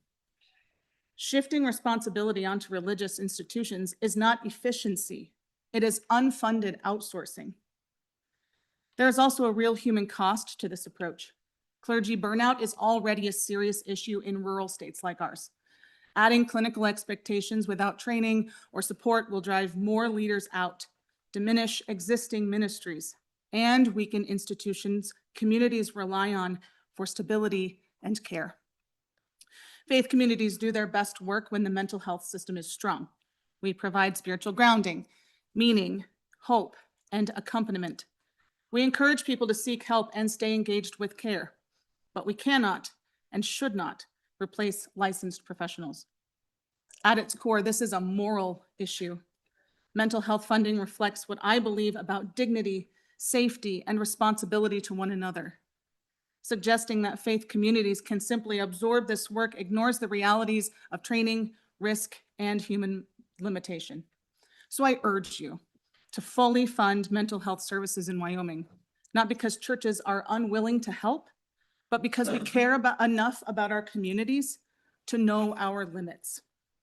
Thank you for your time and your consideration. Okay. Co-Chairman Bear and then Representative Smith. Thank you, Mr. Co-Chair. And Ms. Dewey, thank you for being here. Appreciate your testimony. I want to read you a few names of hospitals that the Episcopal Church built. There are a lot. St. Luke's Hospital in St. Louis, Episcopal Hospital in Philadelphia, St. Mark's Hospital in Salt Lake, St. Luke's in Denver, St. Peter's in Charlotte, the Good Samaritan Hospital in Los Angeles, All Saints Hospital in McAllister. The list can go on and on. The last time the Episcopal Church built a hospital was 1891. So why is that? Why did they quit building hospitals? And when they had those hospitals, did they staff them only with clergy or did they hire physicians? I can't speak to why, but I can tell you that what I assume is that professional healthcare, doctors, nurses, et cetera, were the ones who populated those hospitals, not solely clergy. Follow up?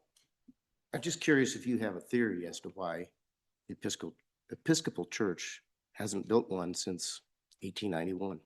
Funding would be my best guess. And so how has that been met since 1891? How has The need for hospitals? the need for hospitals been met?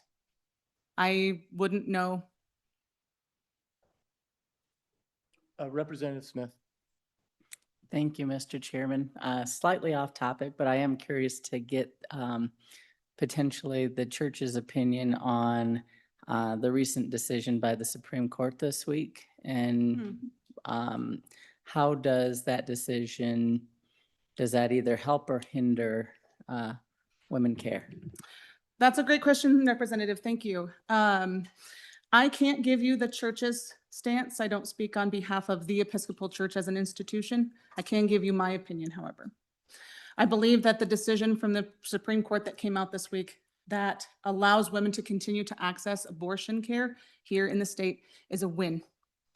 I believe it's a win for people who believe in Jesus Christ, who believe that they were given all of the gifts and opportunities to make choices and pursue opportunities for themselves, and that bodily autonomy is part of that. I also need to mention, and maybe say outright, that I don't believe that abortion is a win. An abortion is not a win. Access to abortion for women in high stakes situations who have been raped or sexually assaulted for whatever reasons that are none of our business, that is why I believe this is a win for those women who often feel silenced, who often feel held down, who often feel that decisions about their own bodies are being made for them and are not allowed to make those for themselves. I want to thank the testimony of all three of you. Appreciate it. For the committee's information, I'm going to break for 15 minutes, and you can be angry with me. 15 minutes for a break. There's food in the side. And then we're going to come back in 15 minutes, and we're going to continue public testimony for at least 30 more minutes. And then I want to get back on schedule. So thank you.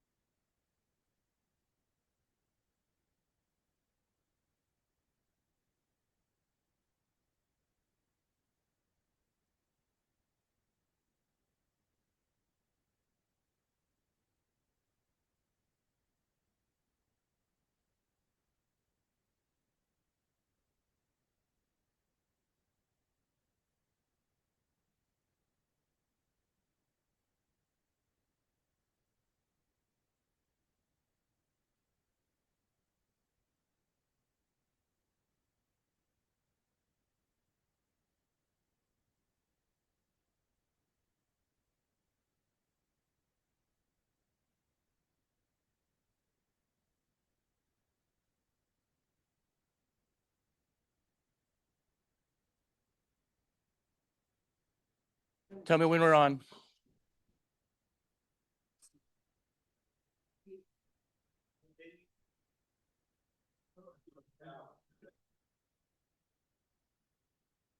Okay, I'll bring this meeting order of the Joint Appropriations Committee.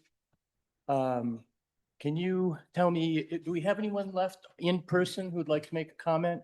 before we- Mr. Chairman, it appears we have one person left on our list, Pam, but we are unsure if she was here to provide public comment or here as a part of another group that was here. Is she here now? I do not see her at the moment, sir. Okay, then I would ask those online who would like to comment to raise their hand, and we will start with the online comments. I will tell the committee that we will go till 1:15, and then we have to get back to some of our scheduled callbacks. But again, I am trying to be as flexible as I can and getting as many public comments as we can. So with that, I'm going to leave it to staff to tell me who we have next. And again, I ask that you simply raise your hand online to verify that you would like to speak. Okay, Mr. Chairman, the first one online is Karen Weber. Karen Weber, okay. Ms. Weber, thank you for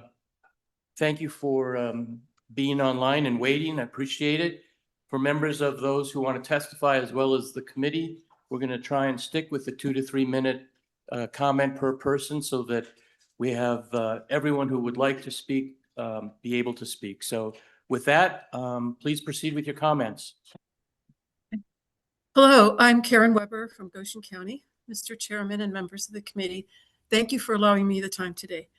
The Department of Environmental Quality Industrial Siting Division has a demonstrated pattern of not consistently fulfilling all of its primary agency functions beyond permitting. The other functions that they say that they provide are inspection compliance, monitoring corrective action, remediation, and reclamation. But this lack of doing these other functions has led to adverse outcomes and the need for an improvement. I propose a model change in that the DEQ-ISC be defunded to a minimum to allow for continuity of current statute requirements, but reshaped in favor of a new structure. One that exists closer to the people, is leaner, more efficient, and produces more satisfactory results, avoiding poor outcomes that are very expensive. It is the same concept as the U model in manufacturing. By bringing the item closest to the hands that need to touch it, we gain greater efficiency and a better outcome. Citizens will tell you what they currently think. And these are a few comments that I gleaned from Cowboy State Daily articles. One, they don't know what they're doing. The bureaucratic mess on whether to build the project has been upended because of the ISC's missteps. And another one, and this was related to a turbine fire. I'm very concerned for my safety. And this one is referring to a turbine that came down. A turbine like that coming down could create all kinds of issues in a condensed area like we're in. There is plenty of evidence that citizens are aware that without fulfillment of all agency functions, the current model is failing them. This past summer, the DEQ-ISC did outreach to communities to explain the process and to answer questions. I was president at one of these meetings, and this is what I learned. They have 4 full-time administrative employees. They're used to 2 or 3 projects a year, but now have 6 projects, and the number of projects continues to increase. Their biennial budget is $203 million. The 4 administrative staff members have nothing to do with the permit decision. They read the application, compare the application to the 230 rules and regs, and also to Wyoming Statute 35-12-109 to determine completeness and accuracy. Then they pass the application on to the Industrial Siting Council. Their statutory obligation is to assist counties with information, including impacts assistance. A question was asked at that meeting. Community members would like to be assured that the new business will be a good neighbor over time. Do you vet the companies for past actions being the best predictor of future behavior? After a bit of a go-around, the long answer was no. They do not vet these companies. The implications of this are most concerning and explain a lot regarding some of the situations that have come up with intermittent energy companies. Another question was asked, what is the process for when a company just up and leaves and the citizens are left to wonder who owns the project? The answer is companies are required to report a change of ownership. Well, then Cokeville was mentioned. And what happened there? They're an example of a string of companies that bought and sold, who did not report their numerous changes in ownership. The answer was, we rely on the residents to tell us if that happens. Well, from a citizen's perspective, this is a deeply revealing response with a staff of 4 who's managing the other functions besides permitting, which the 7 ISC members do. Do we really have to rely on the residents to monitor and report these things? Wyoming Statute 3512-117 says that the council in the division has continuing authority and responsibility for monitoring the operations of all facilities which have been granted permits under this chapter. When wind turbines in Casper turned for 3 months and then sat idle for, quote, much of the last few years, unquote, what happened to the inspection, compliance, monitoring, corrective action, remediation, and reclamation functions during that time? They were not there. These examples reveal there is an absence in functional performance and a breach of Wyoming Statute 3512-117. The Wyoming biennial budget of $203 million pays for this less than satisfactory work performance. Apologies, I'm hesitant to interrupt, but I do want to be fair to other people who are waiting. So maybe with your leave, if you could just kind of sum up your comments, appreciate it. All right. Well, I'm going to skip to my idea, and that is, I was going to describe the fracturedness of the current model. But going forward, I do recommend a defunding and restructuring to improve efficiency and effectiveness. One idea I have is a 3-person county citizen group chosen by lottery for each application, persons who actually live within the county and know the county best, in place of the 7-person appointed group who do not live within the county and don't know the deeper issues within the county. I would recommend to reduce the current 4 full-time staff to 1. This person would work virtually for the most part with a volunteer county citizen group of 3 in open public meetings to ensure that the DEQ ISC rules, regulations, and Title 3512-109 statute is strictly maintained. The small citizen group would vet the application, the company. They would vet the company and determine the completeness and accuracy of the application and collaborate with the DEQ ISC staff member.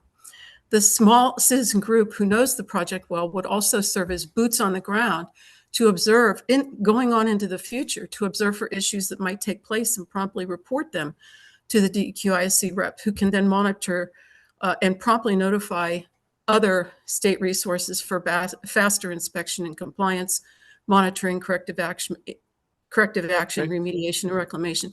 Why would a county citizen commit to do this? Why? For the lives and well-being of their family, their home, their land, their animals, their future. Why would the DEQ industrial siting commit to this? To offload routine duties so that they can better manage the outliers and avoid public lack of trust and build collegial relationships within the communities. This approach is a win-win for the state and for the citizens that they serve. Thank you again for listening and taking this into consideration. No, thank you. I appreciate it. Thank you for waiting for your turn, and I do appreciate it. Who do we? Mr. Chairman, the next person is Danica Sveda. Okay, great. Looking forward to it. Please. Go right ahead.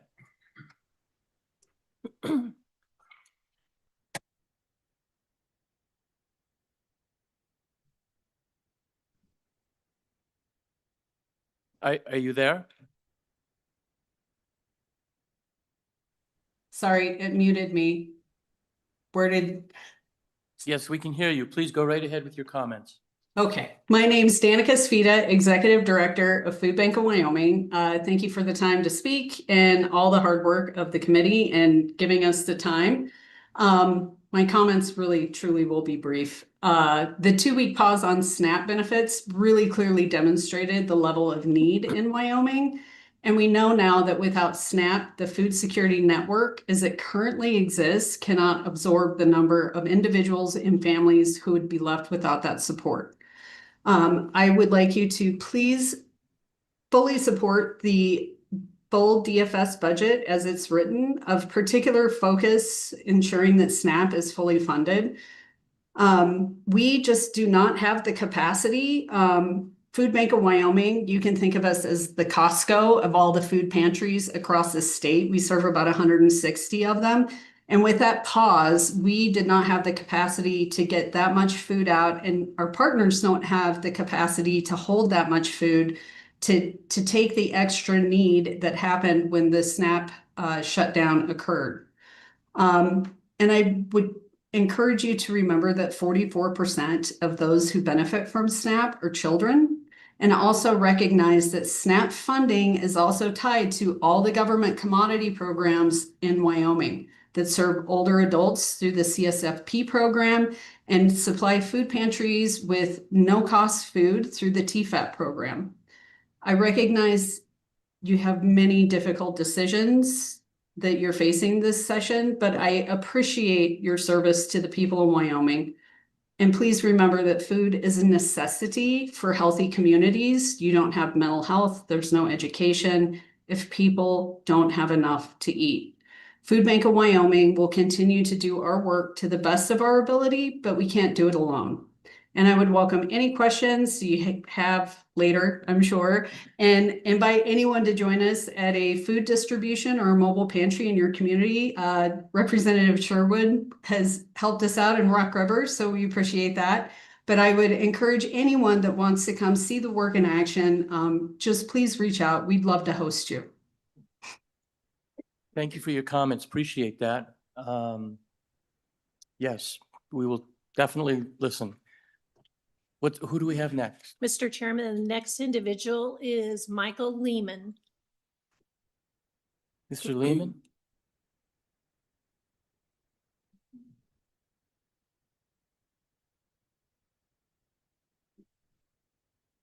Can you hear me, Mr. Chairman? We can. How are you? I'm doing well, sir. Good. Please go Members right of the ahead.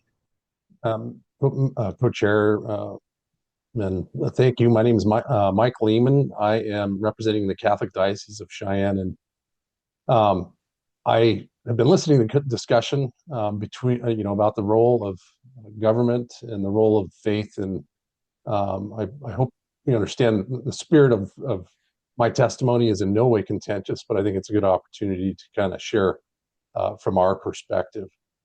Some of you have heard me over the last few years, and that we have been very critical of certain practices that take place in our state in the name of healthcare. And after this week's unfortunate Supreme Court ruling, we know we will continue to speak out against that practice. And I share that background to provide just a little context for my testimony here today, because while we oppose practices that violate the Hippocratic Oath, we are also very supportive of healthcare that heals and restores. And we believe that professional mental health care providers are a critical part of suicide prevention, which is itself is a necessary component of building a culture of life. Ordinarily, I don't reference scripture, Catholic theology in legislative testimony, primarily because as with the issue of abortion, certain groups insist that we're doing this to impose our religious beliefs on others. And we know we're one particular worldview among many others, but we seek to propose a perspective, not impose. And so, but given the discussion about faith communities in Wyoming and the differing roles regarding mental health, I thought I would briefly break my usual practice today. Some of our Christian brothers and sisters interpret Jesus' actions in the gospel, casting out demons and freeing those who were spiritually oppressed, as though these individuals were simply experiencing what we would call mental health issues. That's not our interpretation. Certainly, we believe that we know more about mental health today than our ancestors did, but we also affirm that spiritual oppression is real. In fact, we have a healing and deliverance ministry team in the Diocese of Cheyenne. And we have a diocesan exorcist. We also have as a member of that team a licensed professional medical health care provider, and that individual helps the team discern whether a person is experiencing a mental health condition or perhaps a form of spiritual oppression. And so our parish communities, can we do more for suicide prevention? I absolutely believe we can. In fact, the diocese is currently exploring participation in soul shop training workshops, which equip faith communities to recognize and respond to suicidal desperation and empower them to be sources of hope and social connection. That said, I can affirm the other side of that our parishes and our pastors are not at all equipped to provide the kind of professional mental health care services that are funded and administered by the state. And finally, Mr. Chairman, I would just close, as a former Army Ranger and a veteran of the fire service, where I served for 13 years, I can honestly say that were it not for my faith, I would not be alive today. And if it were not for professional mental health services, I don't know that I would be alive either. I have benefited from those. And so I just pray as we continue this conversation, reflecting on the role of faith and the state, that we can potentially see it as both. And with that, I would close and stand for any questions. Well, Deacon, thank you so much for your testimony. I will say, hey, you have as someone who spent some time in the military, you have a very unique story. So appreciate your comments. And who do we also have? Mr. Chairman, the next person is Erica Berkey. Okay, Ms. Berkey.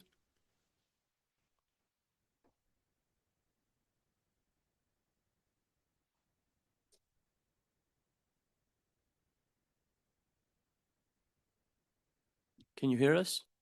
I can. Good morning, Mr. Good Chairman. Good afternoon. It is afternoon. My apologies. Good afternoon to Mr. Chairman and members of the committee. I want to thank you for the opportunity to speak with you today. My name is Erica Gessner Berkey, and I am the State Director for Bridges of Wyoming. We provide disability services in both Laramie and Natrona counties, and we are also a member of the Wyoming Provider Association. When we talk about disability waiver services in the Department of Health's budget and the cost study, we're really talking about the workforce that makes these services possible. Direct support professionals, program supervisors, nurses, and managers who show up every day to help individuals with disabilities live safely, work safely, and stay out of far more expensive systems. These are not temporary jobs. These are long-term local jobs that allow people to stay in their hometowns, to raise families, and to contribute to our communities. As you heard when we had the honor of our direct support professional, Shauna, come and share her story with you. The cost study doesn't ask for anything extravagant. It simply confirms that wages and operating costs have outpaced reimbursement rates. Providers have already tightened belts, absorbed increases, and run lean operations. But we've reached the point where workforce instability has become a public risk. When we can't recruit and retain our staff, our services collapse. And when services collapse, the state pays more through emergency placements, hospitals, law enforcement involvement, and potentially institutional level care. Approving the governor's recommended budget and funding the cost study protects Wyoming's workforce, stabilizes essential services, and prevents higher downstream costs. This is not gross spending, it's maintenance of a system that works and costs less than the alternatives. In Wyoming, we believe in paying for what works, fixing problems before they get expensive, and taking care of our own. The budget and cost study do all three. I want to thank you, Mr. Chairman, and members of this committee again for your time, for your thoughtful consideration, and the continued service you provide to the people of Wyoming. We appreciate you and understand the enormous task that you have in front of you, and I do not envy you in that by any means. Thank you for your testimony. Greatly appreciate it. Who do we have next? Mr. Chairman, the next individual is Lee Alley. Okay. Mr. Alley, are you there?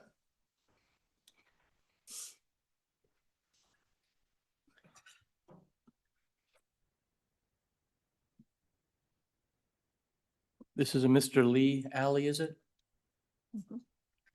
Pardon me? Is it Mr. Lee Allen? Yes, it's Okay. Lee Alley, and I have promoted him to a panelist, but he has not accepted. We'll give Mr. Alley just another moment if he would like to comment.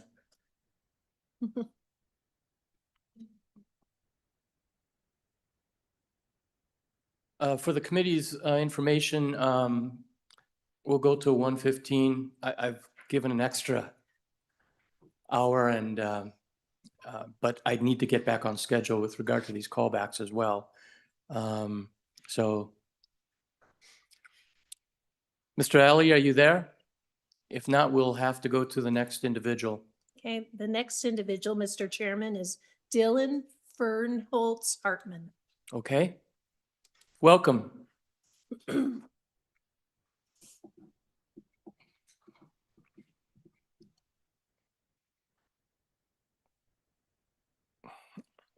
Are you able to hear my voice? Can you hear me?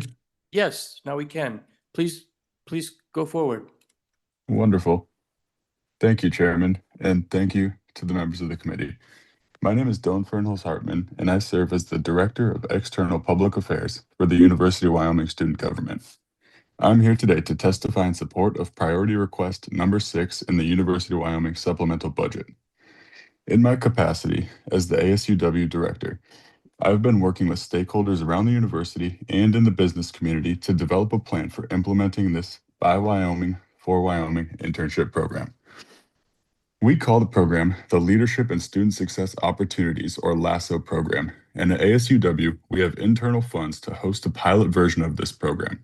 LASSO creates a forum where Wyoming employers seeking interns can be connected to Wyoming students seeking work experience. As someone who has participated in several internships, both paid and unpaid, I have seen the value of internships in advancing my career prospects. In speaking with people around the University of Wyoming Career Services and in the local business community, I believe there's both a strong appetite for this program and a great need for the cross-cutting solutions it provides. The UW supplemental budget requests $2.3 million for the biennium. Of this $2.3 million, $2 million or $1 million per year will go directly to students by matching wages or through grants for travel and housing to support students working in rural communities. By subsidizing intern wages, businesses can bring in more help during the busy summer season, and students can gain valuable experiences in their field. This money earned by students working will then be reinvested into the economy when students return to school and pay for things like rent, groceries, or utility bills. With support from the state, 250 additional students at UW could participate in paid internships here in Wyoming, learning about businesses across the state they may otherwise not have viewed as viable postgraduate opportunities. In North Dakota, the state implemented a similar subsidized internship program and found that 70% of participants were still working in the state 2 years after graduation. With 2/3 of the students leaving Wyoming after graduation, connecting students with employers before they are desperate to accept the first job offer they receive in Denver or Salt Lake City could reverse this exodus. With LASSO, soon more students could be staying in Wyoming rather than leaving. I ask you to consider this hypothetical scenario. A student right now in Wyoming in high school is concerned about the cost of affording college, not just tuition, which is hopefully 60% covered after a Hathaway increase this legislative session, but the necessary expenses of rent, books, a decent laptop, and an occasional meal out with friends. As an increasingly savvy consumer, Hate to interrupt, but I'm on a time constraint, but if you can kind of conclude, that would be helpful. of course, I think this is an excellent opportunity for the legislature to invest in the current generation, and this program will pay dividends for many years for the university and the state. So thank you, and happy to answer any questions. Thank you. Appreciate those comments, and certainly everyone here was listening. How many do we have left? Because I don't want to shortchange anyone if we can get through this. So, Mr. Chairman, we're going to try Lee Alley again. Okay. And then we have two others after. Okay, Lee. if we have him and two others, we're going to stay on and complete this list. So, Mr. Lee, are you able to hear us?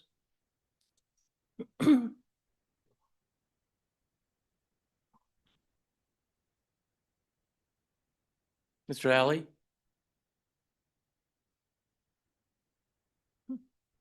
Okay, let's go to the next individual and maybe he'll come back. The next individual is Callie McCracken Goodenough. Okay, welcome.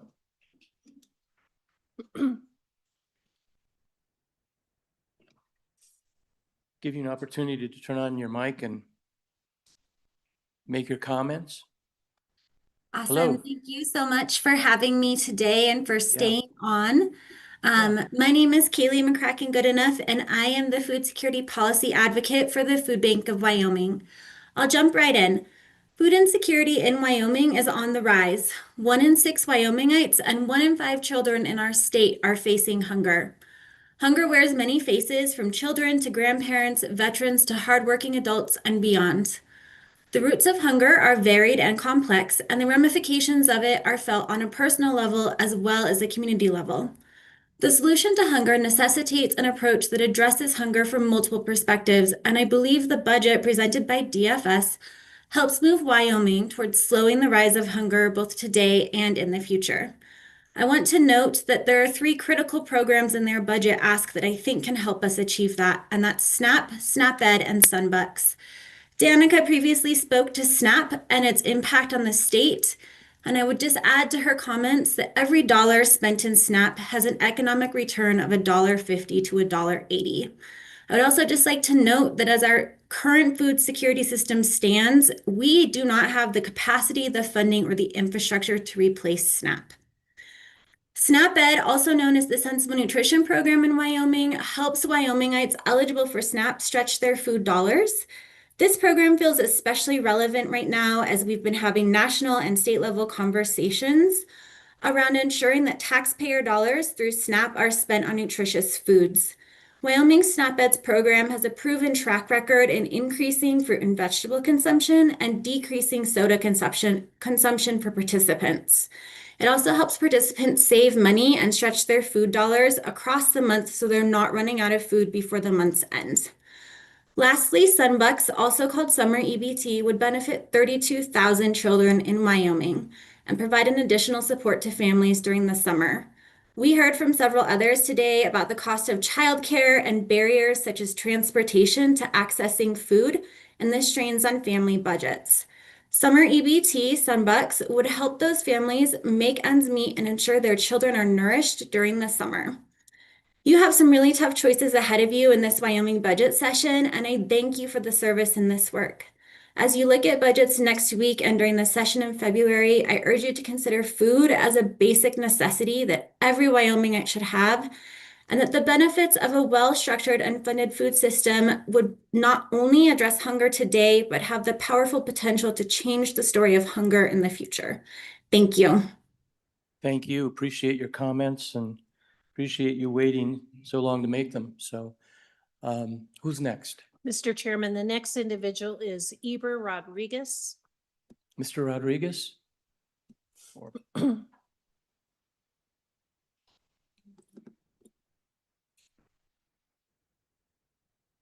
Hello, how are you guys?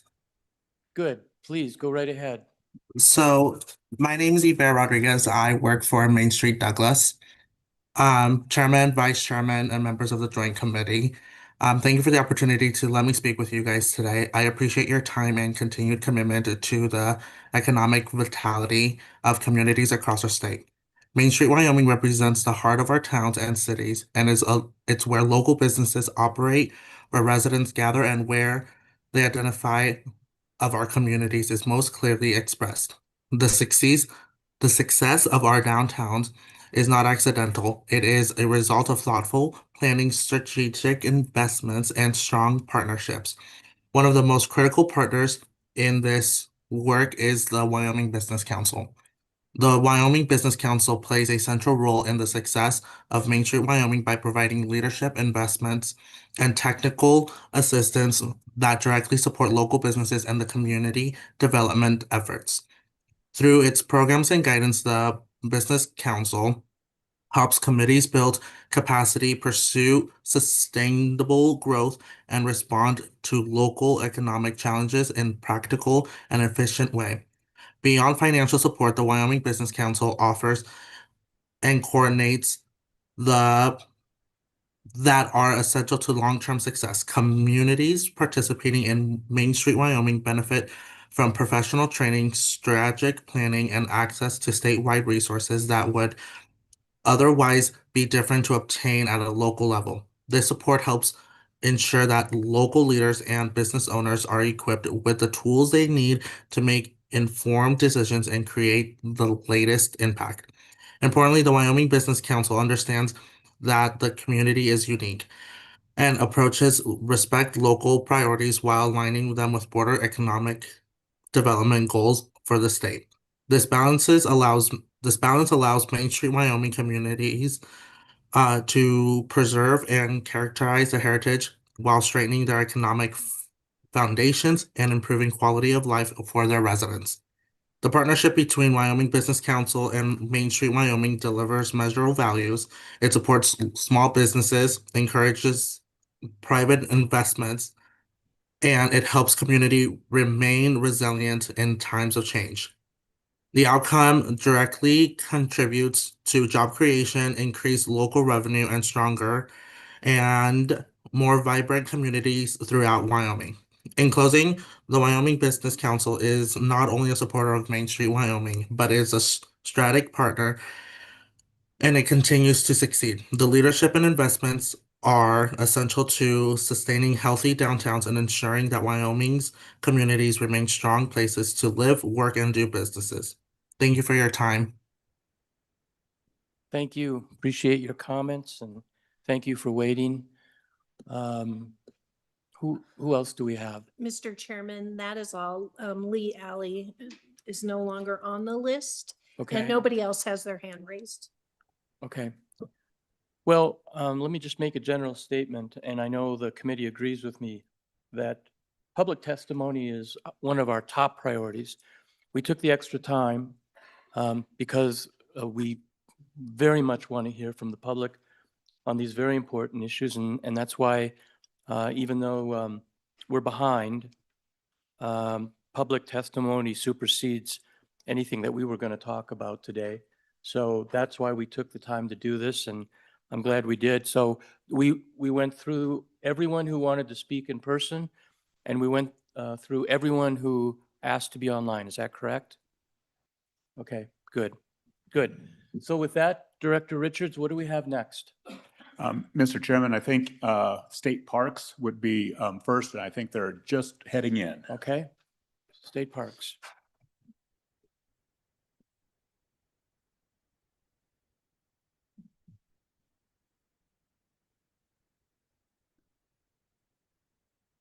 Mr. Chairman, while they're coming in, Mr. Yes, Chairman, yes. Lee Alley's from my district, and real quick, I'm just going to do a shout out. Lee is considered one of the most decorated Vietnam vets. He's one of the most decorated vets in Wyoming history. And he received the Distinguished Service Cross, Silver Star, the Soldier's Medal, 2 Purple Hearts, and was also considered for the Congressional Medal of Honor. And I just wanted to say, Lee, we're sorry you didn't make it on.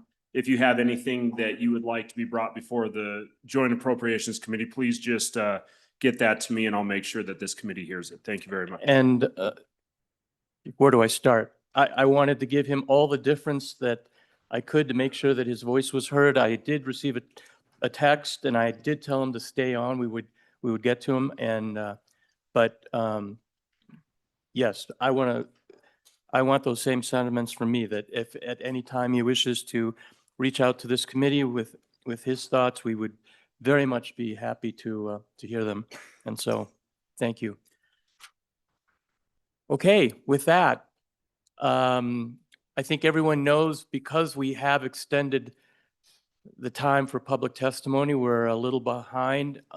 These are callbacks, but again, I want to be fair to everyone. So if you can be succinct and in your comments, but the floor is yours. Please identify yourself.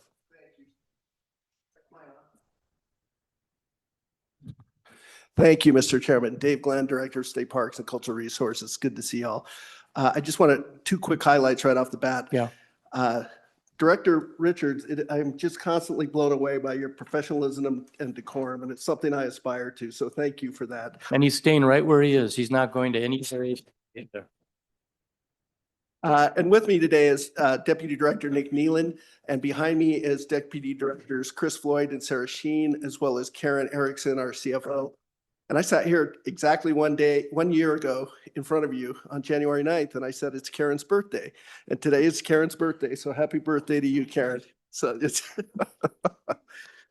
and with that, I know you had called us back for kind of an update on Hot Springs, so I'm going to pass over to Nick. He's the one that's been heading up that project. Mr. Chairman, Nick Nealon, Deputy Director, State Parks and Cultural Resources. Probably everybody in this room is aware that for the past 15 years, most of the concessionaire operated facilities at Hot Springs State Park have not been something that either the community or the state of Wyoming could be proud of. We're fully aware of that, and we've been taking steps that entire time to rectify the situation. Our agency is deeply appreciative also of Governor Gordon's support in helping advance several positive initiatives at the park.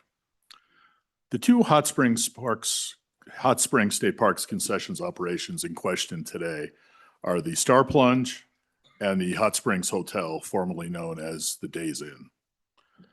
Many of these facilities have fallen into disrepair, and the agency has heard from residents, community leaders, legislators, and others that they want first-class facilities, and we agree. Improvements to state parks facilities benefit the local economy and help make Thermopolis a more vibrant place to live. The lease to operate the Star Plunge expired in 2008, and the lease to operate the then Days Inn expired in 2011. Between 2018 and 2020, both properties were offered long-term leases to continue operating these facilities, and both declined, opting to instead operate on month-to-month contracts. Enrolled Act 32 of the 2019 General Legislative Session required elimination of these month-to-month contracts and that any future leases of more than 5 years be determined through an RFP process. State parks followed the procurement process under the guidelines established through ANI Procurement Office. We had an RFP evaluation committee that reviewed and scored the RFPs and presented their findings, the committee then presented their findings and recommendations to the State Parks and Cultural Resources Commission. The commission heard public comment and made a recommendation to move forward to Director Glenn. The water park and hotel facilities at Hot Springs State Park are not going away. They're going to get better. They'll be improved, revitalized, and updated. The mission of the state parks is to improve communities and enrich lives. Newer, updated facilities will provide a higher quality and safer experience for visitors and residents alike and increase the economic impact of the park. Regarding the legal situation, there are two related lawsuits involving C&W. So I'm going to refer throughout this to C&W, which is the former operator of the Star Plunge, and Big Spring Spa, which is the current operator of the Hot Springs Hotel. Two related lawsuits involving C&W against state parks. Both cases stem from a 2023 RFP that state parks issued to find a long-term concession operator for facilities in the park, including substantial redevelopment or rebuilding of the Star Plunge area. The first case is a declaratory judgment lawsuit, which is the main ongoing case. C&W filed in August of 2024, asking the court to declare the RFP illegal, rule on violations of Wyoming's Public Meetings Act and bidding irregularities, and block state parks from a new concession contract. In December of 2024, the court granted a preliminary injunction. Excuse me. The preliminary injunction did two things: prohibited state parks from enforcing the contractual provision that requires C&W to remove improvements from the land. In other words, tear down the existing buildings. The second thing was the injunction temporarily prevented state parks from entering into new concession agreement with the prevailing proposer. In April of 2025, we asked the judge to partially lift that injunction to allow us to move forward with other contracts in the park not involving the Star Plunge. That motion remains pending as of today. In September of 2025, the case was transferred from Judge Catherine Rogers to Judge Michael McGrady. Since this change, there's been some considerable progress in the case. In early December of 2025, the court issued a scheduling order setting key dates, including trial dates, and I'll come to those in a little bit. There was a motion to intervene in the case filed by Big Spring Spa, who wanted to join the declaratory judgment lawsuit with C&W. On December 4th, the court ruled that against that motion, Big Spring Spa was not allowed to join. And the key reasons cited, and these are very important to us, all permanent improvements and real property reverted to the state when the long-term lease expired in 2011. In other words, the court found that Big Springs did not own any of the improvements or facilities in the park. Those things are exclusively state parks property that Big Springs was operating, mostly under temporary agreements. The court also found that Big Springs' interest in those short-term management agreements was not significant and not protectable. I mentioned earlier that we've got some key dates set. Summary judgment motions are due to the court by March 13th, with a hearing on any motions filed by April 20th. If necessary, we have a court date of October 26th of this year. The second case from C&W was an attempt to directly appeal State Park's decision awarding the concession under the RFP through the administrative review process. State Parks filed a motion to dismiss, and on December 23rd of 2025, the court granted our motion and dismissed the entire case for lack of subject matter jurisdiction. In summary, the administrative case is over, while the declaratory judgment case is ongoing, with discovery wrapping up next Friday, January 16th. Both parties hope the case to be resolved on the summary judgment motions in the first half of the year, as the judge has stated his desire to expedite the case. If not, we'll proceed to trial. Our agency remains in close and ongoing communication with community, county, and legislative leaders on this issue. In 2025, we launched an aggressive marketing campaign to ensure residents and visitors understood that the park remains open and accessible, including the remaining water park and the state bathhouse. The state bathhouse has seen a 20% increase in visitation over the past year. We've continued to invest in park improvements, spending a total of $685,692 at Hot Springs over the last 2 years. We also have an estimated $1.785 million worth of projects scheduled for 2026. And with that, I'm happy to answer any questions. Okay, any questions? Any questions? Wanted to get an update. And you've done that. Senator Driscoll. What's the status of the RFP and when are things going to happen? I see there's some things happening at the teepee. Are they in full compliance with their contract? And what's the status of the RFP at this point? So, Mr. Chairman? Yes. Senator Driscoll, the RFP is on hold due to the litigation.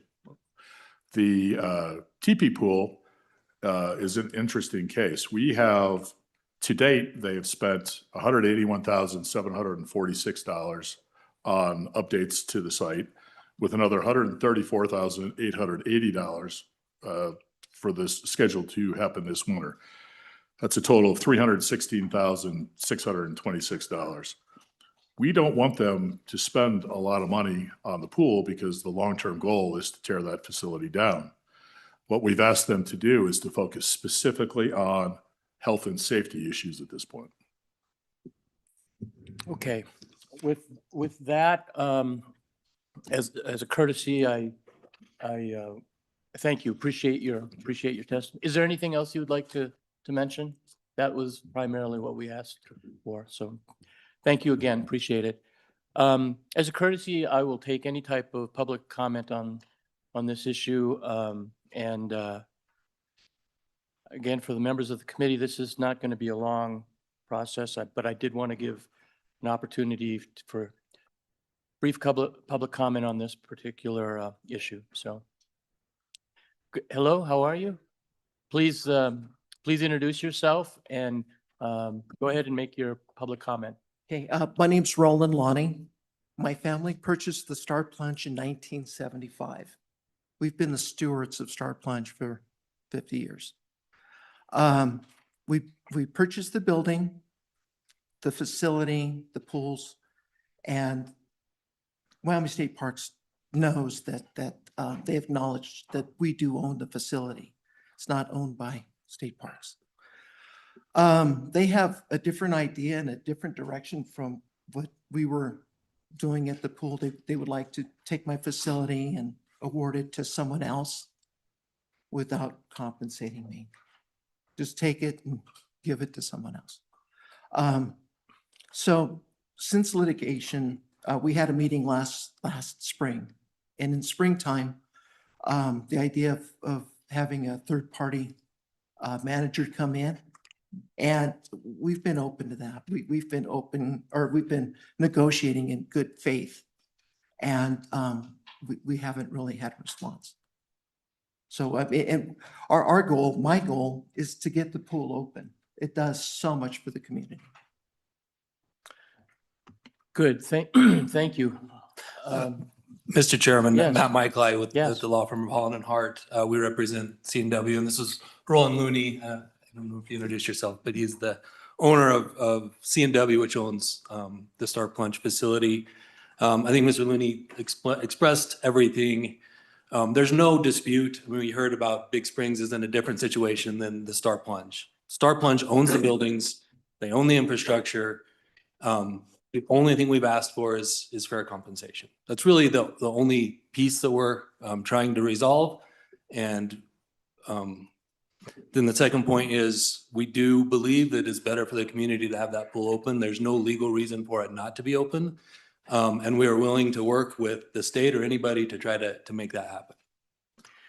Good, well, absent any questions, I just wanted to give both sides a public an opportunity to comment. I know the public, particularly citizens of the state, use the facility, and there's been questions about what has happened and where we're at. So I just wanted to give both sides that opportunity. So thank you so much. Appreciate it. Director Richards, who do we have next? Mr. Chairman, the next is the Livestock Board, and I believe Okay. Welcome. Mr. True is here to answer any callback questions. I believe earlier today you received a letter from the governor for an assistant state veterinarian, Right. and that was the primary purpose of his callback. Okay, good to have you here. Thank you for coming. Mr. Chairman, thank you. Appreciate it. I think for the sake of time, I'm just going to open it up for the committee who might have questions for this agency. Is there anyone? So Representative Sherwood and then my co-chair. So please go ahead. Thank you, Mr. Chair. Thank you for joining us again today. I'm just looking for clarification if you can speak to the number of veterinarian positions that were terminated through the USDA that we lost that were federally funded. If you could clarify that number for me, if you could clarify the number that are currently employed by the state of Wyoming, and just speak to that need for an additional position. Thank you so much. Mr. Chu. Mr. Chairman, I'll defer to Dr. Hazel on that one. Okay. Hello. Mr. Chairman, Representative Sherwood, Dr. Hallie Hayes, the Wyoming State Veterinarian. And yes, to answer your question, so as a result of the, basically the downsizing of USDA and the restructuring of USDA veterinary services, there were 5 positions eliminated within the state of Wyoming. Those included 3 veterinarians and 2 animal health technicians. The Wyoming Livestock Board is operated on a very small scale per se, employee-wise, because of those 5 people that helped us tremendously throughout the state in enforcing our state rules and regulations. We have 3 veterinarians within the state as far as Wyoming Livestock Board. That's myself, the state veterinarian, an assistant state veterinarian, and 1 field vet. Now the 3 of us are trying to divide up the state plus do all of our work within the office itself as well. Follow up? Good. Okay. Co-chair and then Representative Alleman. Thank you, Mr. Co-chair. Thank you for being here. Appreciate you coming back. Didn't get to ask you this before, but we had some questioning about the MOU in regard to ear tags. We passed a bill that provided choice to the producers of Wyoming back in 2021. And it's come to my understanding that the ear tags themselves, you guys purchase those and provide them to the vets, and then the vets get those from you to provide to the producers. Is that an accurate portrayal of how the tags are made available? Mr. Chairman, and hopefully I won't lose my voice halfway through the answer. That's not quite it. The tags that we distribute are distributed to us by the USDA. Those are based on their allotment numbers that they figure that we need, and whatever their continuing CR budget allows them to send our way, we distribute those tags. When those run out, and Dr. Hazel can elaborate on this, when those run out, that's when a veterinarian and or the producer have to buy their own, because we have no more to distribute. But we do not purchase those as an agency. Please. Okay, so since the USDA is not providing the ear tag choices that our state law does, it seems to me that the state's going to have to get these things up and rolling until a veterinarian could go ahead and purchase them on their own. So have you made any efforts to provide that type of choice since 2021? Mr. Chairman, we have, but we're kind of in a rock and a hard place spot in what is available to be used for interstate transport is the EID tag, and we do not have the authority at this point to distribute our own tag, go back to a metal tag that we can use in Wyoming, and if we did, it would only be for use in Wyoming, a brucellosis tag. That's something we've been working at for a while. Hope to have an answer to in the next month or so, what USDA's stance is on that, on what tags are available. So, but at this point, we're kind of stuck. The EID tag is all that's used for interstate transport, and there is no available federal tag for brucellosis. We do not have a state tag to do that. So again, I'll read, go ahead. And also, we have no funding to buy tags for our folks, so. And that's why I'm having this conversation with you, because this body, the greater legislature passed a law saying we will ensure that the producers in Wyoming have a choice. Doesn't specify whether they're trying to cross state lines or not, which I agree, interstate commerce, federal regulations begin to come into play there. But the law in Wyoming is that producers in Wyoming will have choice, but there's really no way for that to happen. I understand you've been in conversations with National Ban and Tag, the Vice President Haas there. Do you have an idea what it would cost for bringing in an initial set of Wyoming tags for producers to have that choice here in Wyoming per the state law? Mr. Chairman, committee, per our conversations with Mr. Haas, and an unknown ask for those tags. At this point, the tags are pretty cheap. If we can get a metal tag to be accepted as a brucellosis vaccinate tag in Wyoming again, and that's the question we're fighting with. Those tags are pretty cheap, but I would hate to see the state of Wyoming take a pot of money and buy a bunch of those tags, and then maybe we don't get a big ask. So that would be something we would prefer to work through the tag company to facilitate as ordered, as needed kind of a supply. Does that make sense? Oh, thank you, Mr. Co-Chairman. Yeah, it makes perfect sense. That's the reason I'm asking the question, because this is the body that would provide you those funds for that initial supply. So that's why I'm asking. I would really like to see the state of Wyoming and our this board follow state law and make that option available to the producers of Wyoming. So we need to know, what's an initial order going to cost so we can put it in your budget, make sure you can get those ordered. And to the brucellosis point, I think we covered that in the last visit here in December, that frankly, a tattoo would suffice for the brucellosis part of that. So in my understanding, we're really looking for this to meet the both tracing needs as well as whatever the state, just like not a tattoo, but a brand would suffice. This is to meet the statute that was passed in 2021, giving that option. Doesn't have to cover everything that the tag used to cover, because we still have the tattoo in the ear that would cover that as long as it's legible.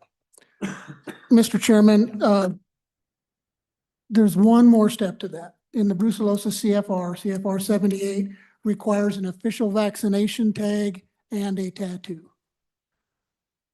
Not just a tattoo. That's not legal vaccination certificate material. So that's our discussion with USDA now. What exactly is going to be the bottom line for you as an official vaccinate tag based on their new rule? And we don't have our final answer to that we're searching for, but that's required in that rule, that a tattoo by itself is not enough.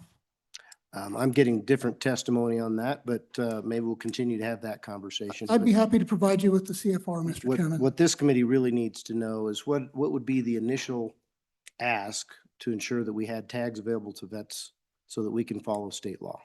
Okay, Mr. Chairman, we can get you some numbers. I need two answers though. Are you talking metal tags, REID tags, or both? Metal tags. Okay.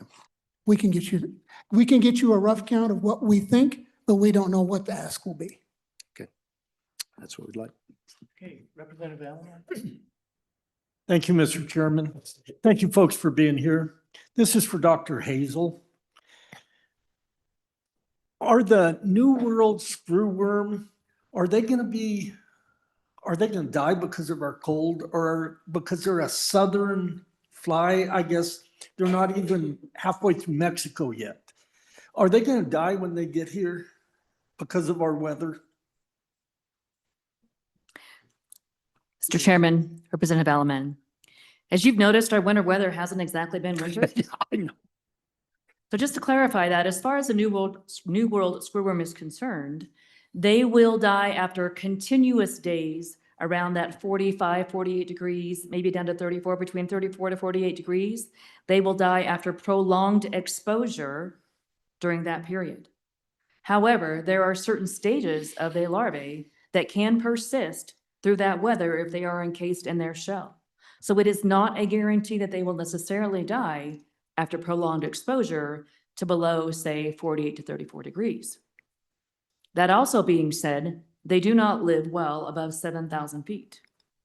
But as you can tell by that, there are various days throughout our year that we will definitely have a problem with New World screwworm should it arrive in our state. And at winter like this, in this part of the state, they would not die. Follow up, please.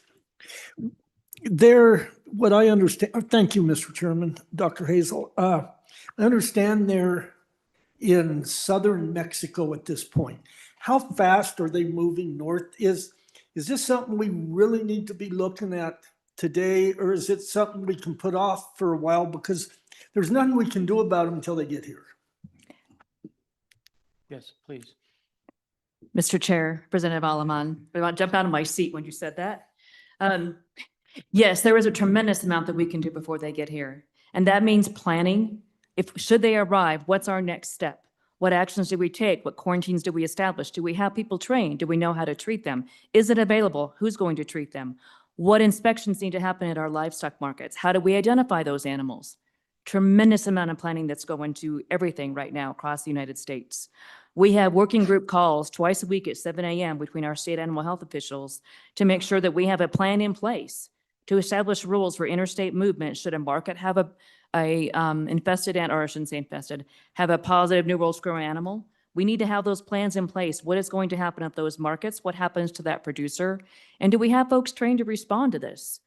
And as far as Mexico, we've had cases that are reported 70 miles south of the border. We've had some that are approximately 120 miles south of the border. That is not southern Mexico as far as we are concerned. That is right on the border. And what that also means, if you look at the website right now, which is available on the USDA APHIS website, there are links to the Mexican websites that stay updated. The most recent detections they found have been in their young animals, animals that have larvae, which means that there is a fly, an established colony of flies right there. It isn't something that moved in with an animal movement. Those flies are established in those areas. That is highly concerning to us, highly concerning. Tamaulipas, which is where some of the most recent detections have been found, has been considered an area that Americans should not travel on a regular basis. It's a very unsafe region. There have been issues with livestock and animals moving in and out of that region in the past illegally. So we are highly concerned about what's happening there, and it could come into the United States. It could be tomorrow. So yes, there's a tremendous amount of planning that should be done and response, on top of all the reportable diseases that we have in our state, which just compounds the need for further assistance within our livestock board staff. Which region again? I didn't hear that. Tamaulipas? Okay. Other questions? Follow up? Yes. Just one more. Yeah, I'm very concerned also. And I was not sure. I thought, like the killer bees, they get so far north and they're done because they freeze to death. I didn't know whether that was with these flies or not, but I can see a devastating problem if they ever do get here. We're in trouble. Thank you. Other questions? Any other questions? Okay. Mr. Chairman, if I might, I just want to express our appreciation to the governor's office for the letter and to this body for entertaining this ask that came to you pretty late in the process. We appreciate that. Well, appreciate you coming back and answering our questions, and thank you again. So, thanks. Director Richards, what's next? Mr. Chairman, the next agency for a callback is the University of Wyoming. Okay, this will be only 5 minutes, I'm sure, so.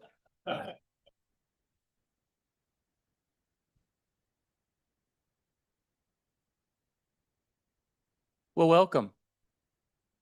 Oh, and you brought the hitters too, didn't you? Okay. Mr. President, how are you? Yeah. Welcome, Representative Walters. Is there another bus out there or? We have reinforcements, yes. Yes. Well, good to have you here. Appreciate it. Appreciate you coming back and helping us out with some questions. So, if you want to give an opening comment, if not, we can go right into the questions. Perhaps to save time, maybe we should just go right into the questions. So I will open it up to the committee. Who would like to start? Mr. Co-Chair. Thank you, Mr. Co-Chair. I think I want to start off with something that we didn't touch upon in the last meeting. It's the herd school environmentalism. It's just come to my attention. There's quite a bit of stuff out there that may be in conflict with what the people of Wyoming think the university would be training our young people towards. So my question is going to be, how many state dollars are going to funding that school, and how many dollars are going that are private funding for that school? But before we get to that, I would ask, with your leave, Mr. Co-Chair, that Representative Pendergraph just read some of the curriculum things that we've come across that are raising this concern. So Representative Pendergraph, I'm going to give some leeway here. We have a number of questions, so please go ahead. This is from the website on the Hobbs School. And I thought perhaps I would seek an undergraduate minor in sustainability. And if I were to do so, I would be required to take 9 credit hours of foundations in sustainability, and then another class in campus sustainability. And then I would have my choice of the following: social justice in the 21st century, environmental ethics, global justice, environmental justice, environmental sociology, food, health, and justice, diversity and justice in natural resources, or perhaps my favorite, ecofeminism. After I got through with that, I would be treated to such other courses as global climate governance and diversity and justice in natural resources. I'm just wondering why these courses aren't offered in Gillette. President Seidel. Thanks, Mr. Co-Chairman, Mr. Chairman, Representative Pendergraft. I appreciate the opportunity to be back here, first of all, and thanks for having us back. I would have a couple comments, and then I want to pass it on to Professor Temple Stollinger, who's the Deputy Dean of the Haub School.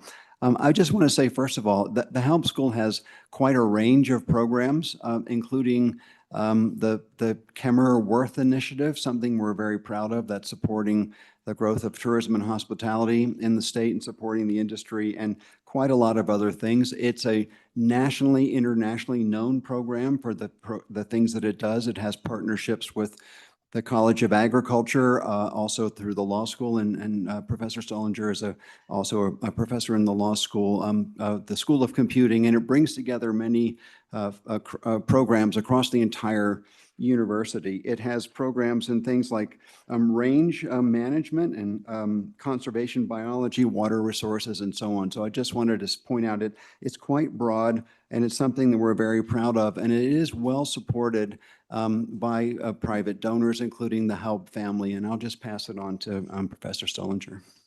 Let me interrupt just, and I apologize. I want to recognize former Representative Tom Walters, was long a member of this committee. So good to have you here. Thanks. I Sorry forgot for the to say, interruption. I'm Ed Seidel, the president of the university. So thank you. Thank you, Mr. Chairman. Representative Pendergraph. So we do have a sustainability minor. So it's a minor degree within our curriculum. It's a pretty small minor. I think we have 18 students enrolled in that minor this academic year. Of the courses you listed, the one that stood out to me as one of our courses was Diversity and Justice in Natural Resources, and that's a course we've actually canceled. So we don't teach that course anymore, so we need to update our website. The remainder of the courses that I listed on your note are actually not Haub School courses. Those are courses that we just give students the options to take to fulfill the elective components of the minor. I would say we have a new faculty member who's taking over the minor, Greta Gonzauer, and she has more of a focus on community sustainability. So working with small rural communities to help them focus on revitalization and things that they want to do to help keep them prosperous and around. So we are giving a hard look into that minor. And I do note your concern with that course, and we have canceled it. Mr. Co-Chair. Thank you, Mr. Co-Chair. And Professor, thank you for being here to answer our questions. So if these aren't part of the Haub School, where would a student get these electives that you just mentioned? They're just being provided as electives. Thank you, Mr. Chairman. I apologize, I didn't introduce myself for the record. My name is Temple Stollinger. I'm Associate Dean of the Haub School. And as the President mentioned, I have a joint appointment in the College of Law as well. I wish I had the list of those courses in front of me, but they're probably across different units on campus. As the President mentioned, the value the Haub School adds to the university and to the state is that we offer students the opportunity to get a concurrent master's or undergraduate degree with the Haub School. So that's been kind of our bread and butter academic program for the last 25, 30 years is students in the College of Agriculture, College of Engineering, College of Law, School of Energy Resources get a concurrent major with us. And so we add value. So I teach courses like NEPA, the wildlife law, public land law, so that students in the College of Agriculture are really competitive when they go out into the job force because they have a concurrent degree in natural resources where they've done a deep dive into these types of topics that make them really strong candidates in the job market. So I apologize, that's a little beyond the point of your question, but I assume that they're across different programs on campus. Thank you, Mr. Co-Chair. Appreciate that, Dean. Unfortunately, what you've just described is something that is metastasizing, it sounds like, across the university. So President Seidel, if you could just help me understand, is this really a direction that the university should be going? Mr. President? Mr. Chair, Mr. Co-Chair, I believe that the Haub School is a very strong component of the university, and I believe it is also responding to the times. And so as Professor Stolinger mentioned, the particular course that was mentioned has been canceled, so that's not part of the offering right now. And the directions of the school are very much in supporting Wyoming, and the J. Kemmerer Worth Institute's a new program that started just a few years ago as an example of that. It already has produces the largest number of graduates that go out into support Wyoming industries and so on. So I do believe it's an important component, but they're always looking to improve their curriculum and to figure out how to best serve the state. And I believe they do a good job of that. Please. Thank you, Mr. Co-Chairman. President, I think the Dean just explained that she believes that many of these courses are elsewhere, not in the Haub School. It's only the Haub School that I found them in the curriculum, but let's assume that they're in another school. How is ecofeminism helpful for a student who wants to stay in Wyoming and work in Wyoming? I do not have an answer to that question.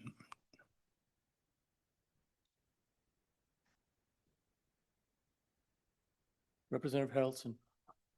Thank you, Mr. Chairman. So I think one of the struggles that we're seeing right now across the board, when we get done here, I have a meeting about CT with community colleges and the university and K-12, because at the end of the day, I think we all do. I mean, that last question kind of brings up a good point of how do we keep our kids here? Because at the end of the day, I think it's our number one complaint in Wyoming is our greatest resource goes out of our state on our interstates, right? And that's our kids. And so this didn't even apply or it didn't even come across my radar until one day you wake up and you pack your little girl into her pickup truck and send her to the University of Wyoming.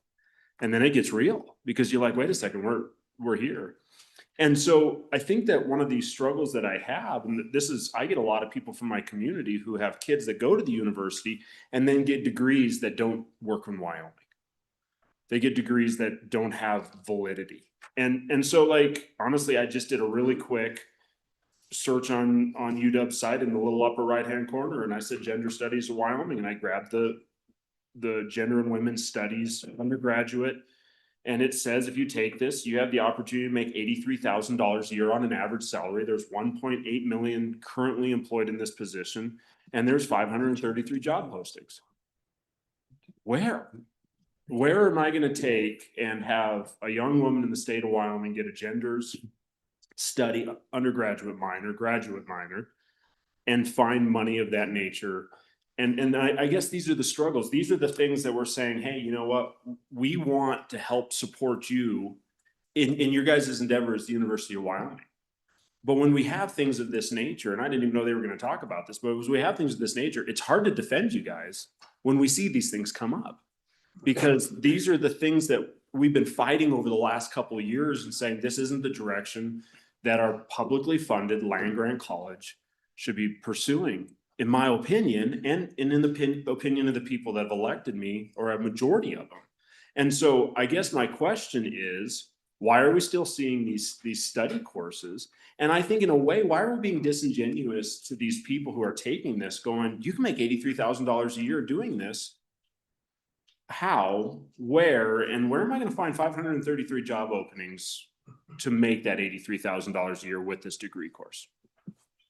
Mr. President. Thanks, Mr. Chairman, Mr. Co-Chairman, Representative Haroldson. So I'd like to start just with the response to the first part of your question first about how do we keep our kids in Wyoming. That's been a major focus of mine and of the universities, at least since I've been in my 6th year here now working on that. So we have worked very hard to align academic programs and specifically around the markets that operate in the state, energy and hospitality and tourism, extraction, agriculture, and so on. Those have been priority areas, as well as programs around entrepreneurship and so on to help support the creation of new businesses in the state. That's been the primary crux of the WHIP initiative, building those collaborations with the community colleges. And so I could go on, but I'll just say that has been like my job one since I've been the president at the university. And so I'm proud of that. And then we've also been restructuring programs. And last year, the gender studies program was restructured. It's no longer offered as a minor. There were not very many students in it at the time, and that was one of the reasons why. So I'm not sure if that perhaps is an old web page that hadn't yet been updated, but it's been part of the reform of the curriculum to look at what does the state need and how do we best serve the state. Follow up? Please. Okay. Should I apply for it then? Because I'm here applying for gender studies on your webpage. And I'll be honest with you, we send enough money. If you can't get your webpage updated, this is absolutely unacceptable. Like, not trying to be mean, but mom and pa shop down the road running their webpage for their business can get their webpage updated. And now we've heard twice, oh, we don't offer that. It must need to get updated. Well, it's funny. I mean, I'm half tempted to apply for it, to get a minor in gender studies real quick to see if it is there and why we're having this conversation. I think you guys are aware. I'm behind you guys. My daughter's there. I support the University of Wyoming. But when we do things of this nature, I'll throw the flag every single time because that's not right. Mr. President. Mr. Chairman, Mr. Co-Chairman, and Representative Haroldson, I appreciate that point, and I will just say that we have gone through a very extensive website transformation just in the last year. The process isn't complete. I'll just say that there's still work to be done, and we're working on it. And I just would say there are some things. There are hundreds of thousands of web pages on the university website. And so there's still work to be done there. So that's the best answer I can give to that right now. One more follow-up. I would recommend and challenge you when I make this search on Monday, I don't find it. Thank you. Thank you. Representative Pendergraft. Thank you, Mr. Chairman. I think, at least in my mind, at the core of this is a disagreement or a different view of what the University of Wyoming should be.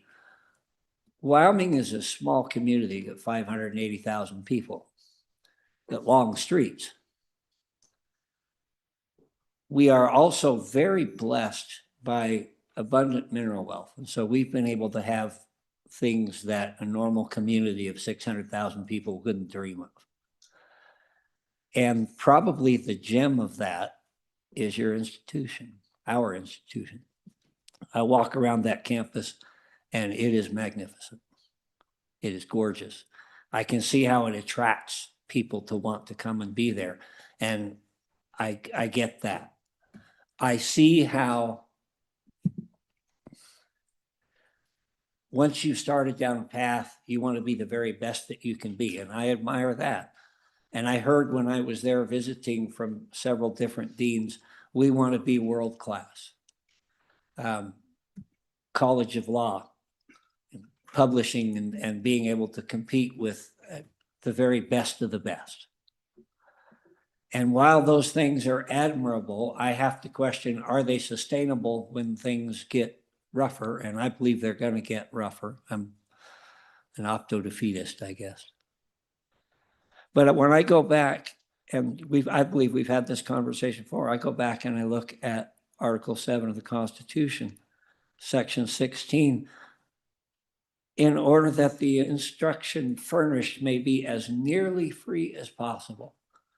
How do you justify that desire of the framers of the Constitution with an absolute world-class science building? It's terrific. But how does that lead to as free as possible? Mr. Chair, Co-Chair, and Mr. Representative Pendergraft. I want to answer that well.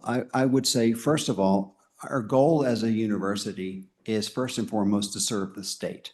And so in serving the state, there are many things we do. We think about, as I mentioned already, how do we best serve the different markets that operate, I mean, economic markets and so on.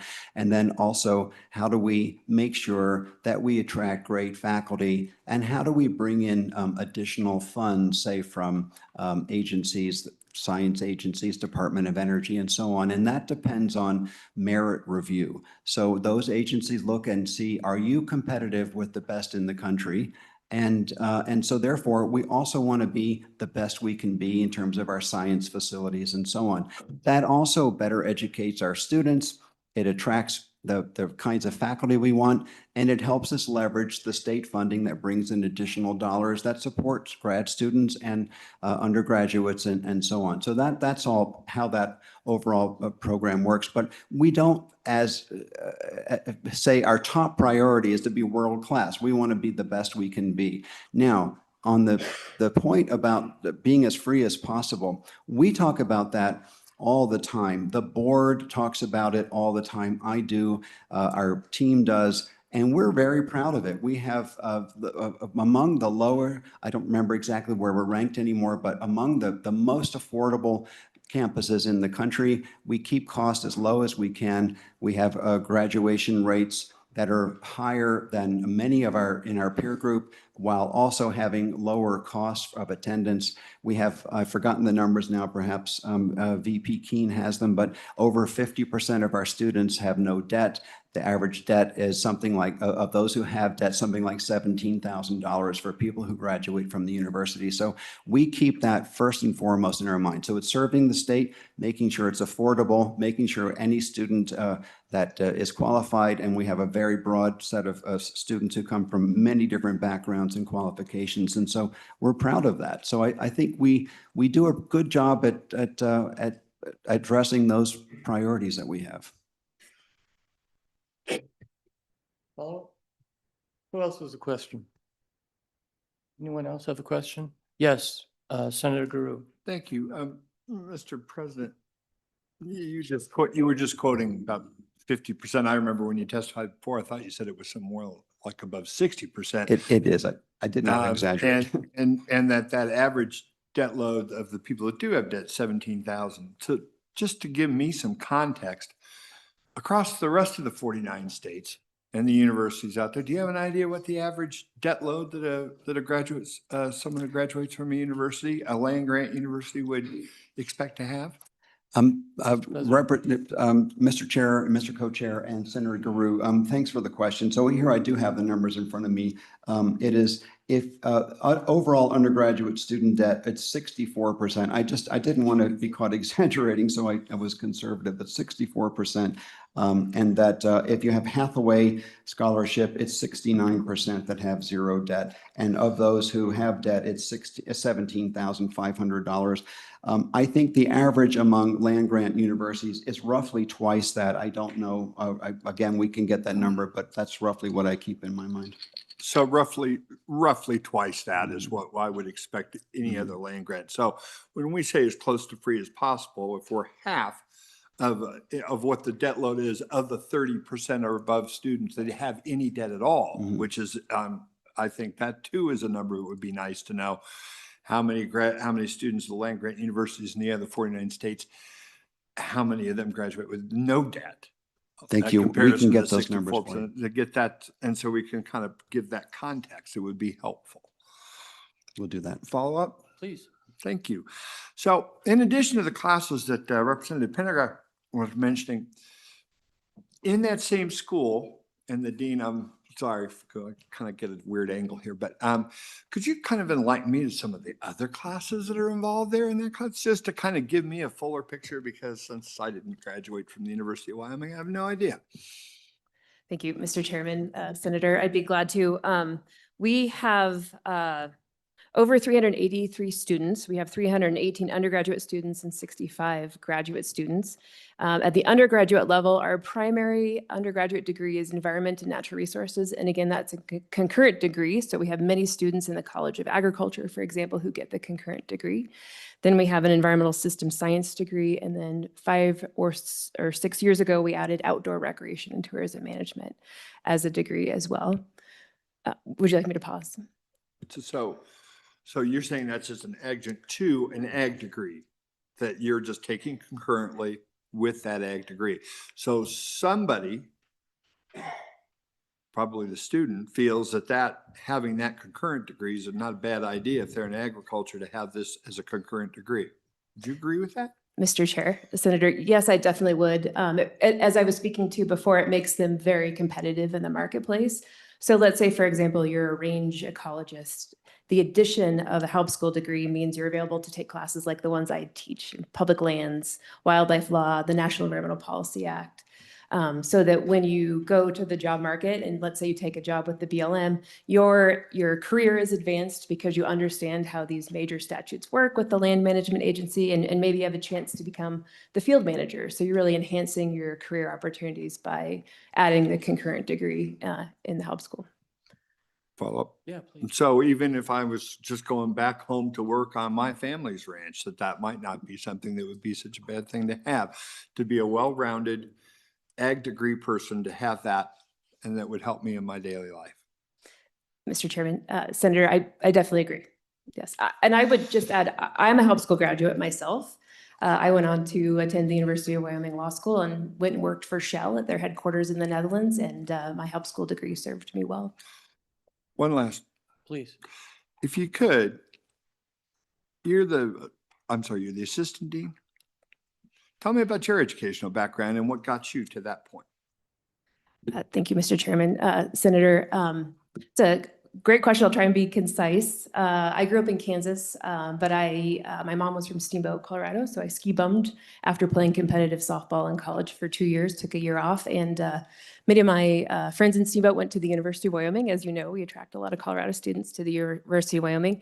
And on my first visit to the university, I was blown away. I was introduced to the then dean of the help school and just knew immediately this was the right fit for me. I had spent summers working for the Forest Service and knew I wanted to work in the natural resources space. So I completed my undergraduate degree with a concurrent degree in communications or public relations. I then went to work for the state of Wyoming. I worked for Governor Dave Friedenthal when he was governor of Wyoming. I then chose to attend the University of Wyoming College of Law, graduated from the College of Law, and then went to work for Shell at their headquarters in the Netherlands. Had a chance to come back to Wyoming. I worked with Senator French as the Natural Resources Policy Advisor for the Wyoming County Commissioners Association, and then had a chance to take a faculty position at the University of Wyoming in the help school. Wow. Sounds like a pretty well-rounded thing. They're working for oil companies and right down to the county level. That's great. Thank you very much. Appreciate that. So will you- Mr. Chairman, I'm sorry to interrupt. No, just a minute. Yes, sir. So, quick question, were you at The Hague at your time? Where were you? Thank you, Mr. Chairman. I work for Projects in Technology, which was based at Rijswijk, close to The Hague. Yeah, okay, great. I'm sorry, So- go ahead. Sorry, Mr. Chairman, I just wanted to suggest further clarification on the question related to discontinued minors or majors. We have the interim provost who's come up, so if it's okay with you, ask her to introduce herself and. Just looking for information. Thank you. Welcome. Mr. Chairman, I do not know how to run your microphone. I apologize. My name is Ann Alexander. I'm the interim provost at the University of Wyoming. I wanted to address your question, Representative Haraldson. The major in gender and women's minor, in gender and women's studies was discontinued in May of 2025, approved by the Board of Trustees.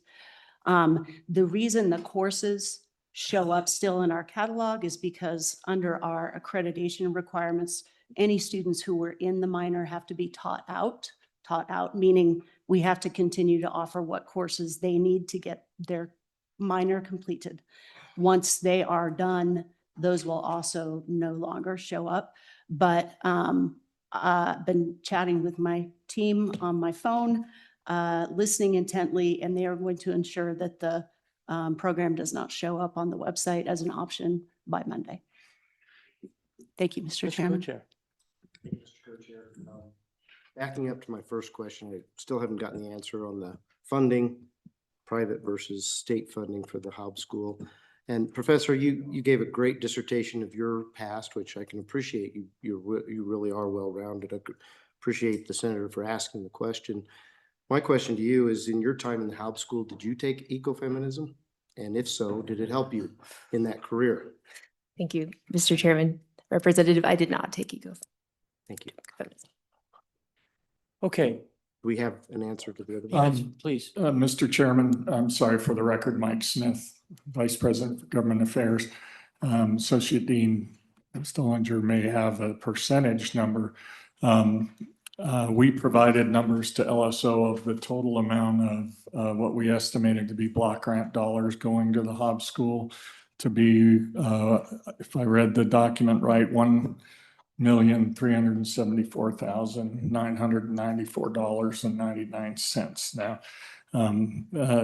there is some calculus that goes into that estimate that Mr. Richardson and VP Keene know that I don't, but that was our estimate on the total amount. As a percentage of the Hobbs total budget, I would defer. Thank you, Mr. Chairman. Again, it's hard to say with total accuracy, but it's between 18 and 22% of our overall budget. Good. Yes, Representative Harrelson. Thank you, Mr. Chairman. Completely off on a different level. I just want to thank you guys. Phenomenal job on answering our questions from last time. Very well put together, clean. When I first got it, I was like, oh no. But then you gave us this really good roadmap to kind of read through all your curricular or all of your content. So thank you for that. And thank you for answering those questions for us. Okay. I think there might be some other areas at UW that wanted to be discussed. So barring questions on this one, we can move on. Ms. Co-Chair, do you have some items? Yes, I do. Thank you. Two areas that I'd like to delve into. One is Wyoming Public Radio. I'd like to know how that's supported through the block grant, if it is supported through the block grant. With the defunding from the federal level, what is the outlook for Wyoming Public Radio at the university? What are the trustees planning on doing about that? I'll just stop there and we'll get into another area after we've kind of delved into this. And thanks, Mr. Chair, Mr. Co-Chair. I'll start, and I'd like to ask the Director of Wyoming Public Media, Christina Kuzmuch, to come on up. And is she here with us? Yes. But I'll just start by saying that the trustees hold the license for this, and it's an operation that has a complete editorial autonomy. So it's not an operation that's really run by the university, but there are funds, and of course, we know that there are federal cuts to funding for public media, and they have a plan to work on that. And I'll just let her introduce herself and answer in more detail. Thank you. I'm Christina Kuzmich, General Manager, Wyoming Public Media. Oops. Okay. I'm Christina Kuzmich, General Manager, Wyoming Public Media. So we'd like to hear about, since the federal government has cut, what is your strategy to continue funding mechanisms?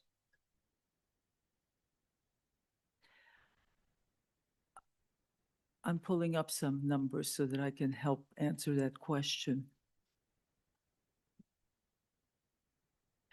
When we discovered that there would be some issues with funding, we started planning immediately. And this was after the elections in November. We cut our operating budget as much as we could without eliminating services that were critical to the Wyoming public. So we saved some money there. We fundraised very heavily, and we were able to cover the 10% loss in our budget through fundraising, budget cuts, vendor discounts, programming discounts, and general staff ability to work in different areas and be amenable to making the station run. So we covered the first year of our loss, which was $400,000 by those measures. We are now working on the second year of 400,000 because this was a 2-year forward funding measure that collapsed in Congress. So we are now working on 2027, $400,000 that we would expect not to get from the Corporation for Public Broadcasting. May I ask, what was the percentage of your budget from federal funds? The percentage of our budget in federal funds is 10% of our revenues. And how much, what is the percentage of state funds going to you?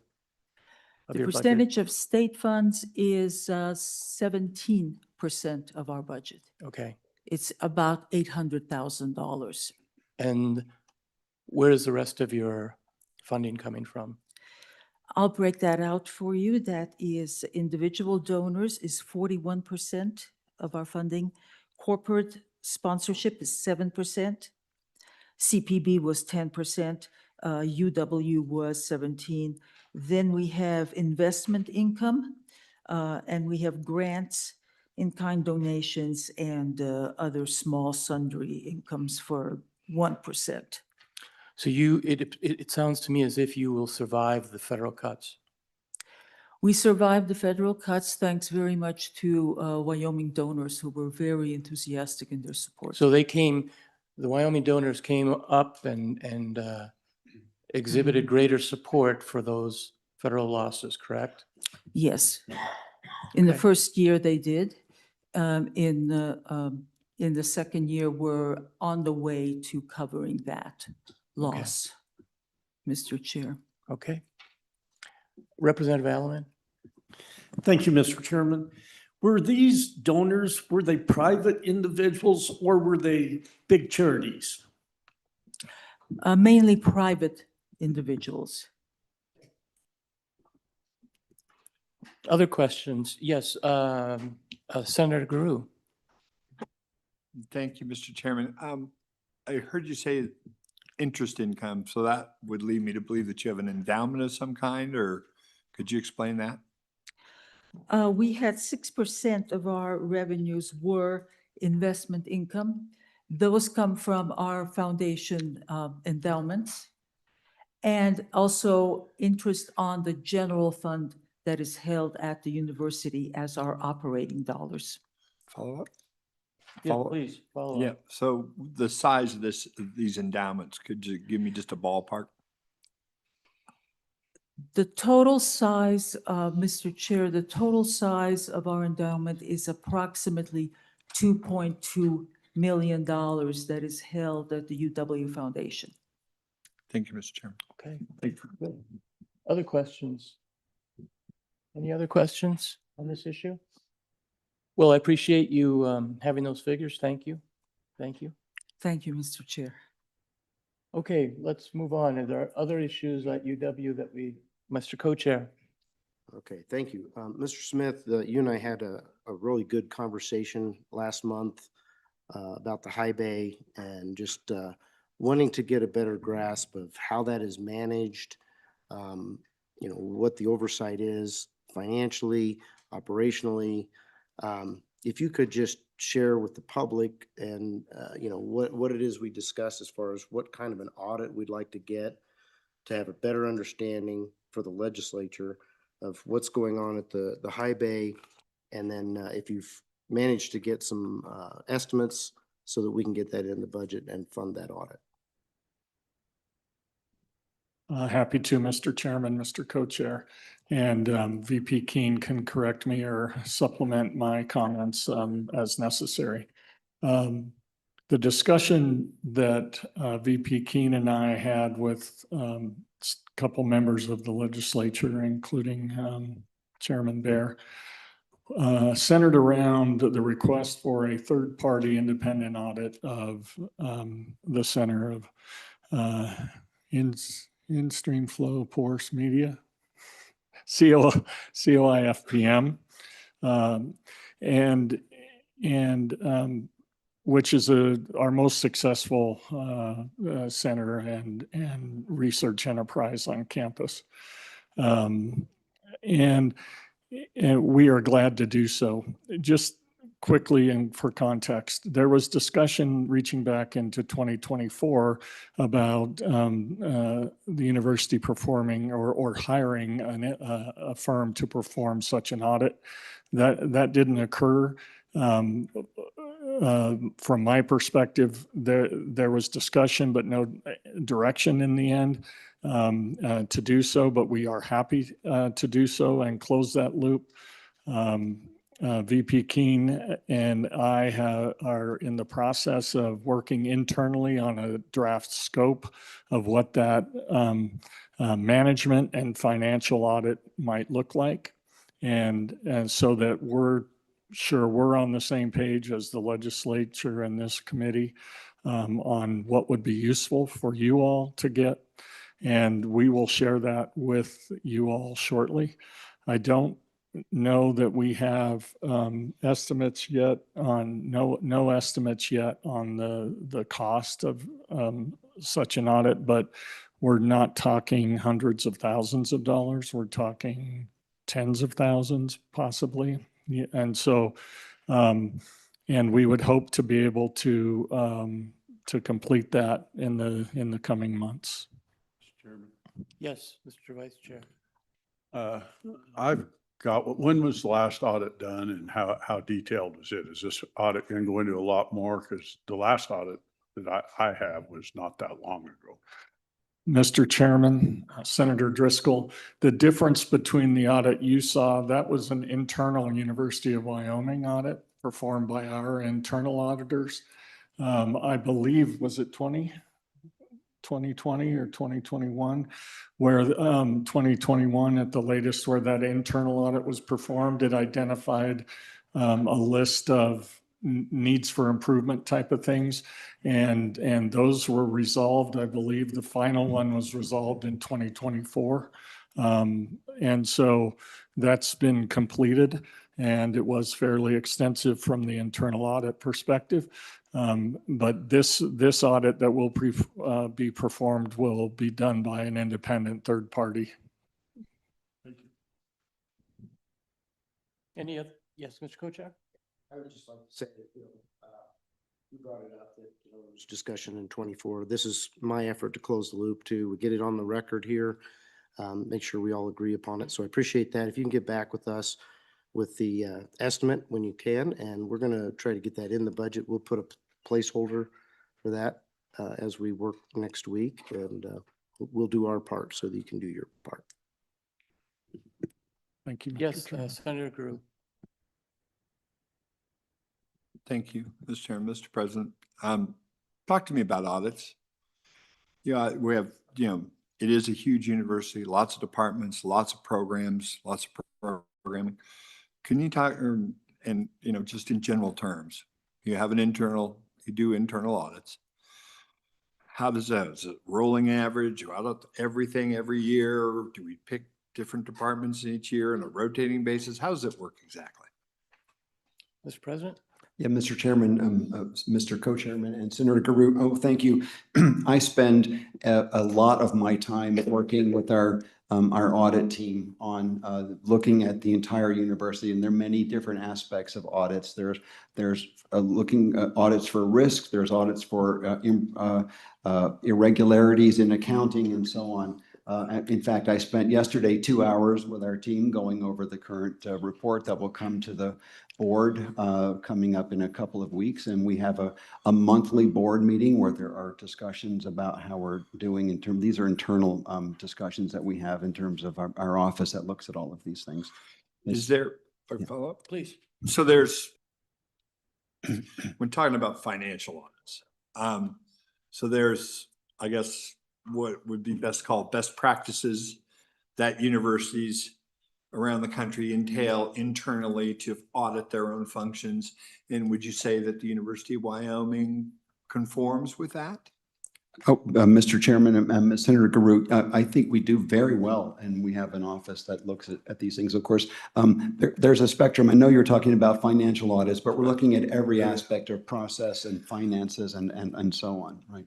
But, and I only ask that just because right now we're talking about doing an independent third-party audit on an organization that, while generates a lot of money and is very successful and run by one of the preeminent scientists in his field in the world.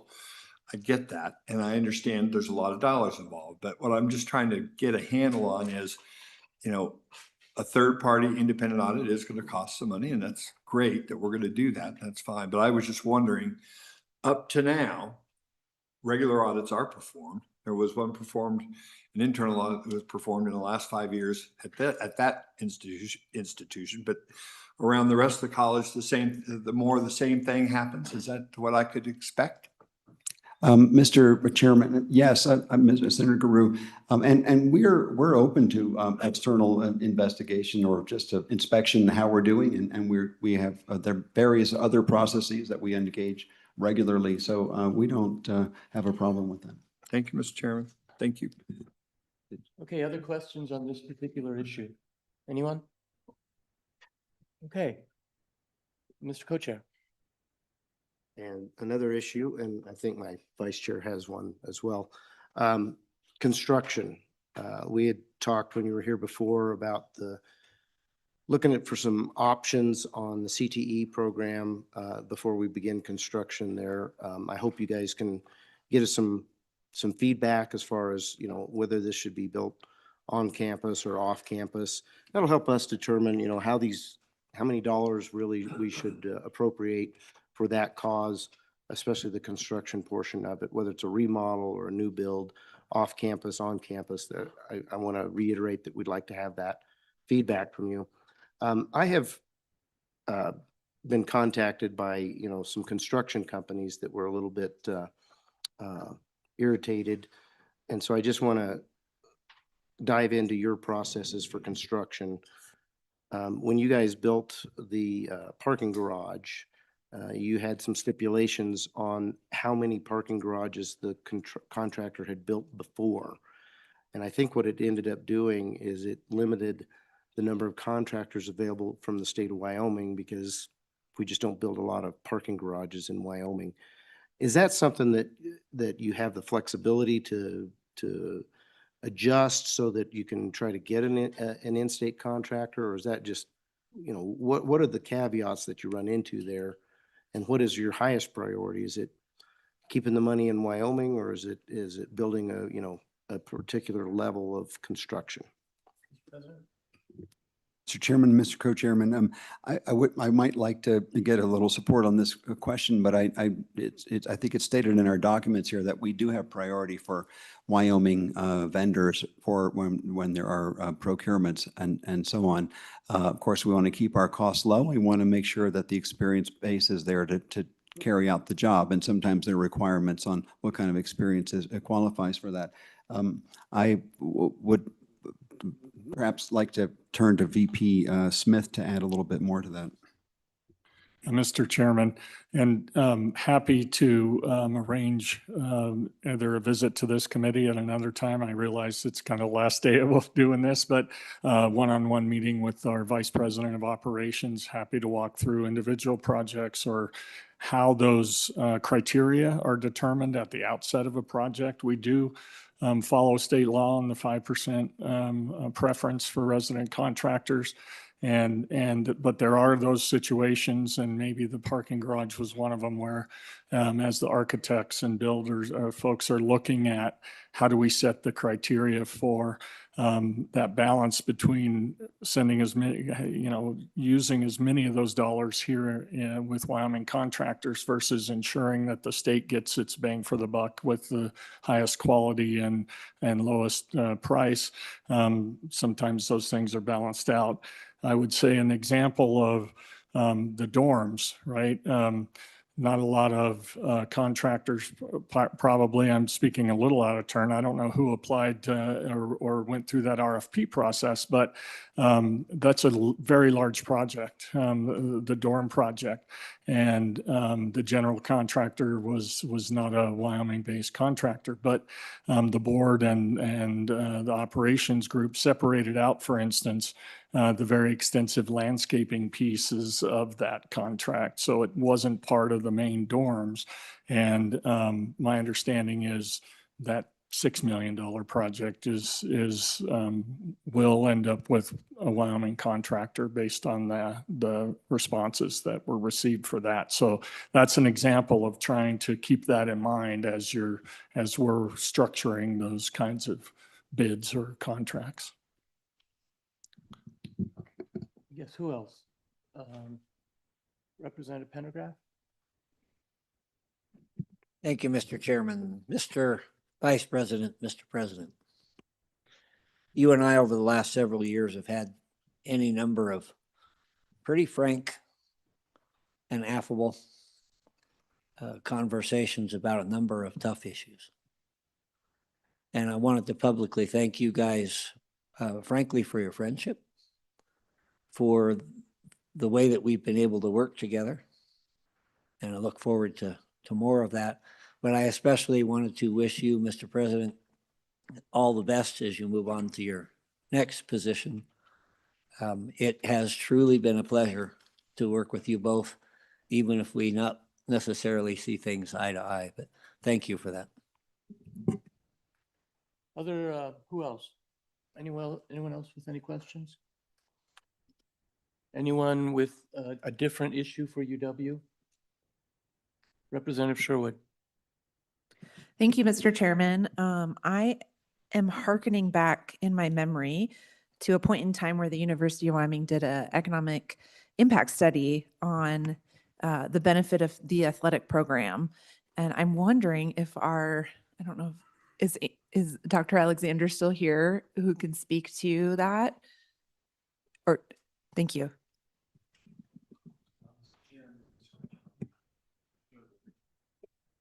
I was not on. Mr. Co-Chairs and Representative Sherwood. In fact, I would like to ask Tom Berman, our athletic director, if he's here. I know that there has just been a new economic impact study that was done. And in fact, I had text messages from other universities to the south of us saying that was so good. Could we use the same group because they really liked the depth of that study? And then there are other studies that have been done by our own team. So I'll hand it over to our other team. Welcome, Mr. President. Representative Sherwood, Mr. Co-Chair, Mr. Chair, thank you for the opportunity. Great question. So yes, over the 4 months from May till September, an economic impact study was done that really dug into the 2024 numbers. And really the broad base is $206,399,768 in total average annual economic impact of UW athletic events and exposure. $96 million in average annual value of media exposure, which doesn't just benefit the state or the university, it benefits the state of Wyoming, not just the university. That bucking horse and rider being visible all around the globe for whatever reason, whether it's Josh Allen or Wyoming playing a football game in Tempe, Arizona, the value of that is significant to both entities. 34 million, almost 35 million in average annual value of game day economic impact, dining, travel expenses, fuel, sales tax, hospitality tax, all of that is significant. 32 million average annual economic impact of UW athletics, specific external revenues and non-D1 events hosted by UW athletics. Just recently, we hosted a soccer event in the indoor practice facility with young people from 18 of the 23 counties and 9 other states were participating in the soccer event in Laramie last week. All the hotels were full. Many of the teams stayed in Cheyenne. It's one of many things that we do that drive revenue back to the state of Wyoming. So yes, we did it. It was done by a third party. It wasn't done by UW. It was done by a third party who specializes in sports and entertainment value. I hope that answers your question. Please. Thank you. Just a follow-up, if you could send that to us, I'd love to dig into it. I appreciate those numbers and, but still, if there's something the economist in the room would like to add, any color to that, would it be appreciated? Mr. Chairman, absolutely. Representative Sherwood, it is good that they had this specialist firm doing this because analyzing that data for athletics is a lot more complicated than, as weird as it sounds, than it is for an entire university. And so the study that we were able to perform a couple of years ago, the Center for Business and Economic Analysis at UW, we were able to take in the impacts. We underestimated athletics, as you normally do in my field. But we looked at the impact of non-resident tuition, research dollars, all sorts of external dollars that come to the state because of the fact that the university is here. And we were able to estimate that it's about a $1.5 billion impact annually of UW being in Wyoming. I will continue to open questions for the committee, but I do want to say this. We had almost 2 hours of public testimony right before you on all types of social needs. You heard them. This committee is going to be making some very difficult decisions starting next week on markup. I want to give you in the athletic department and then you, President Seidel, the opportunity very briefly to make some general comments before we start our process on Monday. So I'll start with the athletic director. Thank you, Senator Salazar, Mr. Chairman. I'll be brief. I'm obviously biased. I've been in this role for 19 years. I went to school at the University of Wyoming. My family, small business owners in Wyoming. I grew up in this state. I value immensely the cowboys and cowgirls and what they mean to the people of Wyoming. And I aspire to continue and grow and try to be great. Representative Bear or Representative Pendergraft, I can't remember, questioned kind of the, at least I took it as questioning, can we afford to be world class? We're not trying to be world class at athletics, but we're damn trying hard to be really good. And it takes money. It takes resources. You can't do it. You can't do it on a beer budget and expect success. And in closing, I would just say this. I recently had a phone call yesterday from a family in Sheridan, Wyoming, small business owner who buys 6 tickets to Cowboys football games and had just watched Montana State win the FCS. And there's all this discussion statewide about whether we're at the right level. And so him and I were talking and he was starting to waver, think, you know what, maybe we aren't at the right level. And I said to him, I said, hey, there are some advantages to being an FCS, but let me phrase it to you this way. You buy 6 season tickets, you pay a donation of $2,500 a year, you come to every game. If our home schedule looked like the University of Montana's and it included Bryant College, UC Davis, Cal Polytechnic, Eastern Washington University, would you be willing to drive to Laramie and spend thousands of dollars? He said, absolutely not. That's all I need to hear. Thank you. And that was the end of the conversation. So we have always been Division I. Wyoming is a great institution and we should aspire for the best. So I'll leave it at that. Thank you very much. Okay. President Seidel, any comments? Mr. Chairman, Mr. Co-Chairman, just a few comments as well. I would say I didn't grow up in Wyoming, but I love the opportunity to come here for multiple reasons. I love the culture of this state, and I love the feeling that you're really in a special, unique place. And I want to make sure we maintain that as the university president.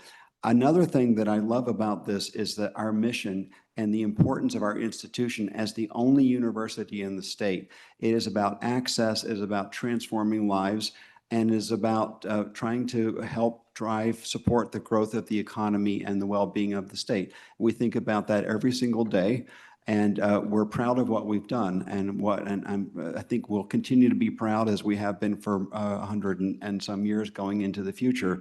I just would like to remind folks that the university does try to be as free as possible, does try to provide the best services that it can for the state, prioritizes them on things that impact Wyoming.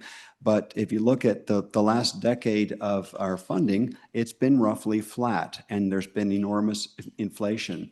And so we are concerned about how we continue to serve the state at the budget levels that we have, and to do the best we can. So I just want to say that's a genuine concern that we have, but we are very proud of our institution.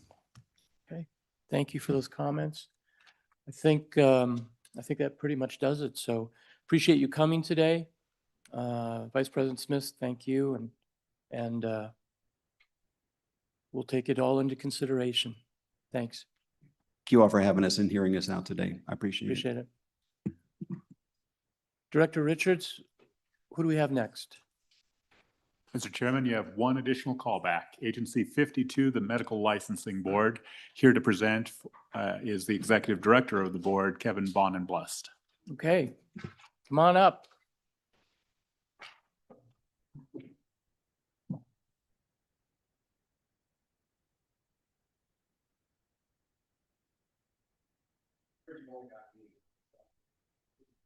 Or 9 other people, but Welcome. thank you, Mr. Chairman. Please introduce yourself, and we'll go right into the questions. Great, thank you. Mr. Chairman, members of the committee, Kevin Bonenblust, Executive Director of the Board of Medicine. The board licenses and regulates practice of medicine by MDs, DOs, and PAs. And if I could have just a moment, there was a question came up yesterday or the day before that Representative Smith asked about out-of-state physicians being able to do follow-up care. And I wanted to make sure we got that addressed. And they are able to provide follow-up care to Wyoming patients. That's not a particularly well-known thing. But if you'll have your constituents contact our office, we've reached out to physicians' offices and so on in other states to say, you can do this. So please encourage your constituents to contact us, and we'll do what we can to help them. So. Okay, so who has some questions? Mr. Co-Chair. Thank you, Mr. Co-Chair. Don, thank you for being here, Mr. Certainly. Bonenblust. Something came to light for me just recently, and you are the board that would deal with investigating any kind of service, safety issues, that type of thing.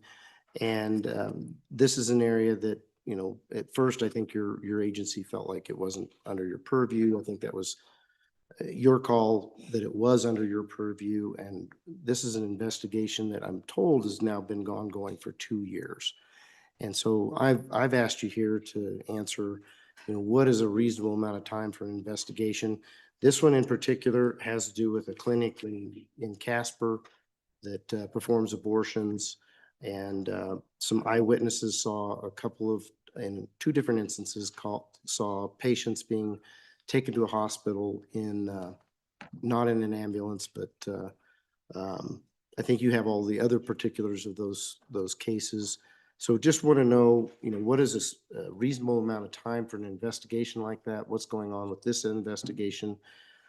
And the reason I really think it's important is we had a bill just last session that had to do with, it wasn't the last session, just last year, that a bill had passed, became law, and then went before the courts that would have made this facility one that had to have hospital rights and a lot more oversight as far as how they operated. And that was struck down by the courts with a retired judge. So just want to know, that if we'd had this case solved by then, maybe it would have had an impact on that judge's decision. So it really is important. If you could just let us know what is reasonable, what would get in the way of an investigation being completed in 12 months instead of 24, and maybe it's 36. We're not done yet, I don't believe. Please. Certainly, Mr. Chairman, Mr. Co-Chairman, thank you.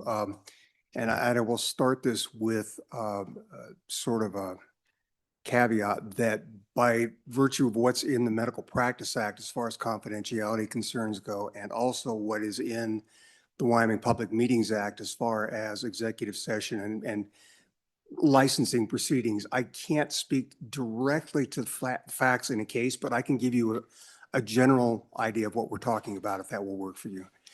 And understand that when the Board of Medicine investigates someone, when there's an allegation they violated the Wyoming Medical Practice Act, the question is always, did they violate the act, and can it be proven by clear and convincing evidence? It's not just the preponderance of the evidence you'd have in a civil case. It's just shy of that beyond a reasonable doubt you have in a criminal case. So it has to be solid. And because the state of Wyoming is looking at taking away that right to practice a profession, there are considerable due process considerations in that, as I think we would all hope to have if our professional license were on the line. And so we are very, very careful in that respect. We make sure we cross our I's, we dot our T's, and it is a very methodical process. And sometimes it's hard just to find out first who the licensee is you're dealing with, just because of the circumstances of different cases. And so sometimes that alone can take a while to sort out. You've got HIPAA concerns that are coming in, even though we're exempt from HIPAA, you've still got a lot of protection and so on. So trying to get just through the initial weeds is hard sometimes.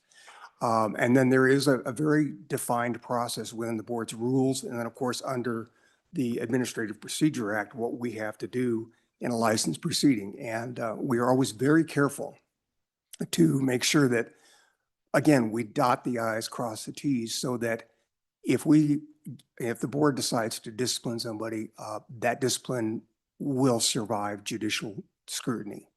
And I will tell you, in my 18 plus years here, we have never been overturned by the courts on any of our decisions, or the boards. They're not my decisions, but you understand what I'm saying there. So that's the goal, is we want to make sure it's a solid process.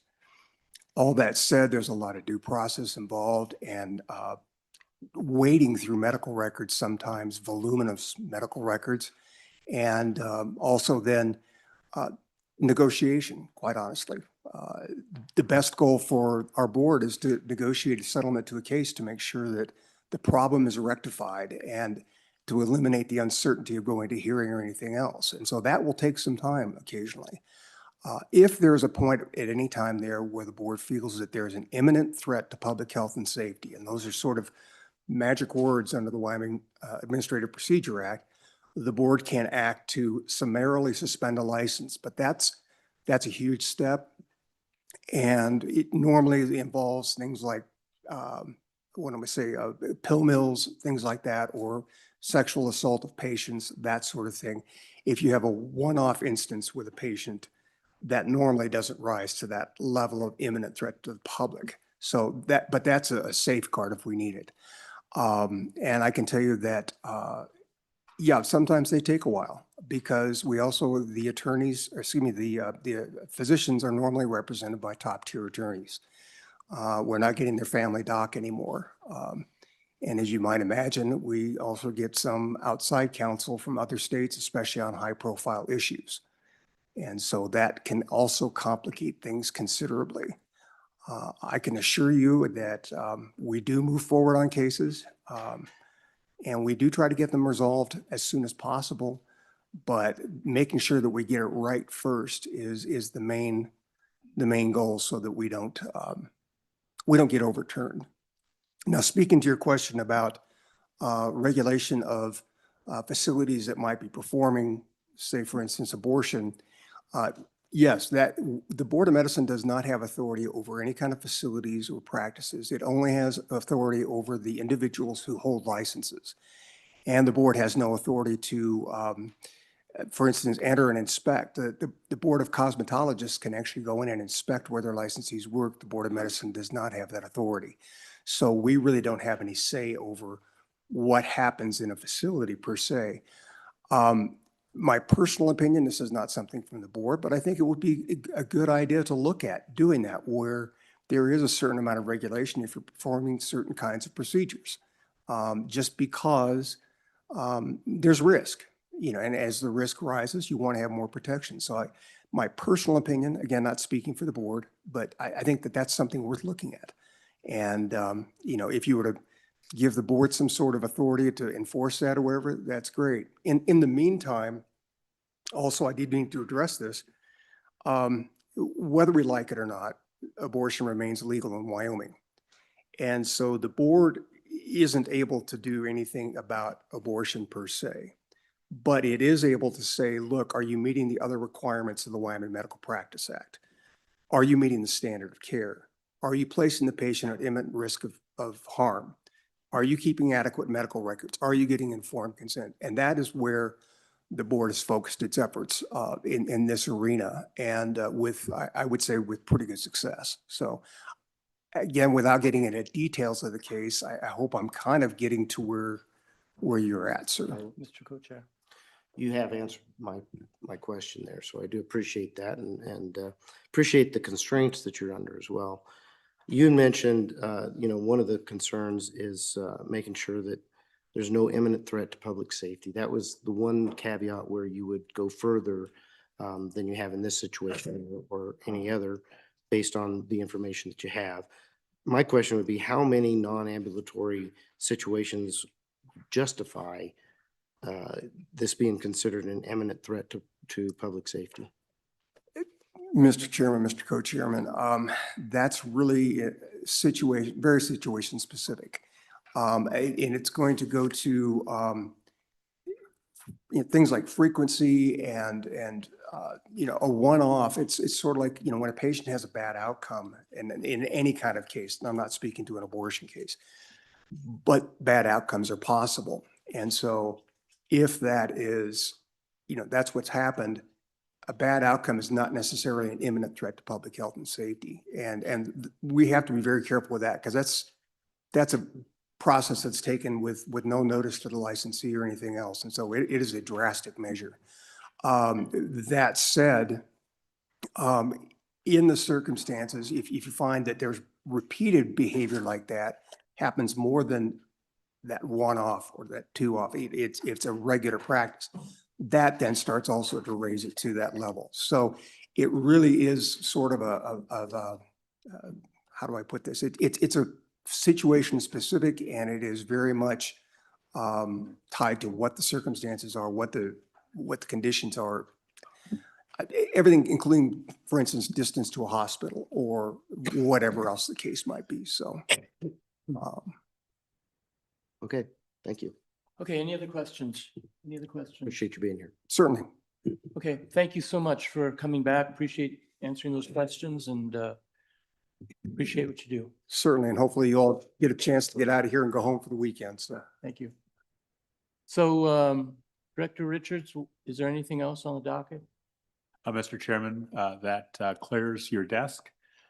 Your 8 a.m. Meeting on Monday starts with 2 standalone bills. The Smoke Buster Module Leaders Bill, which you deferred from December, followed by local government direct distribution from sales and use taxes before commencing with the budget markup. Okay. Senator French. Thank you, Mr. Chairman. Do we have a list of the agencies who will be closing out on Monday? Director Richards. Mr. Chairman, I believe the co-chairs have agreed to move numerically through the budget. So starting with 001, 002, and those budgets are listed in your hard copy as well as any of the electronic materials in agency order. My best guess, you might move quicker, you might move slower, but somewhere around agency 42 on day 1. So something like agency 1 through roughly agency 42. You might move much faster than I'm anticipating. Wow. half of them. Okay, with that, I will adjourn until Monday morning.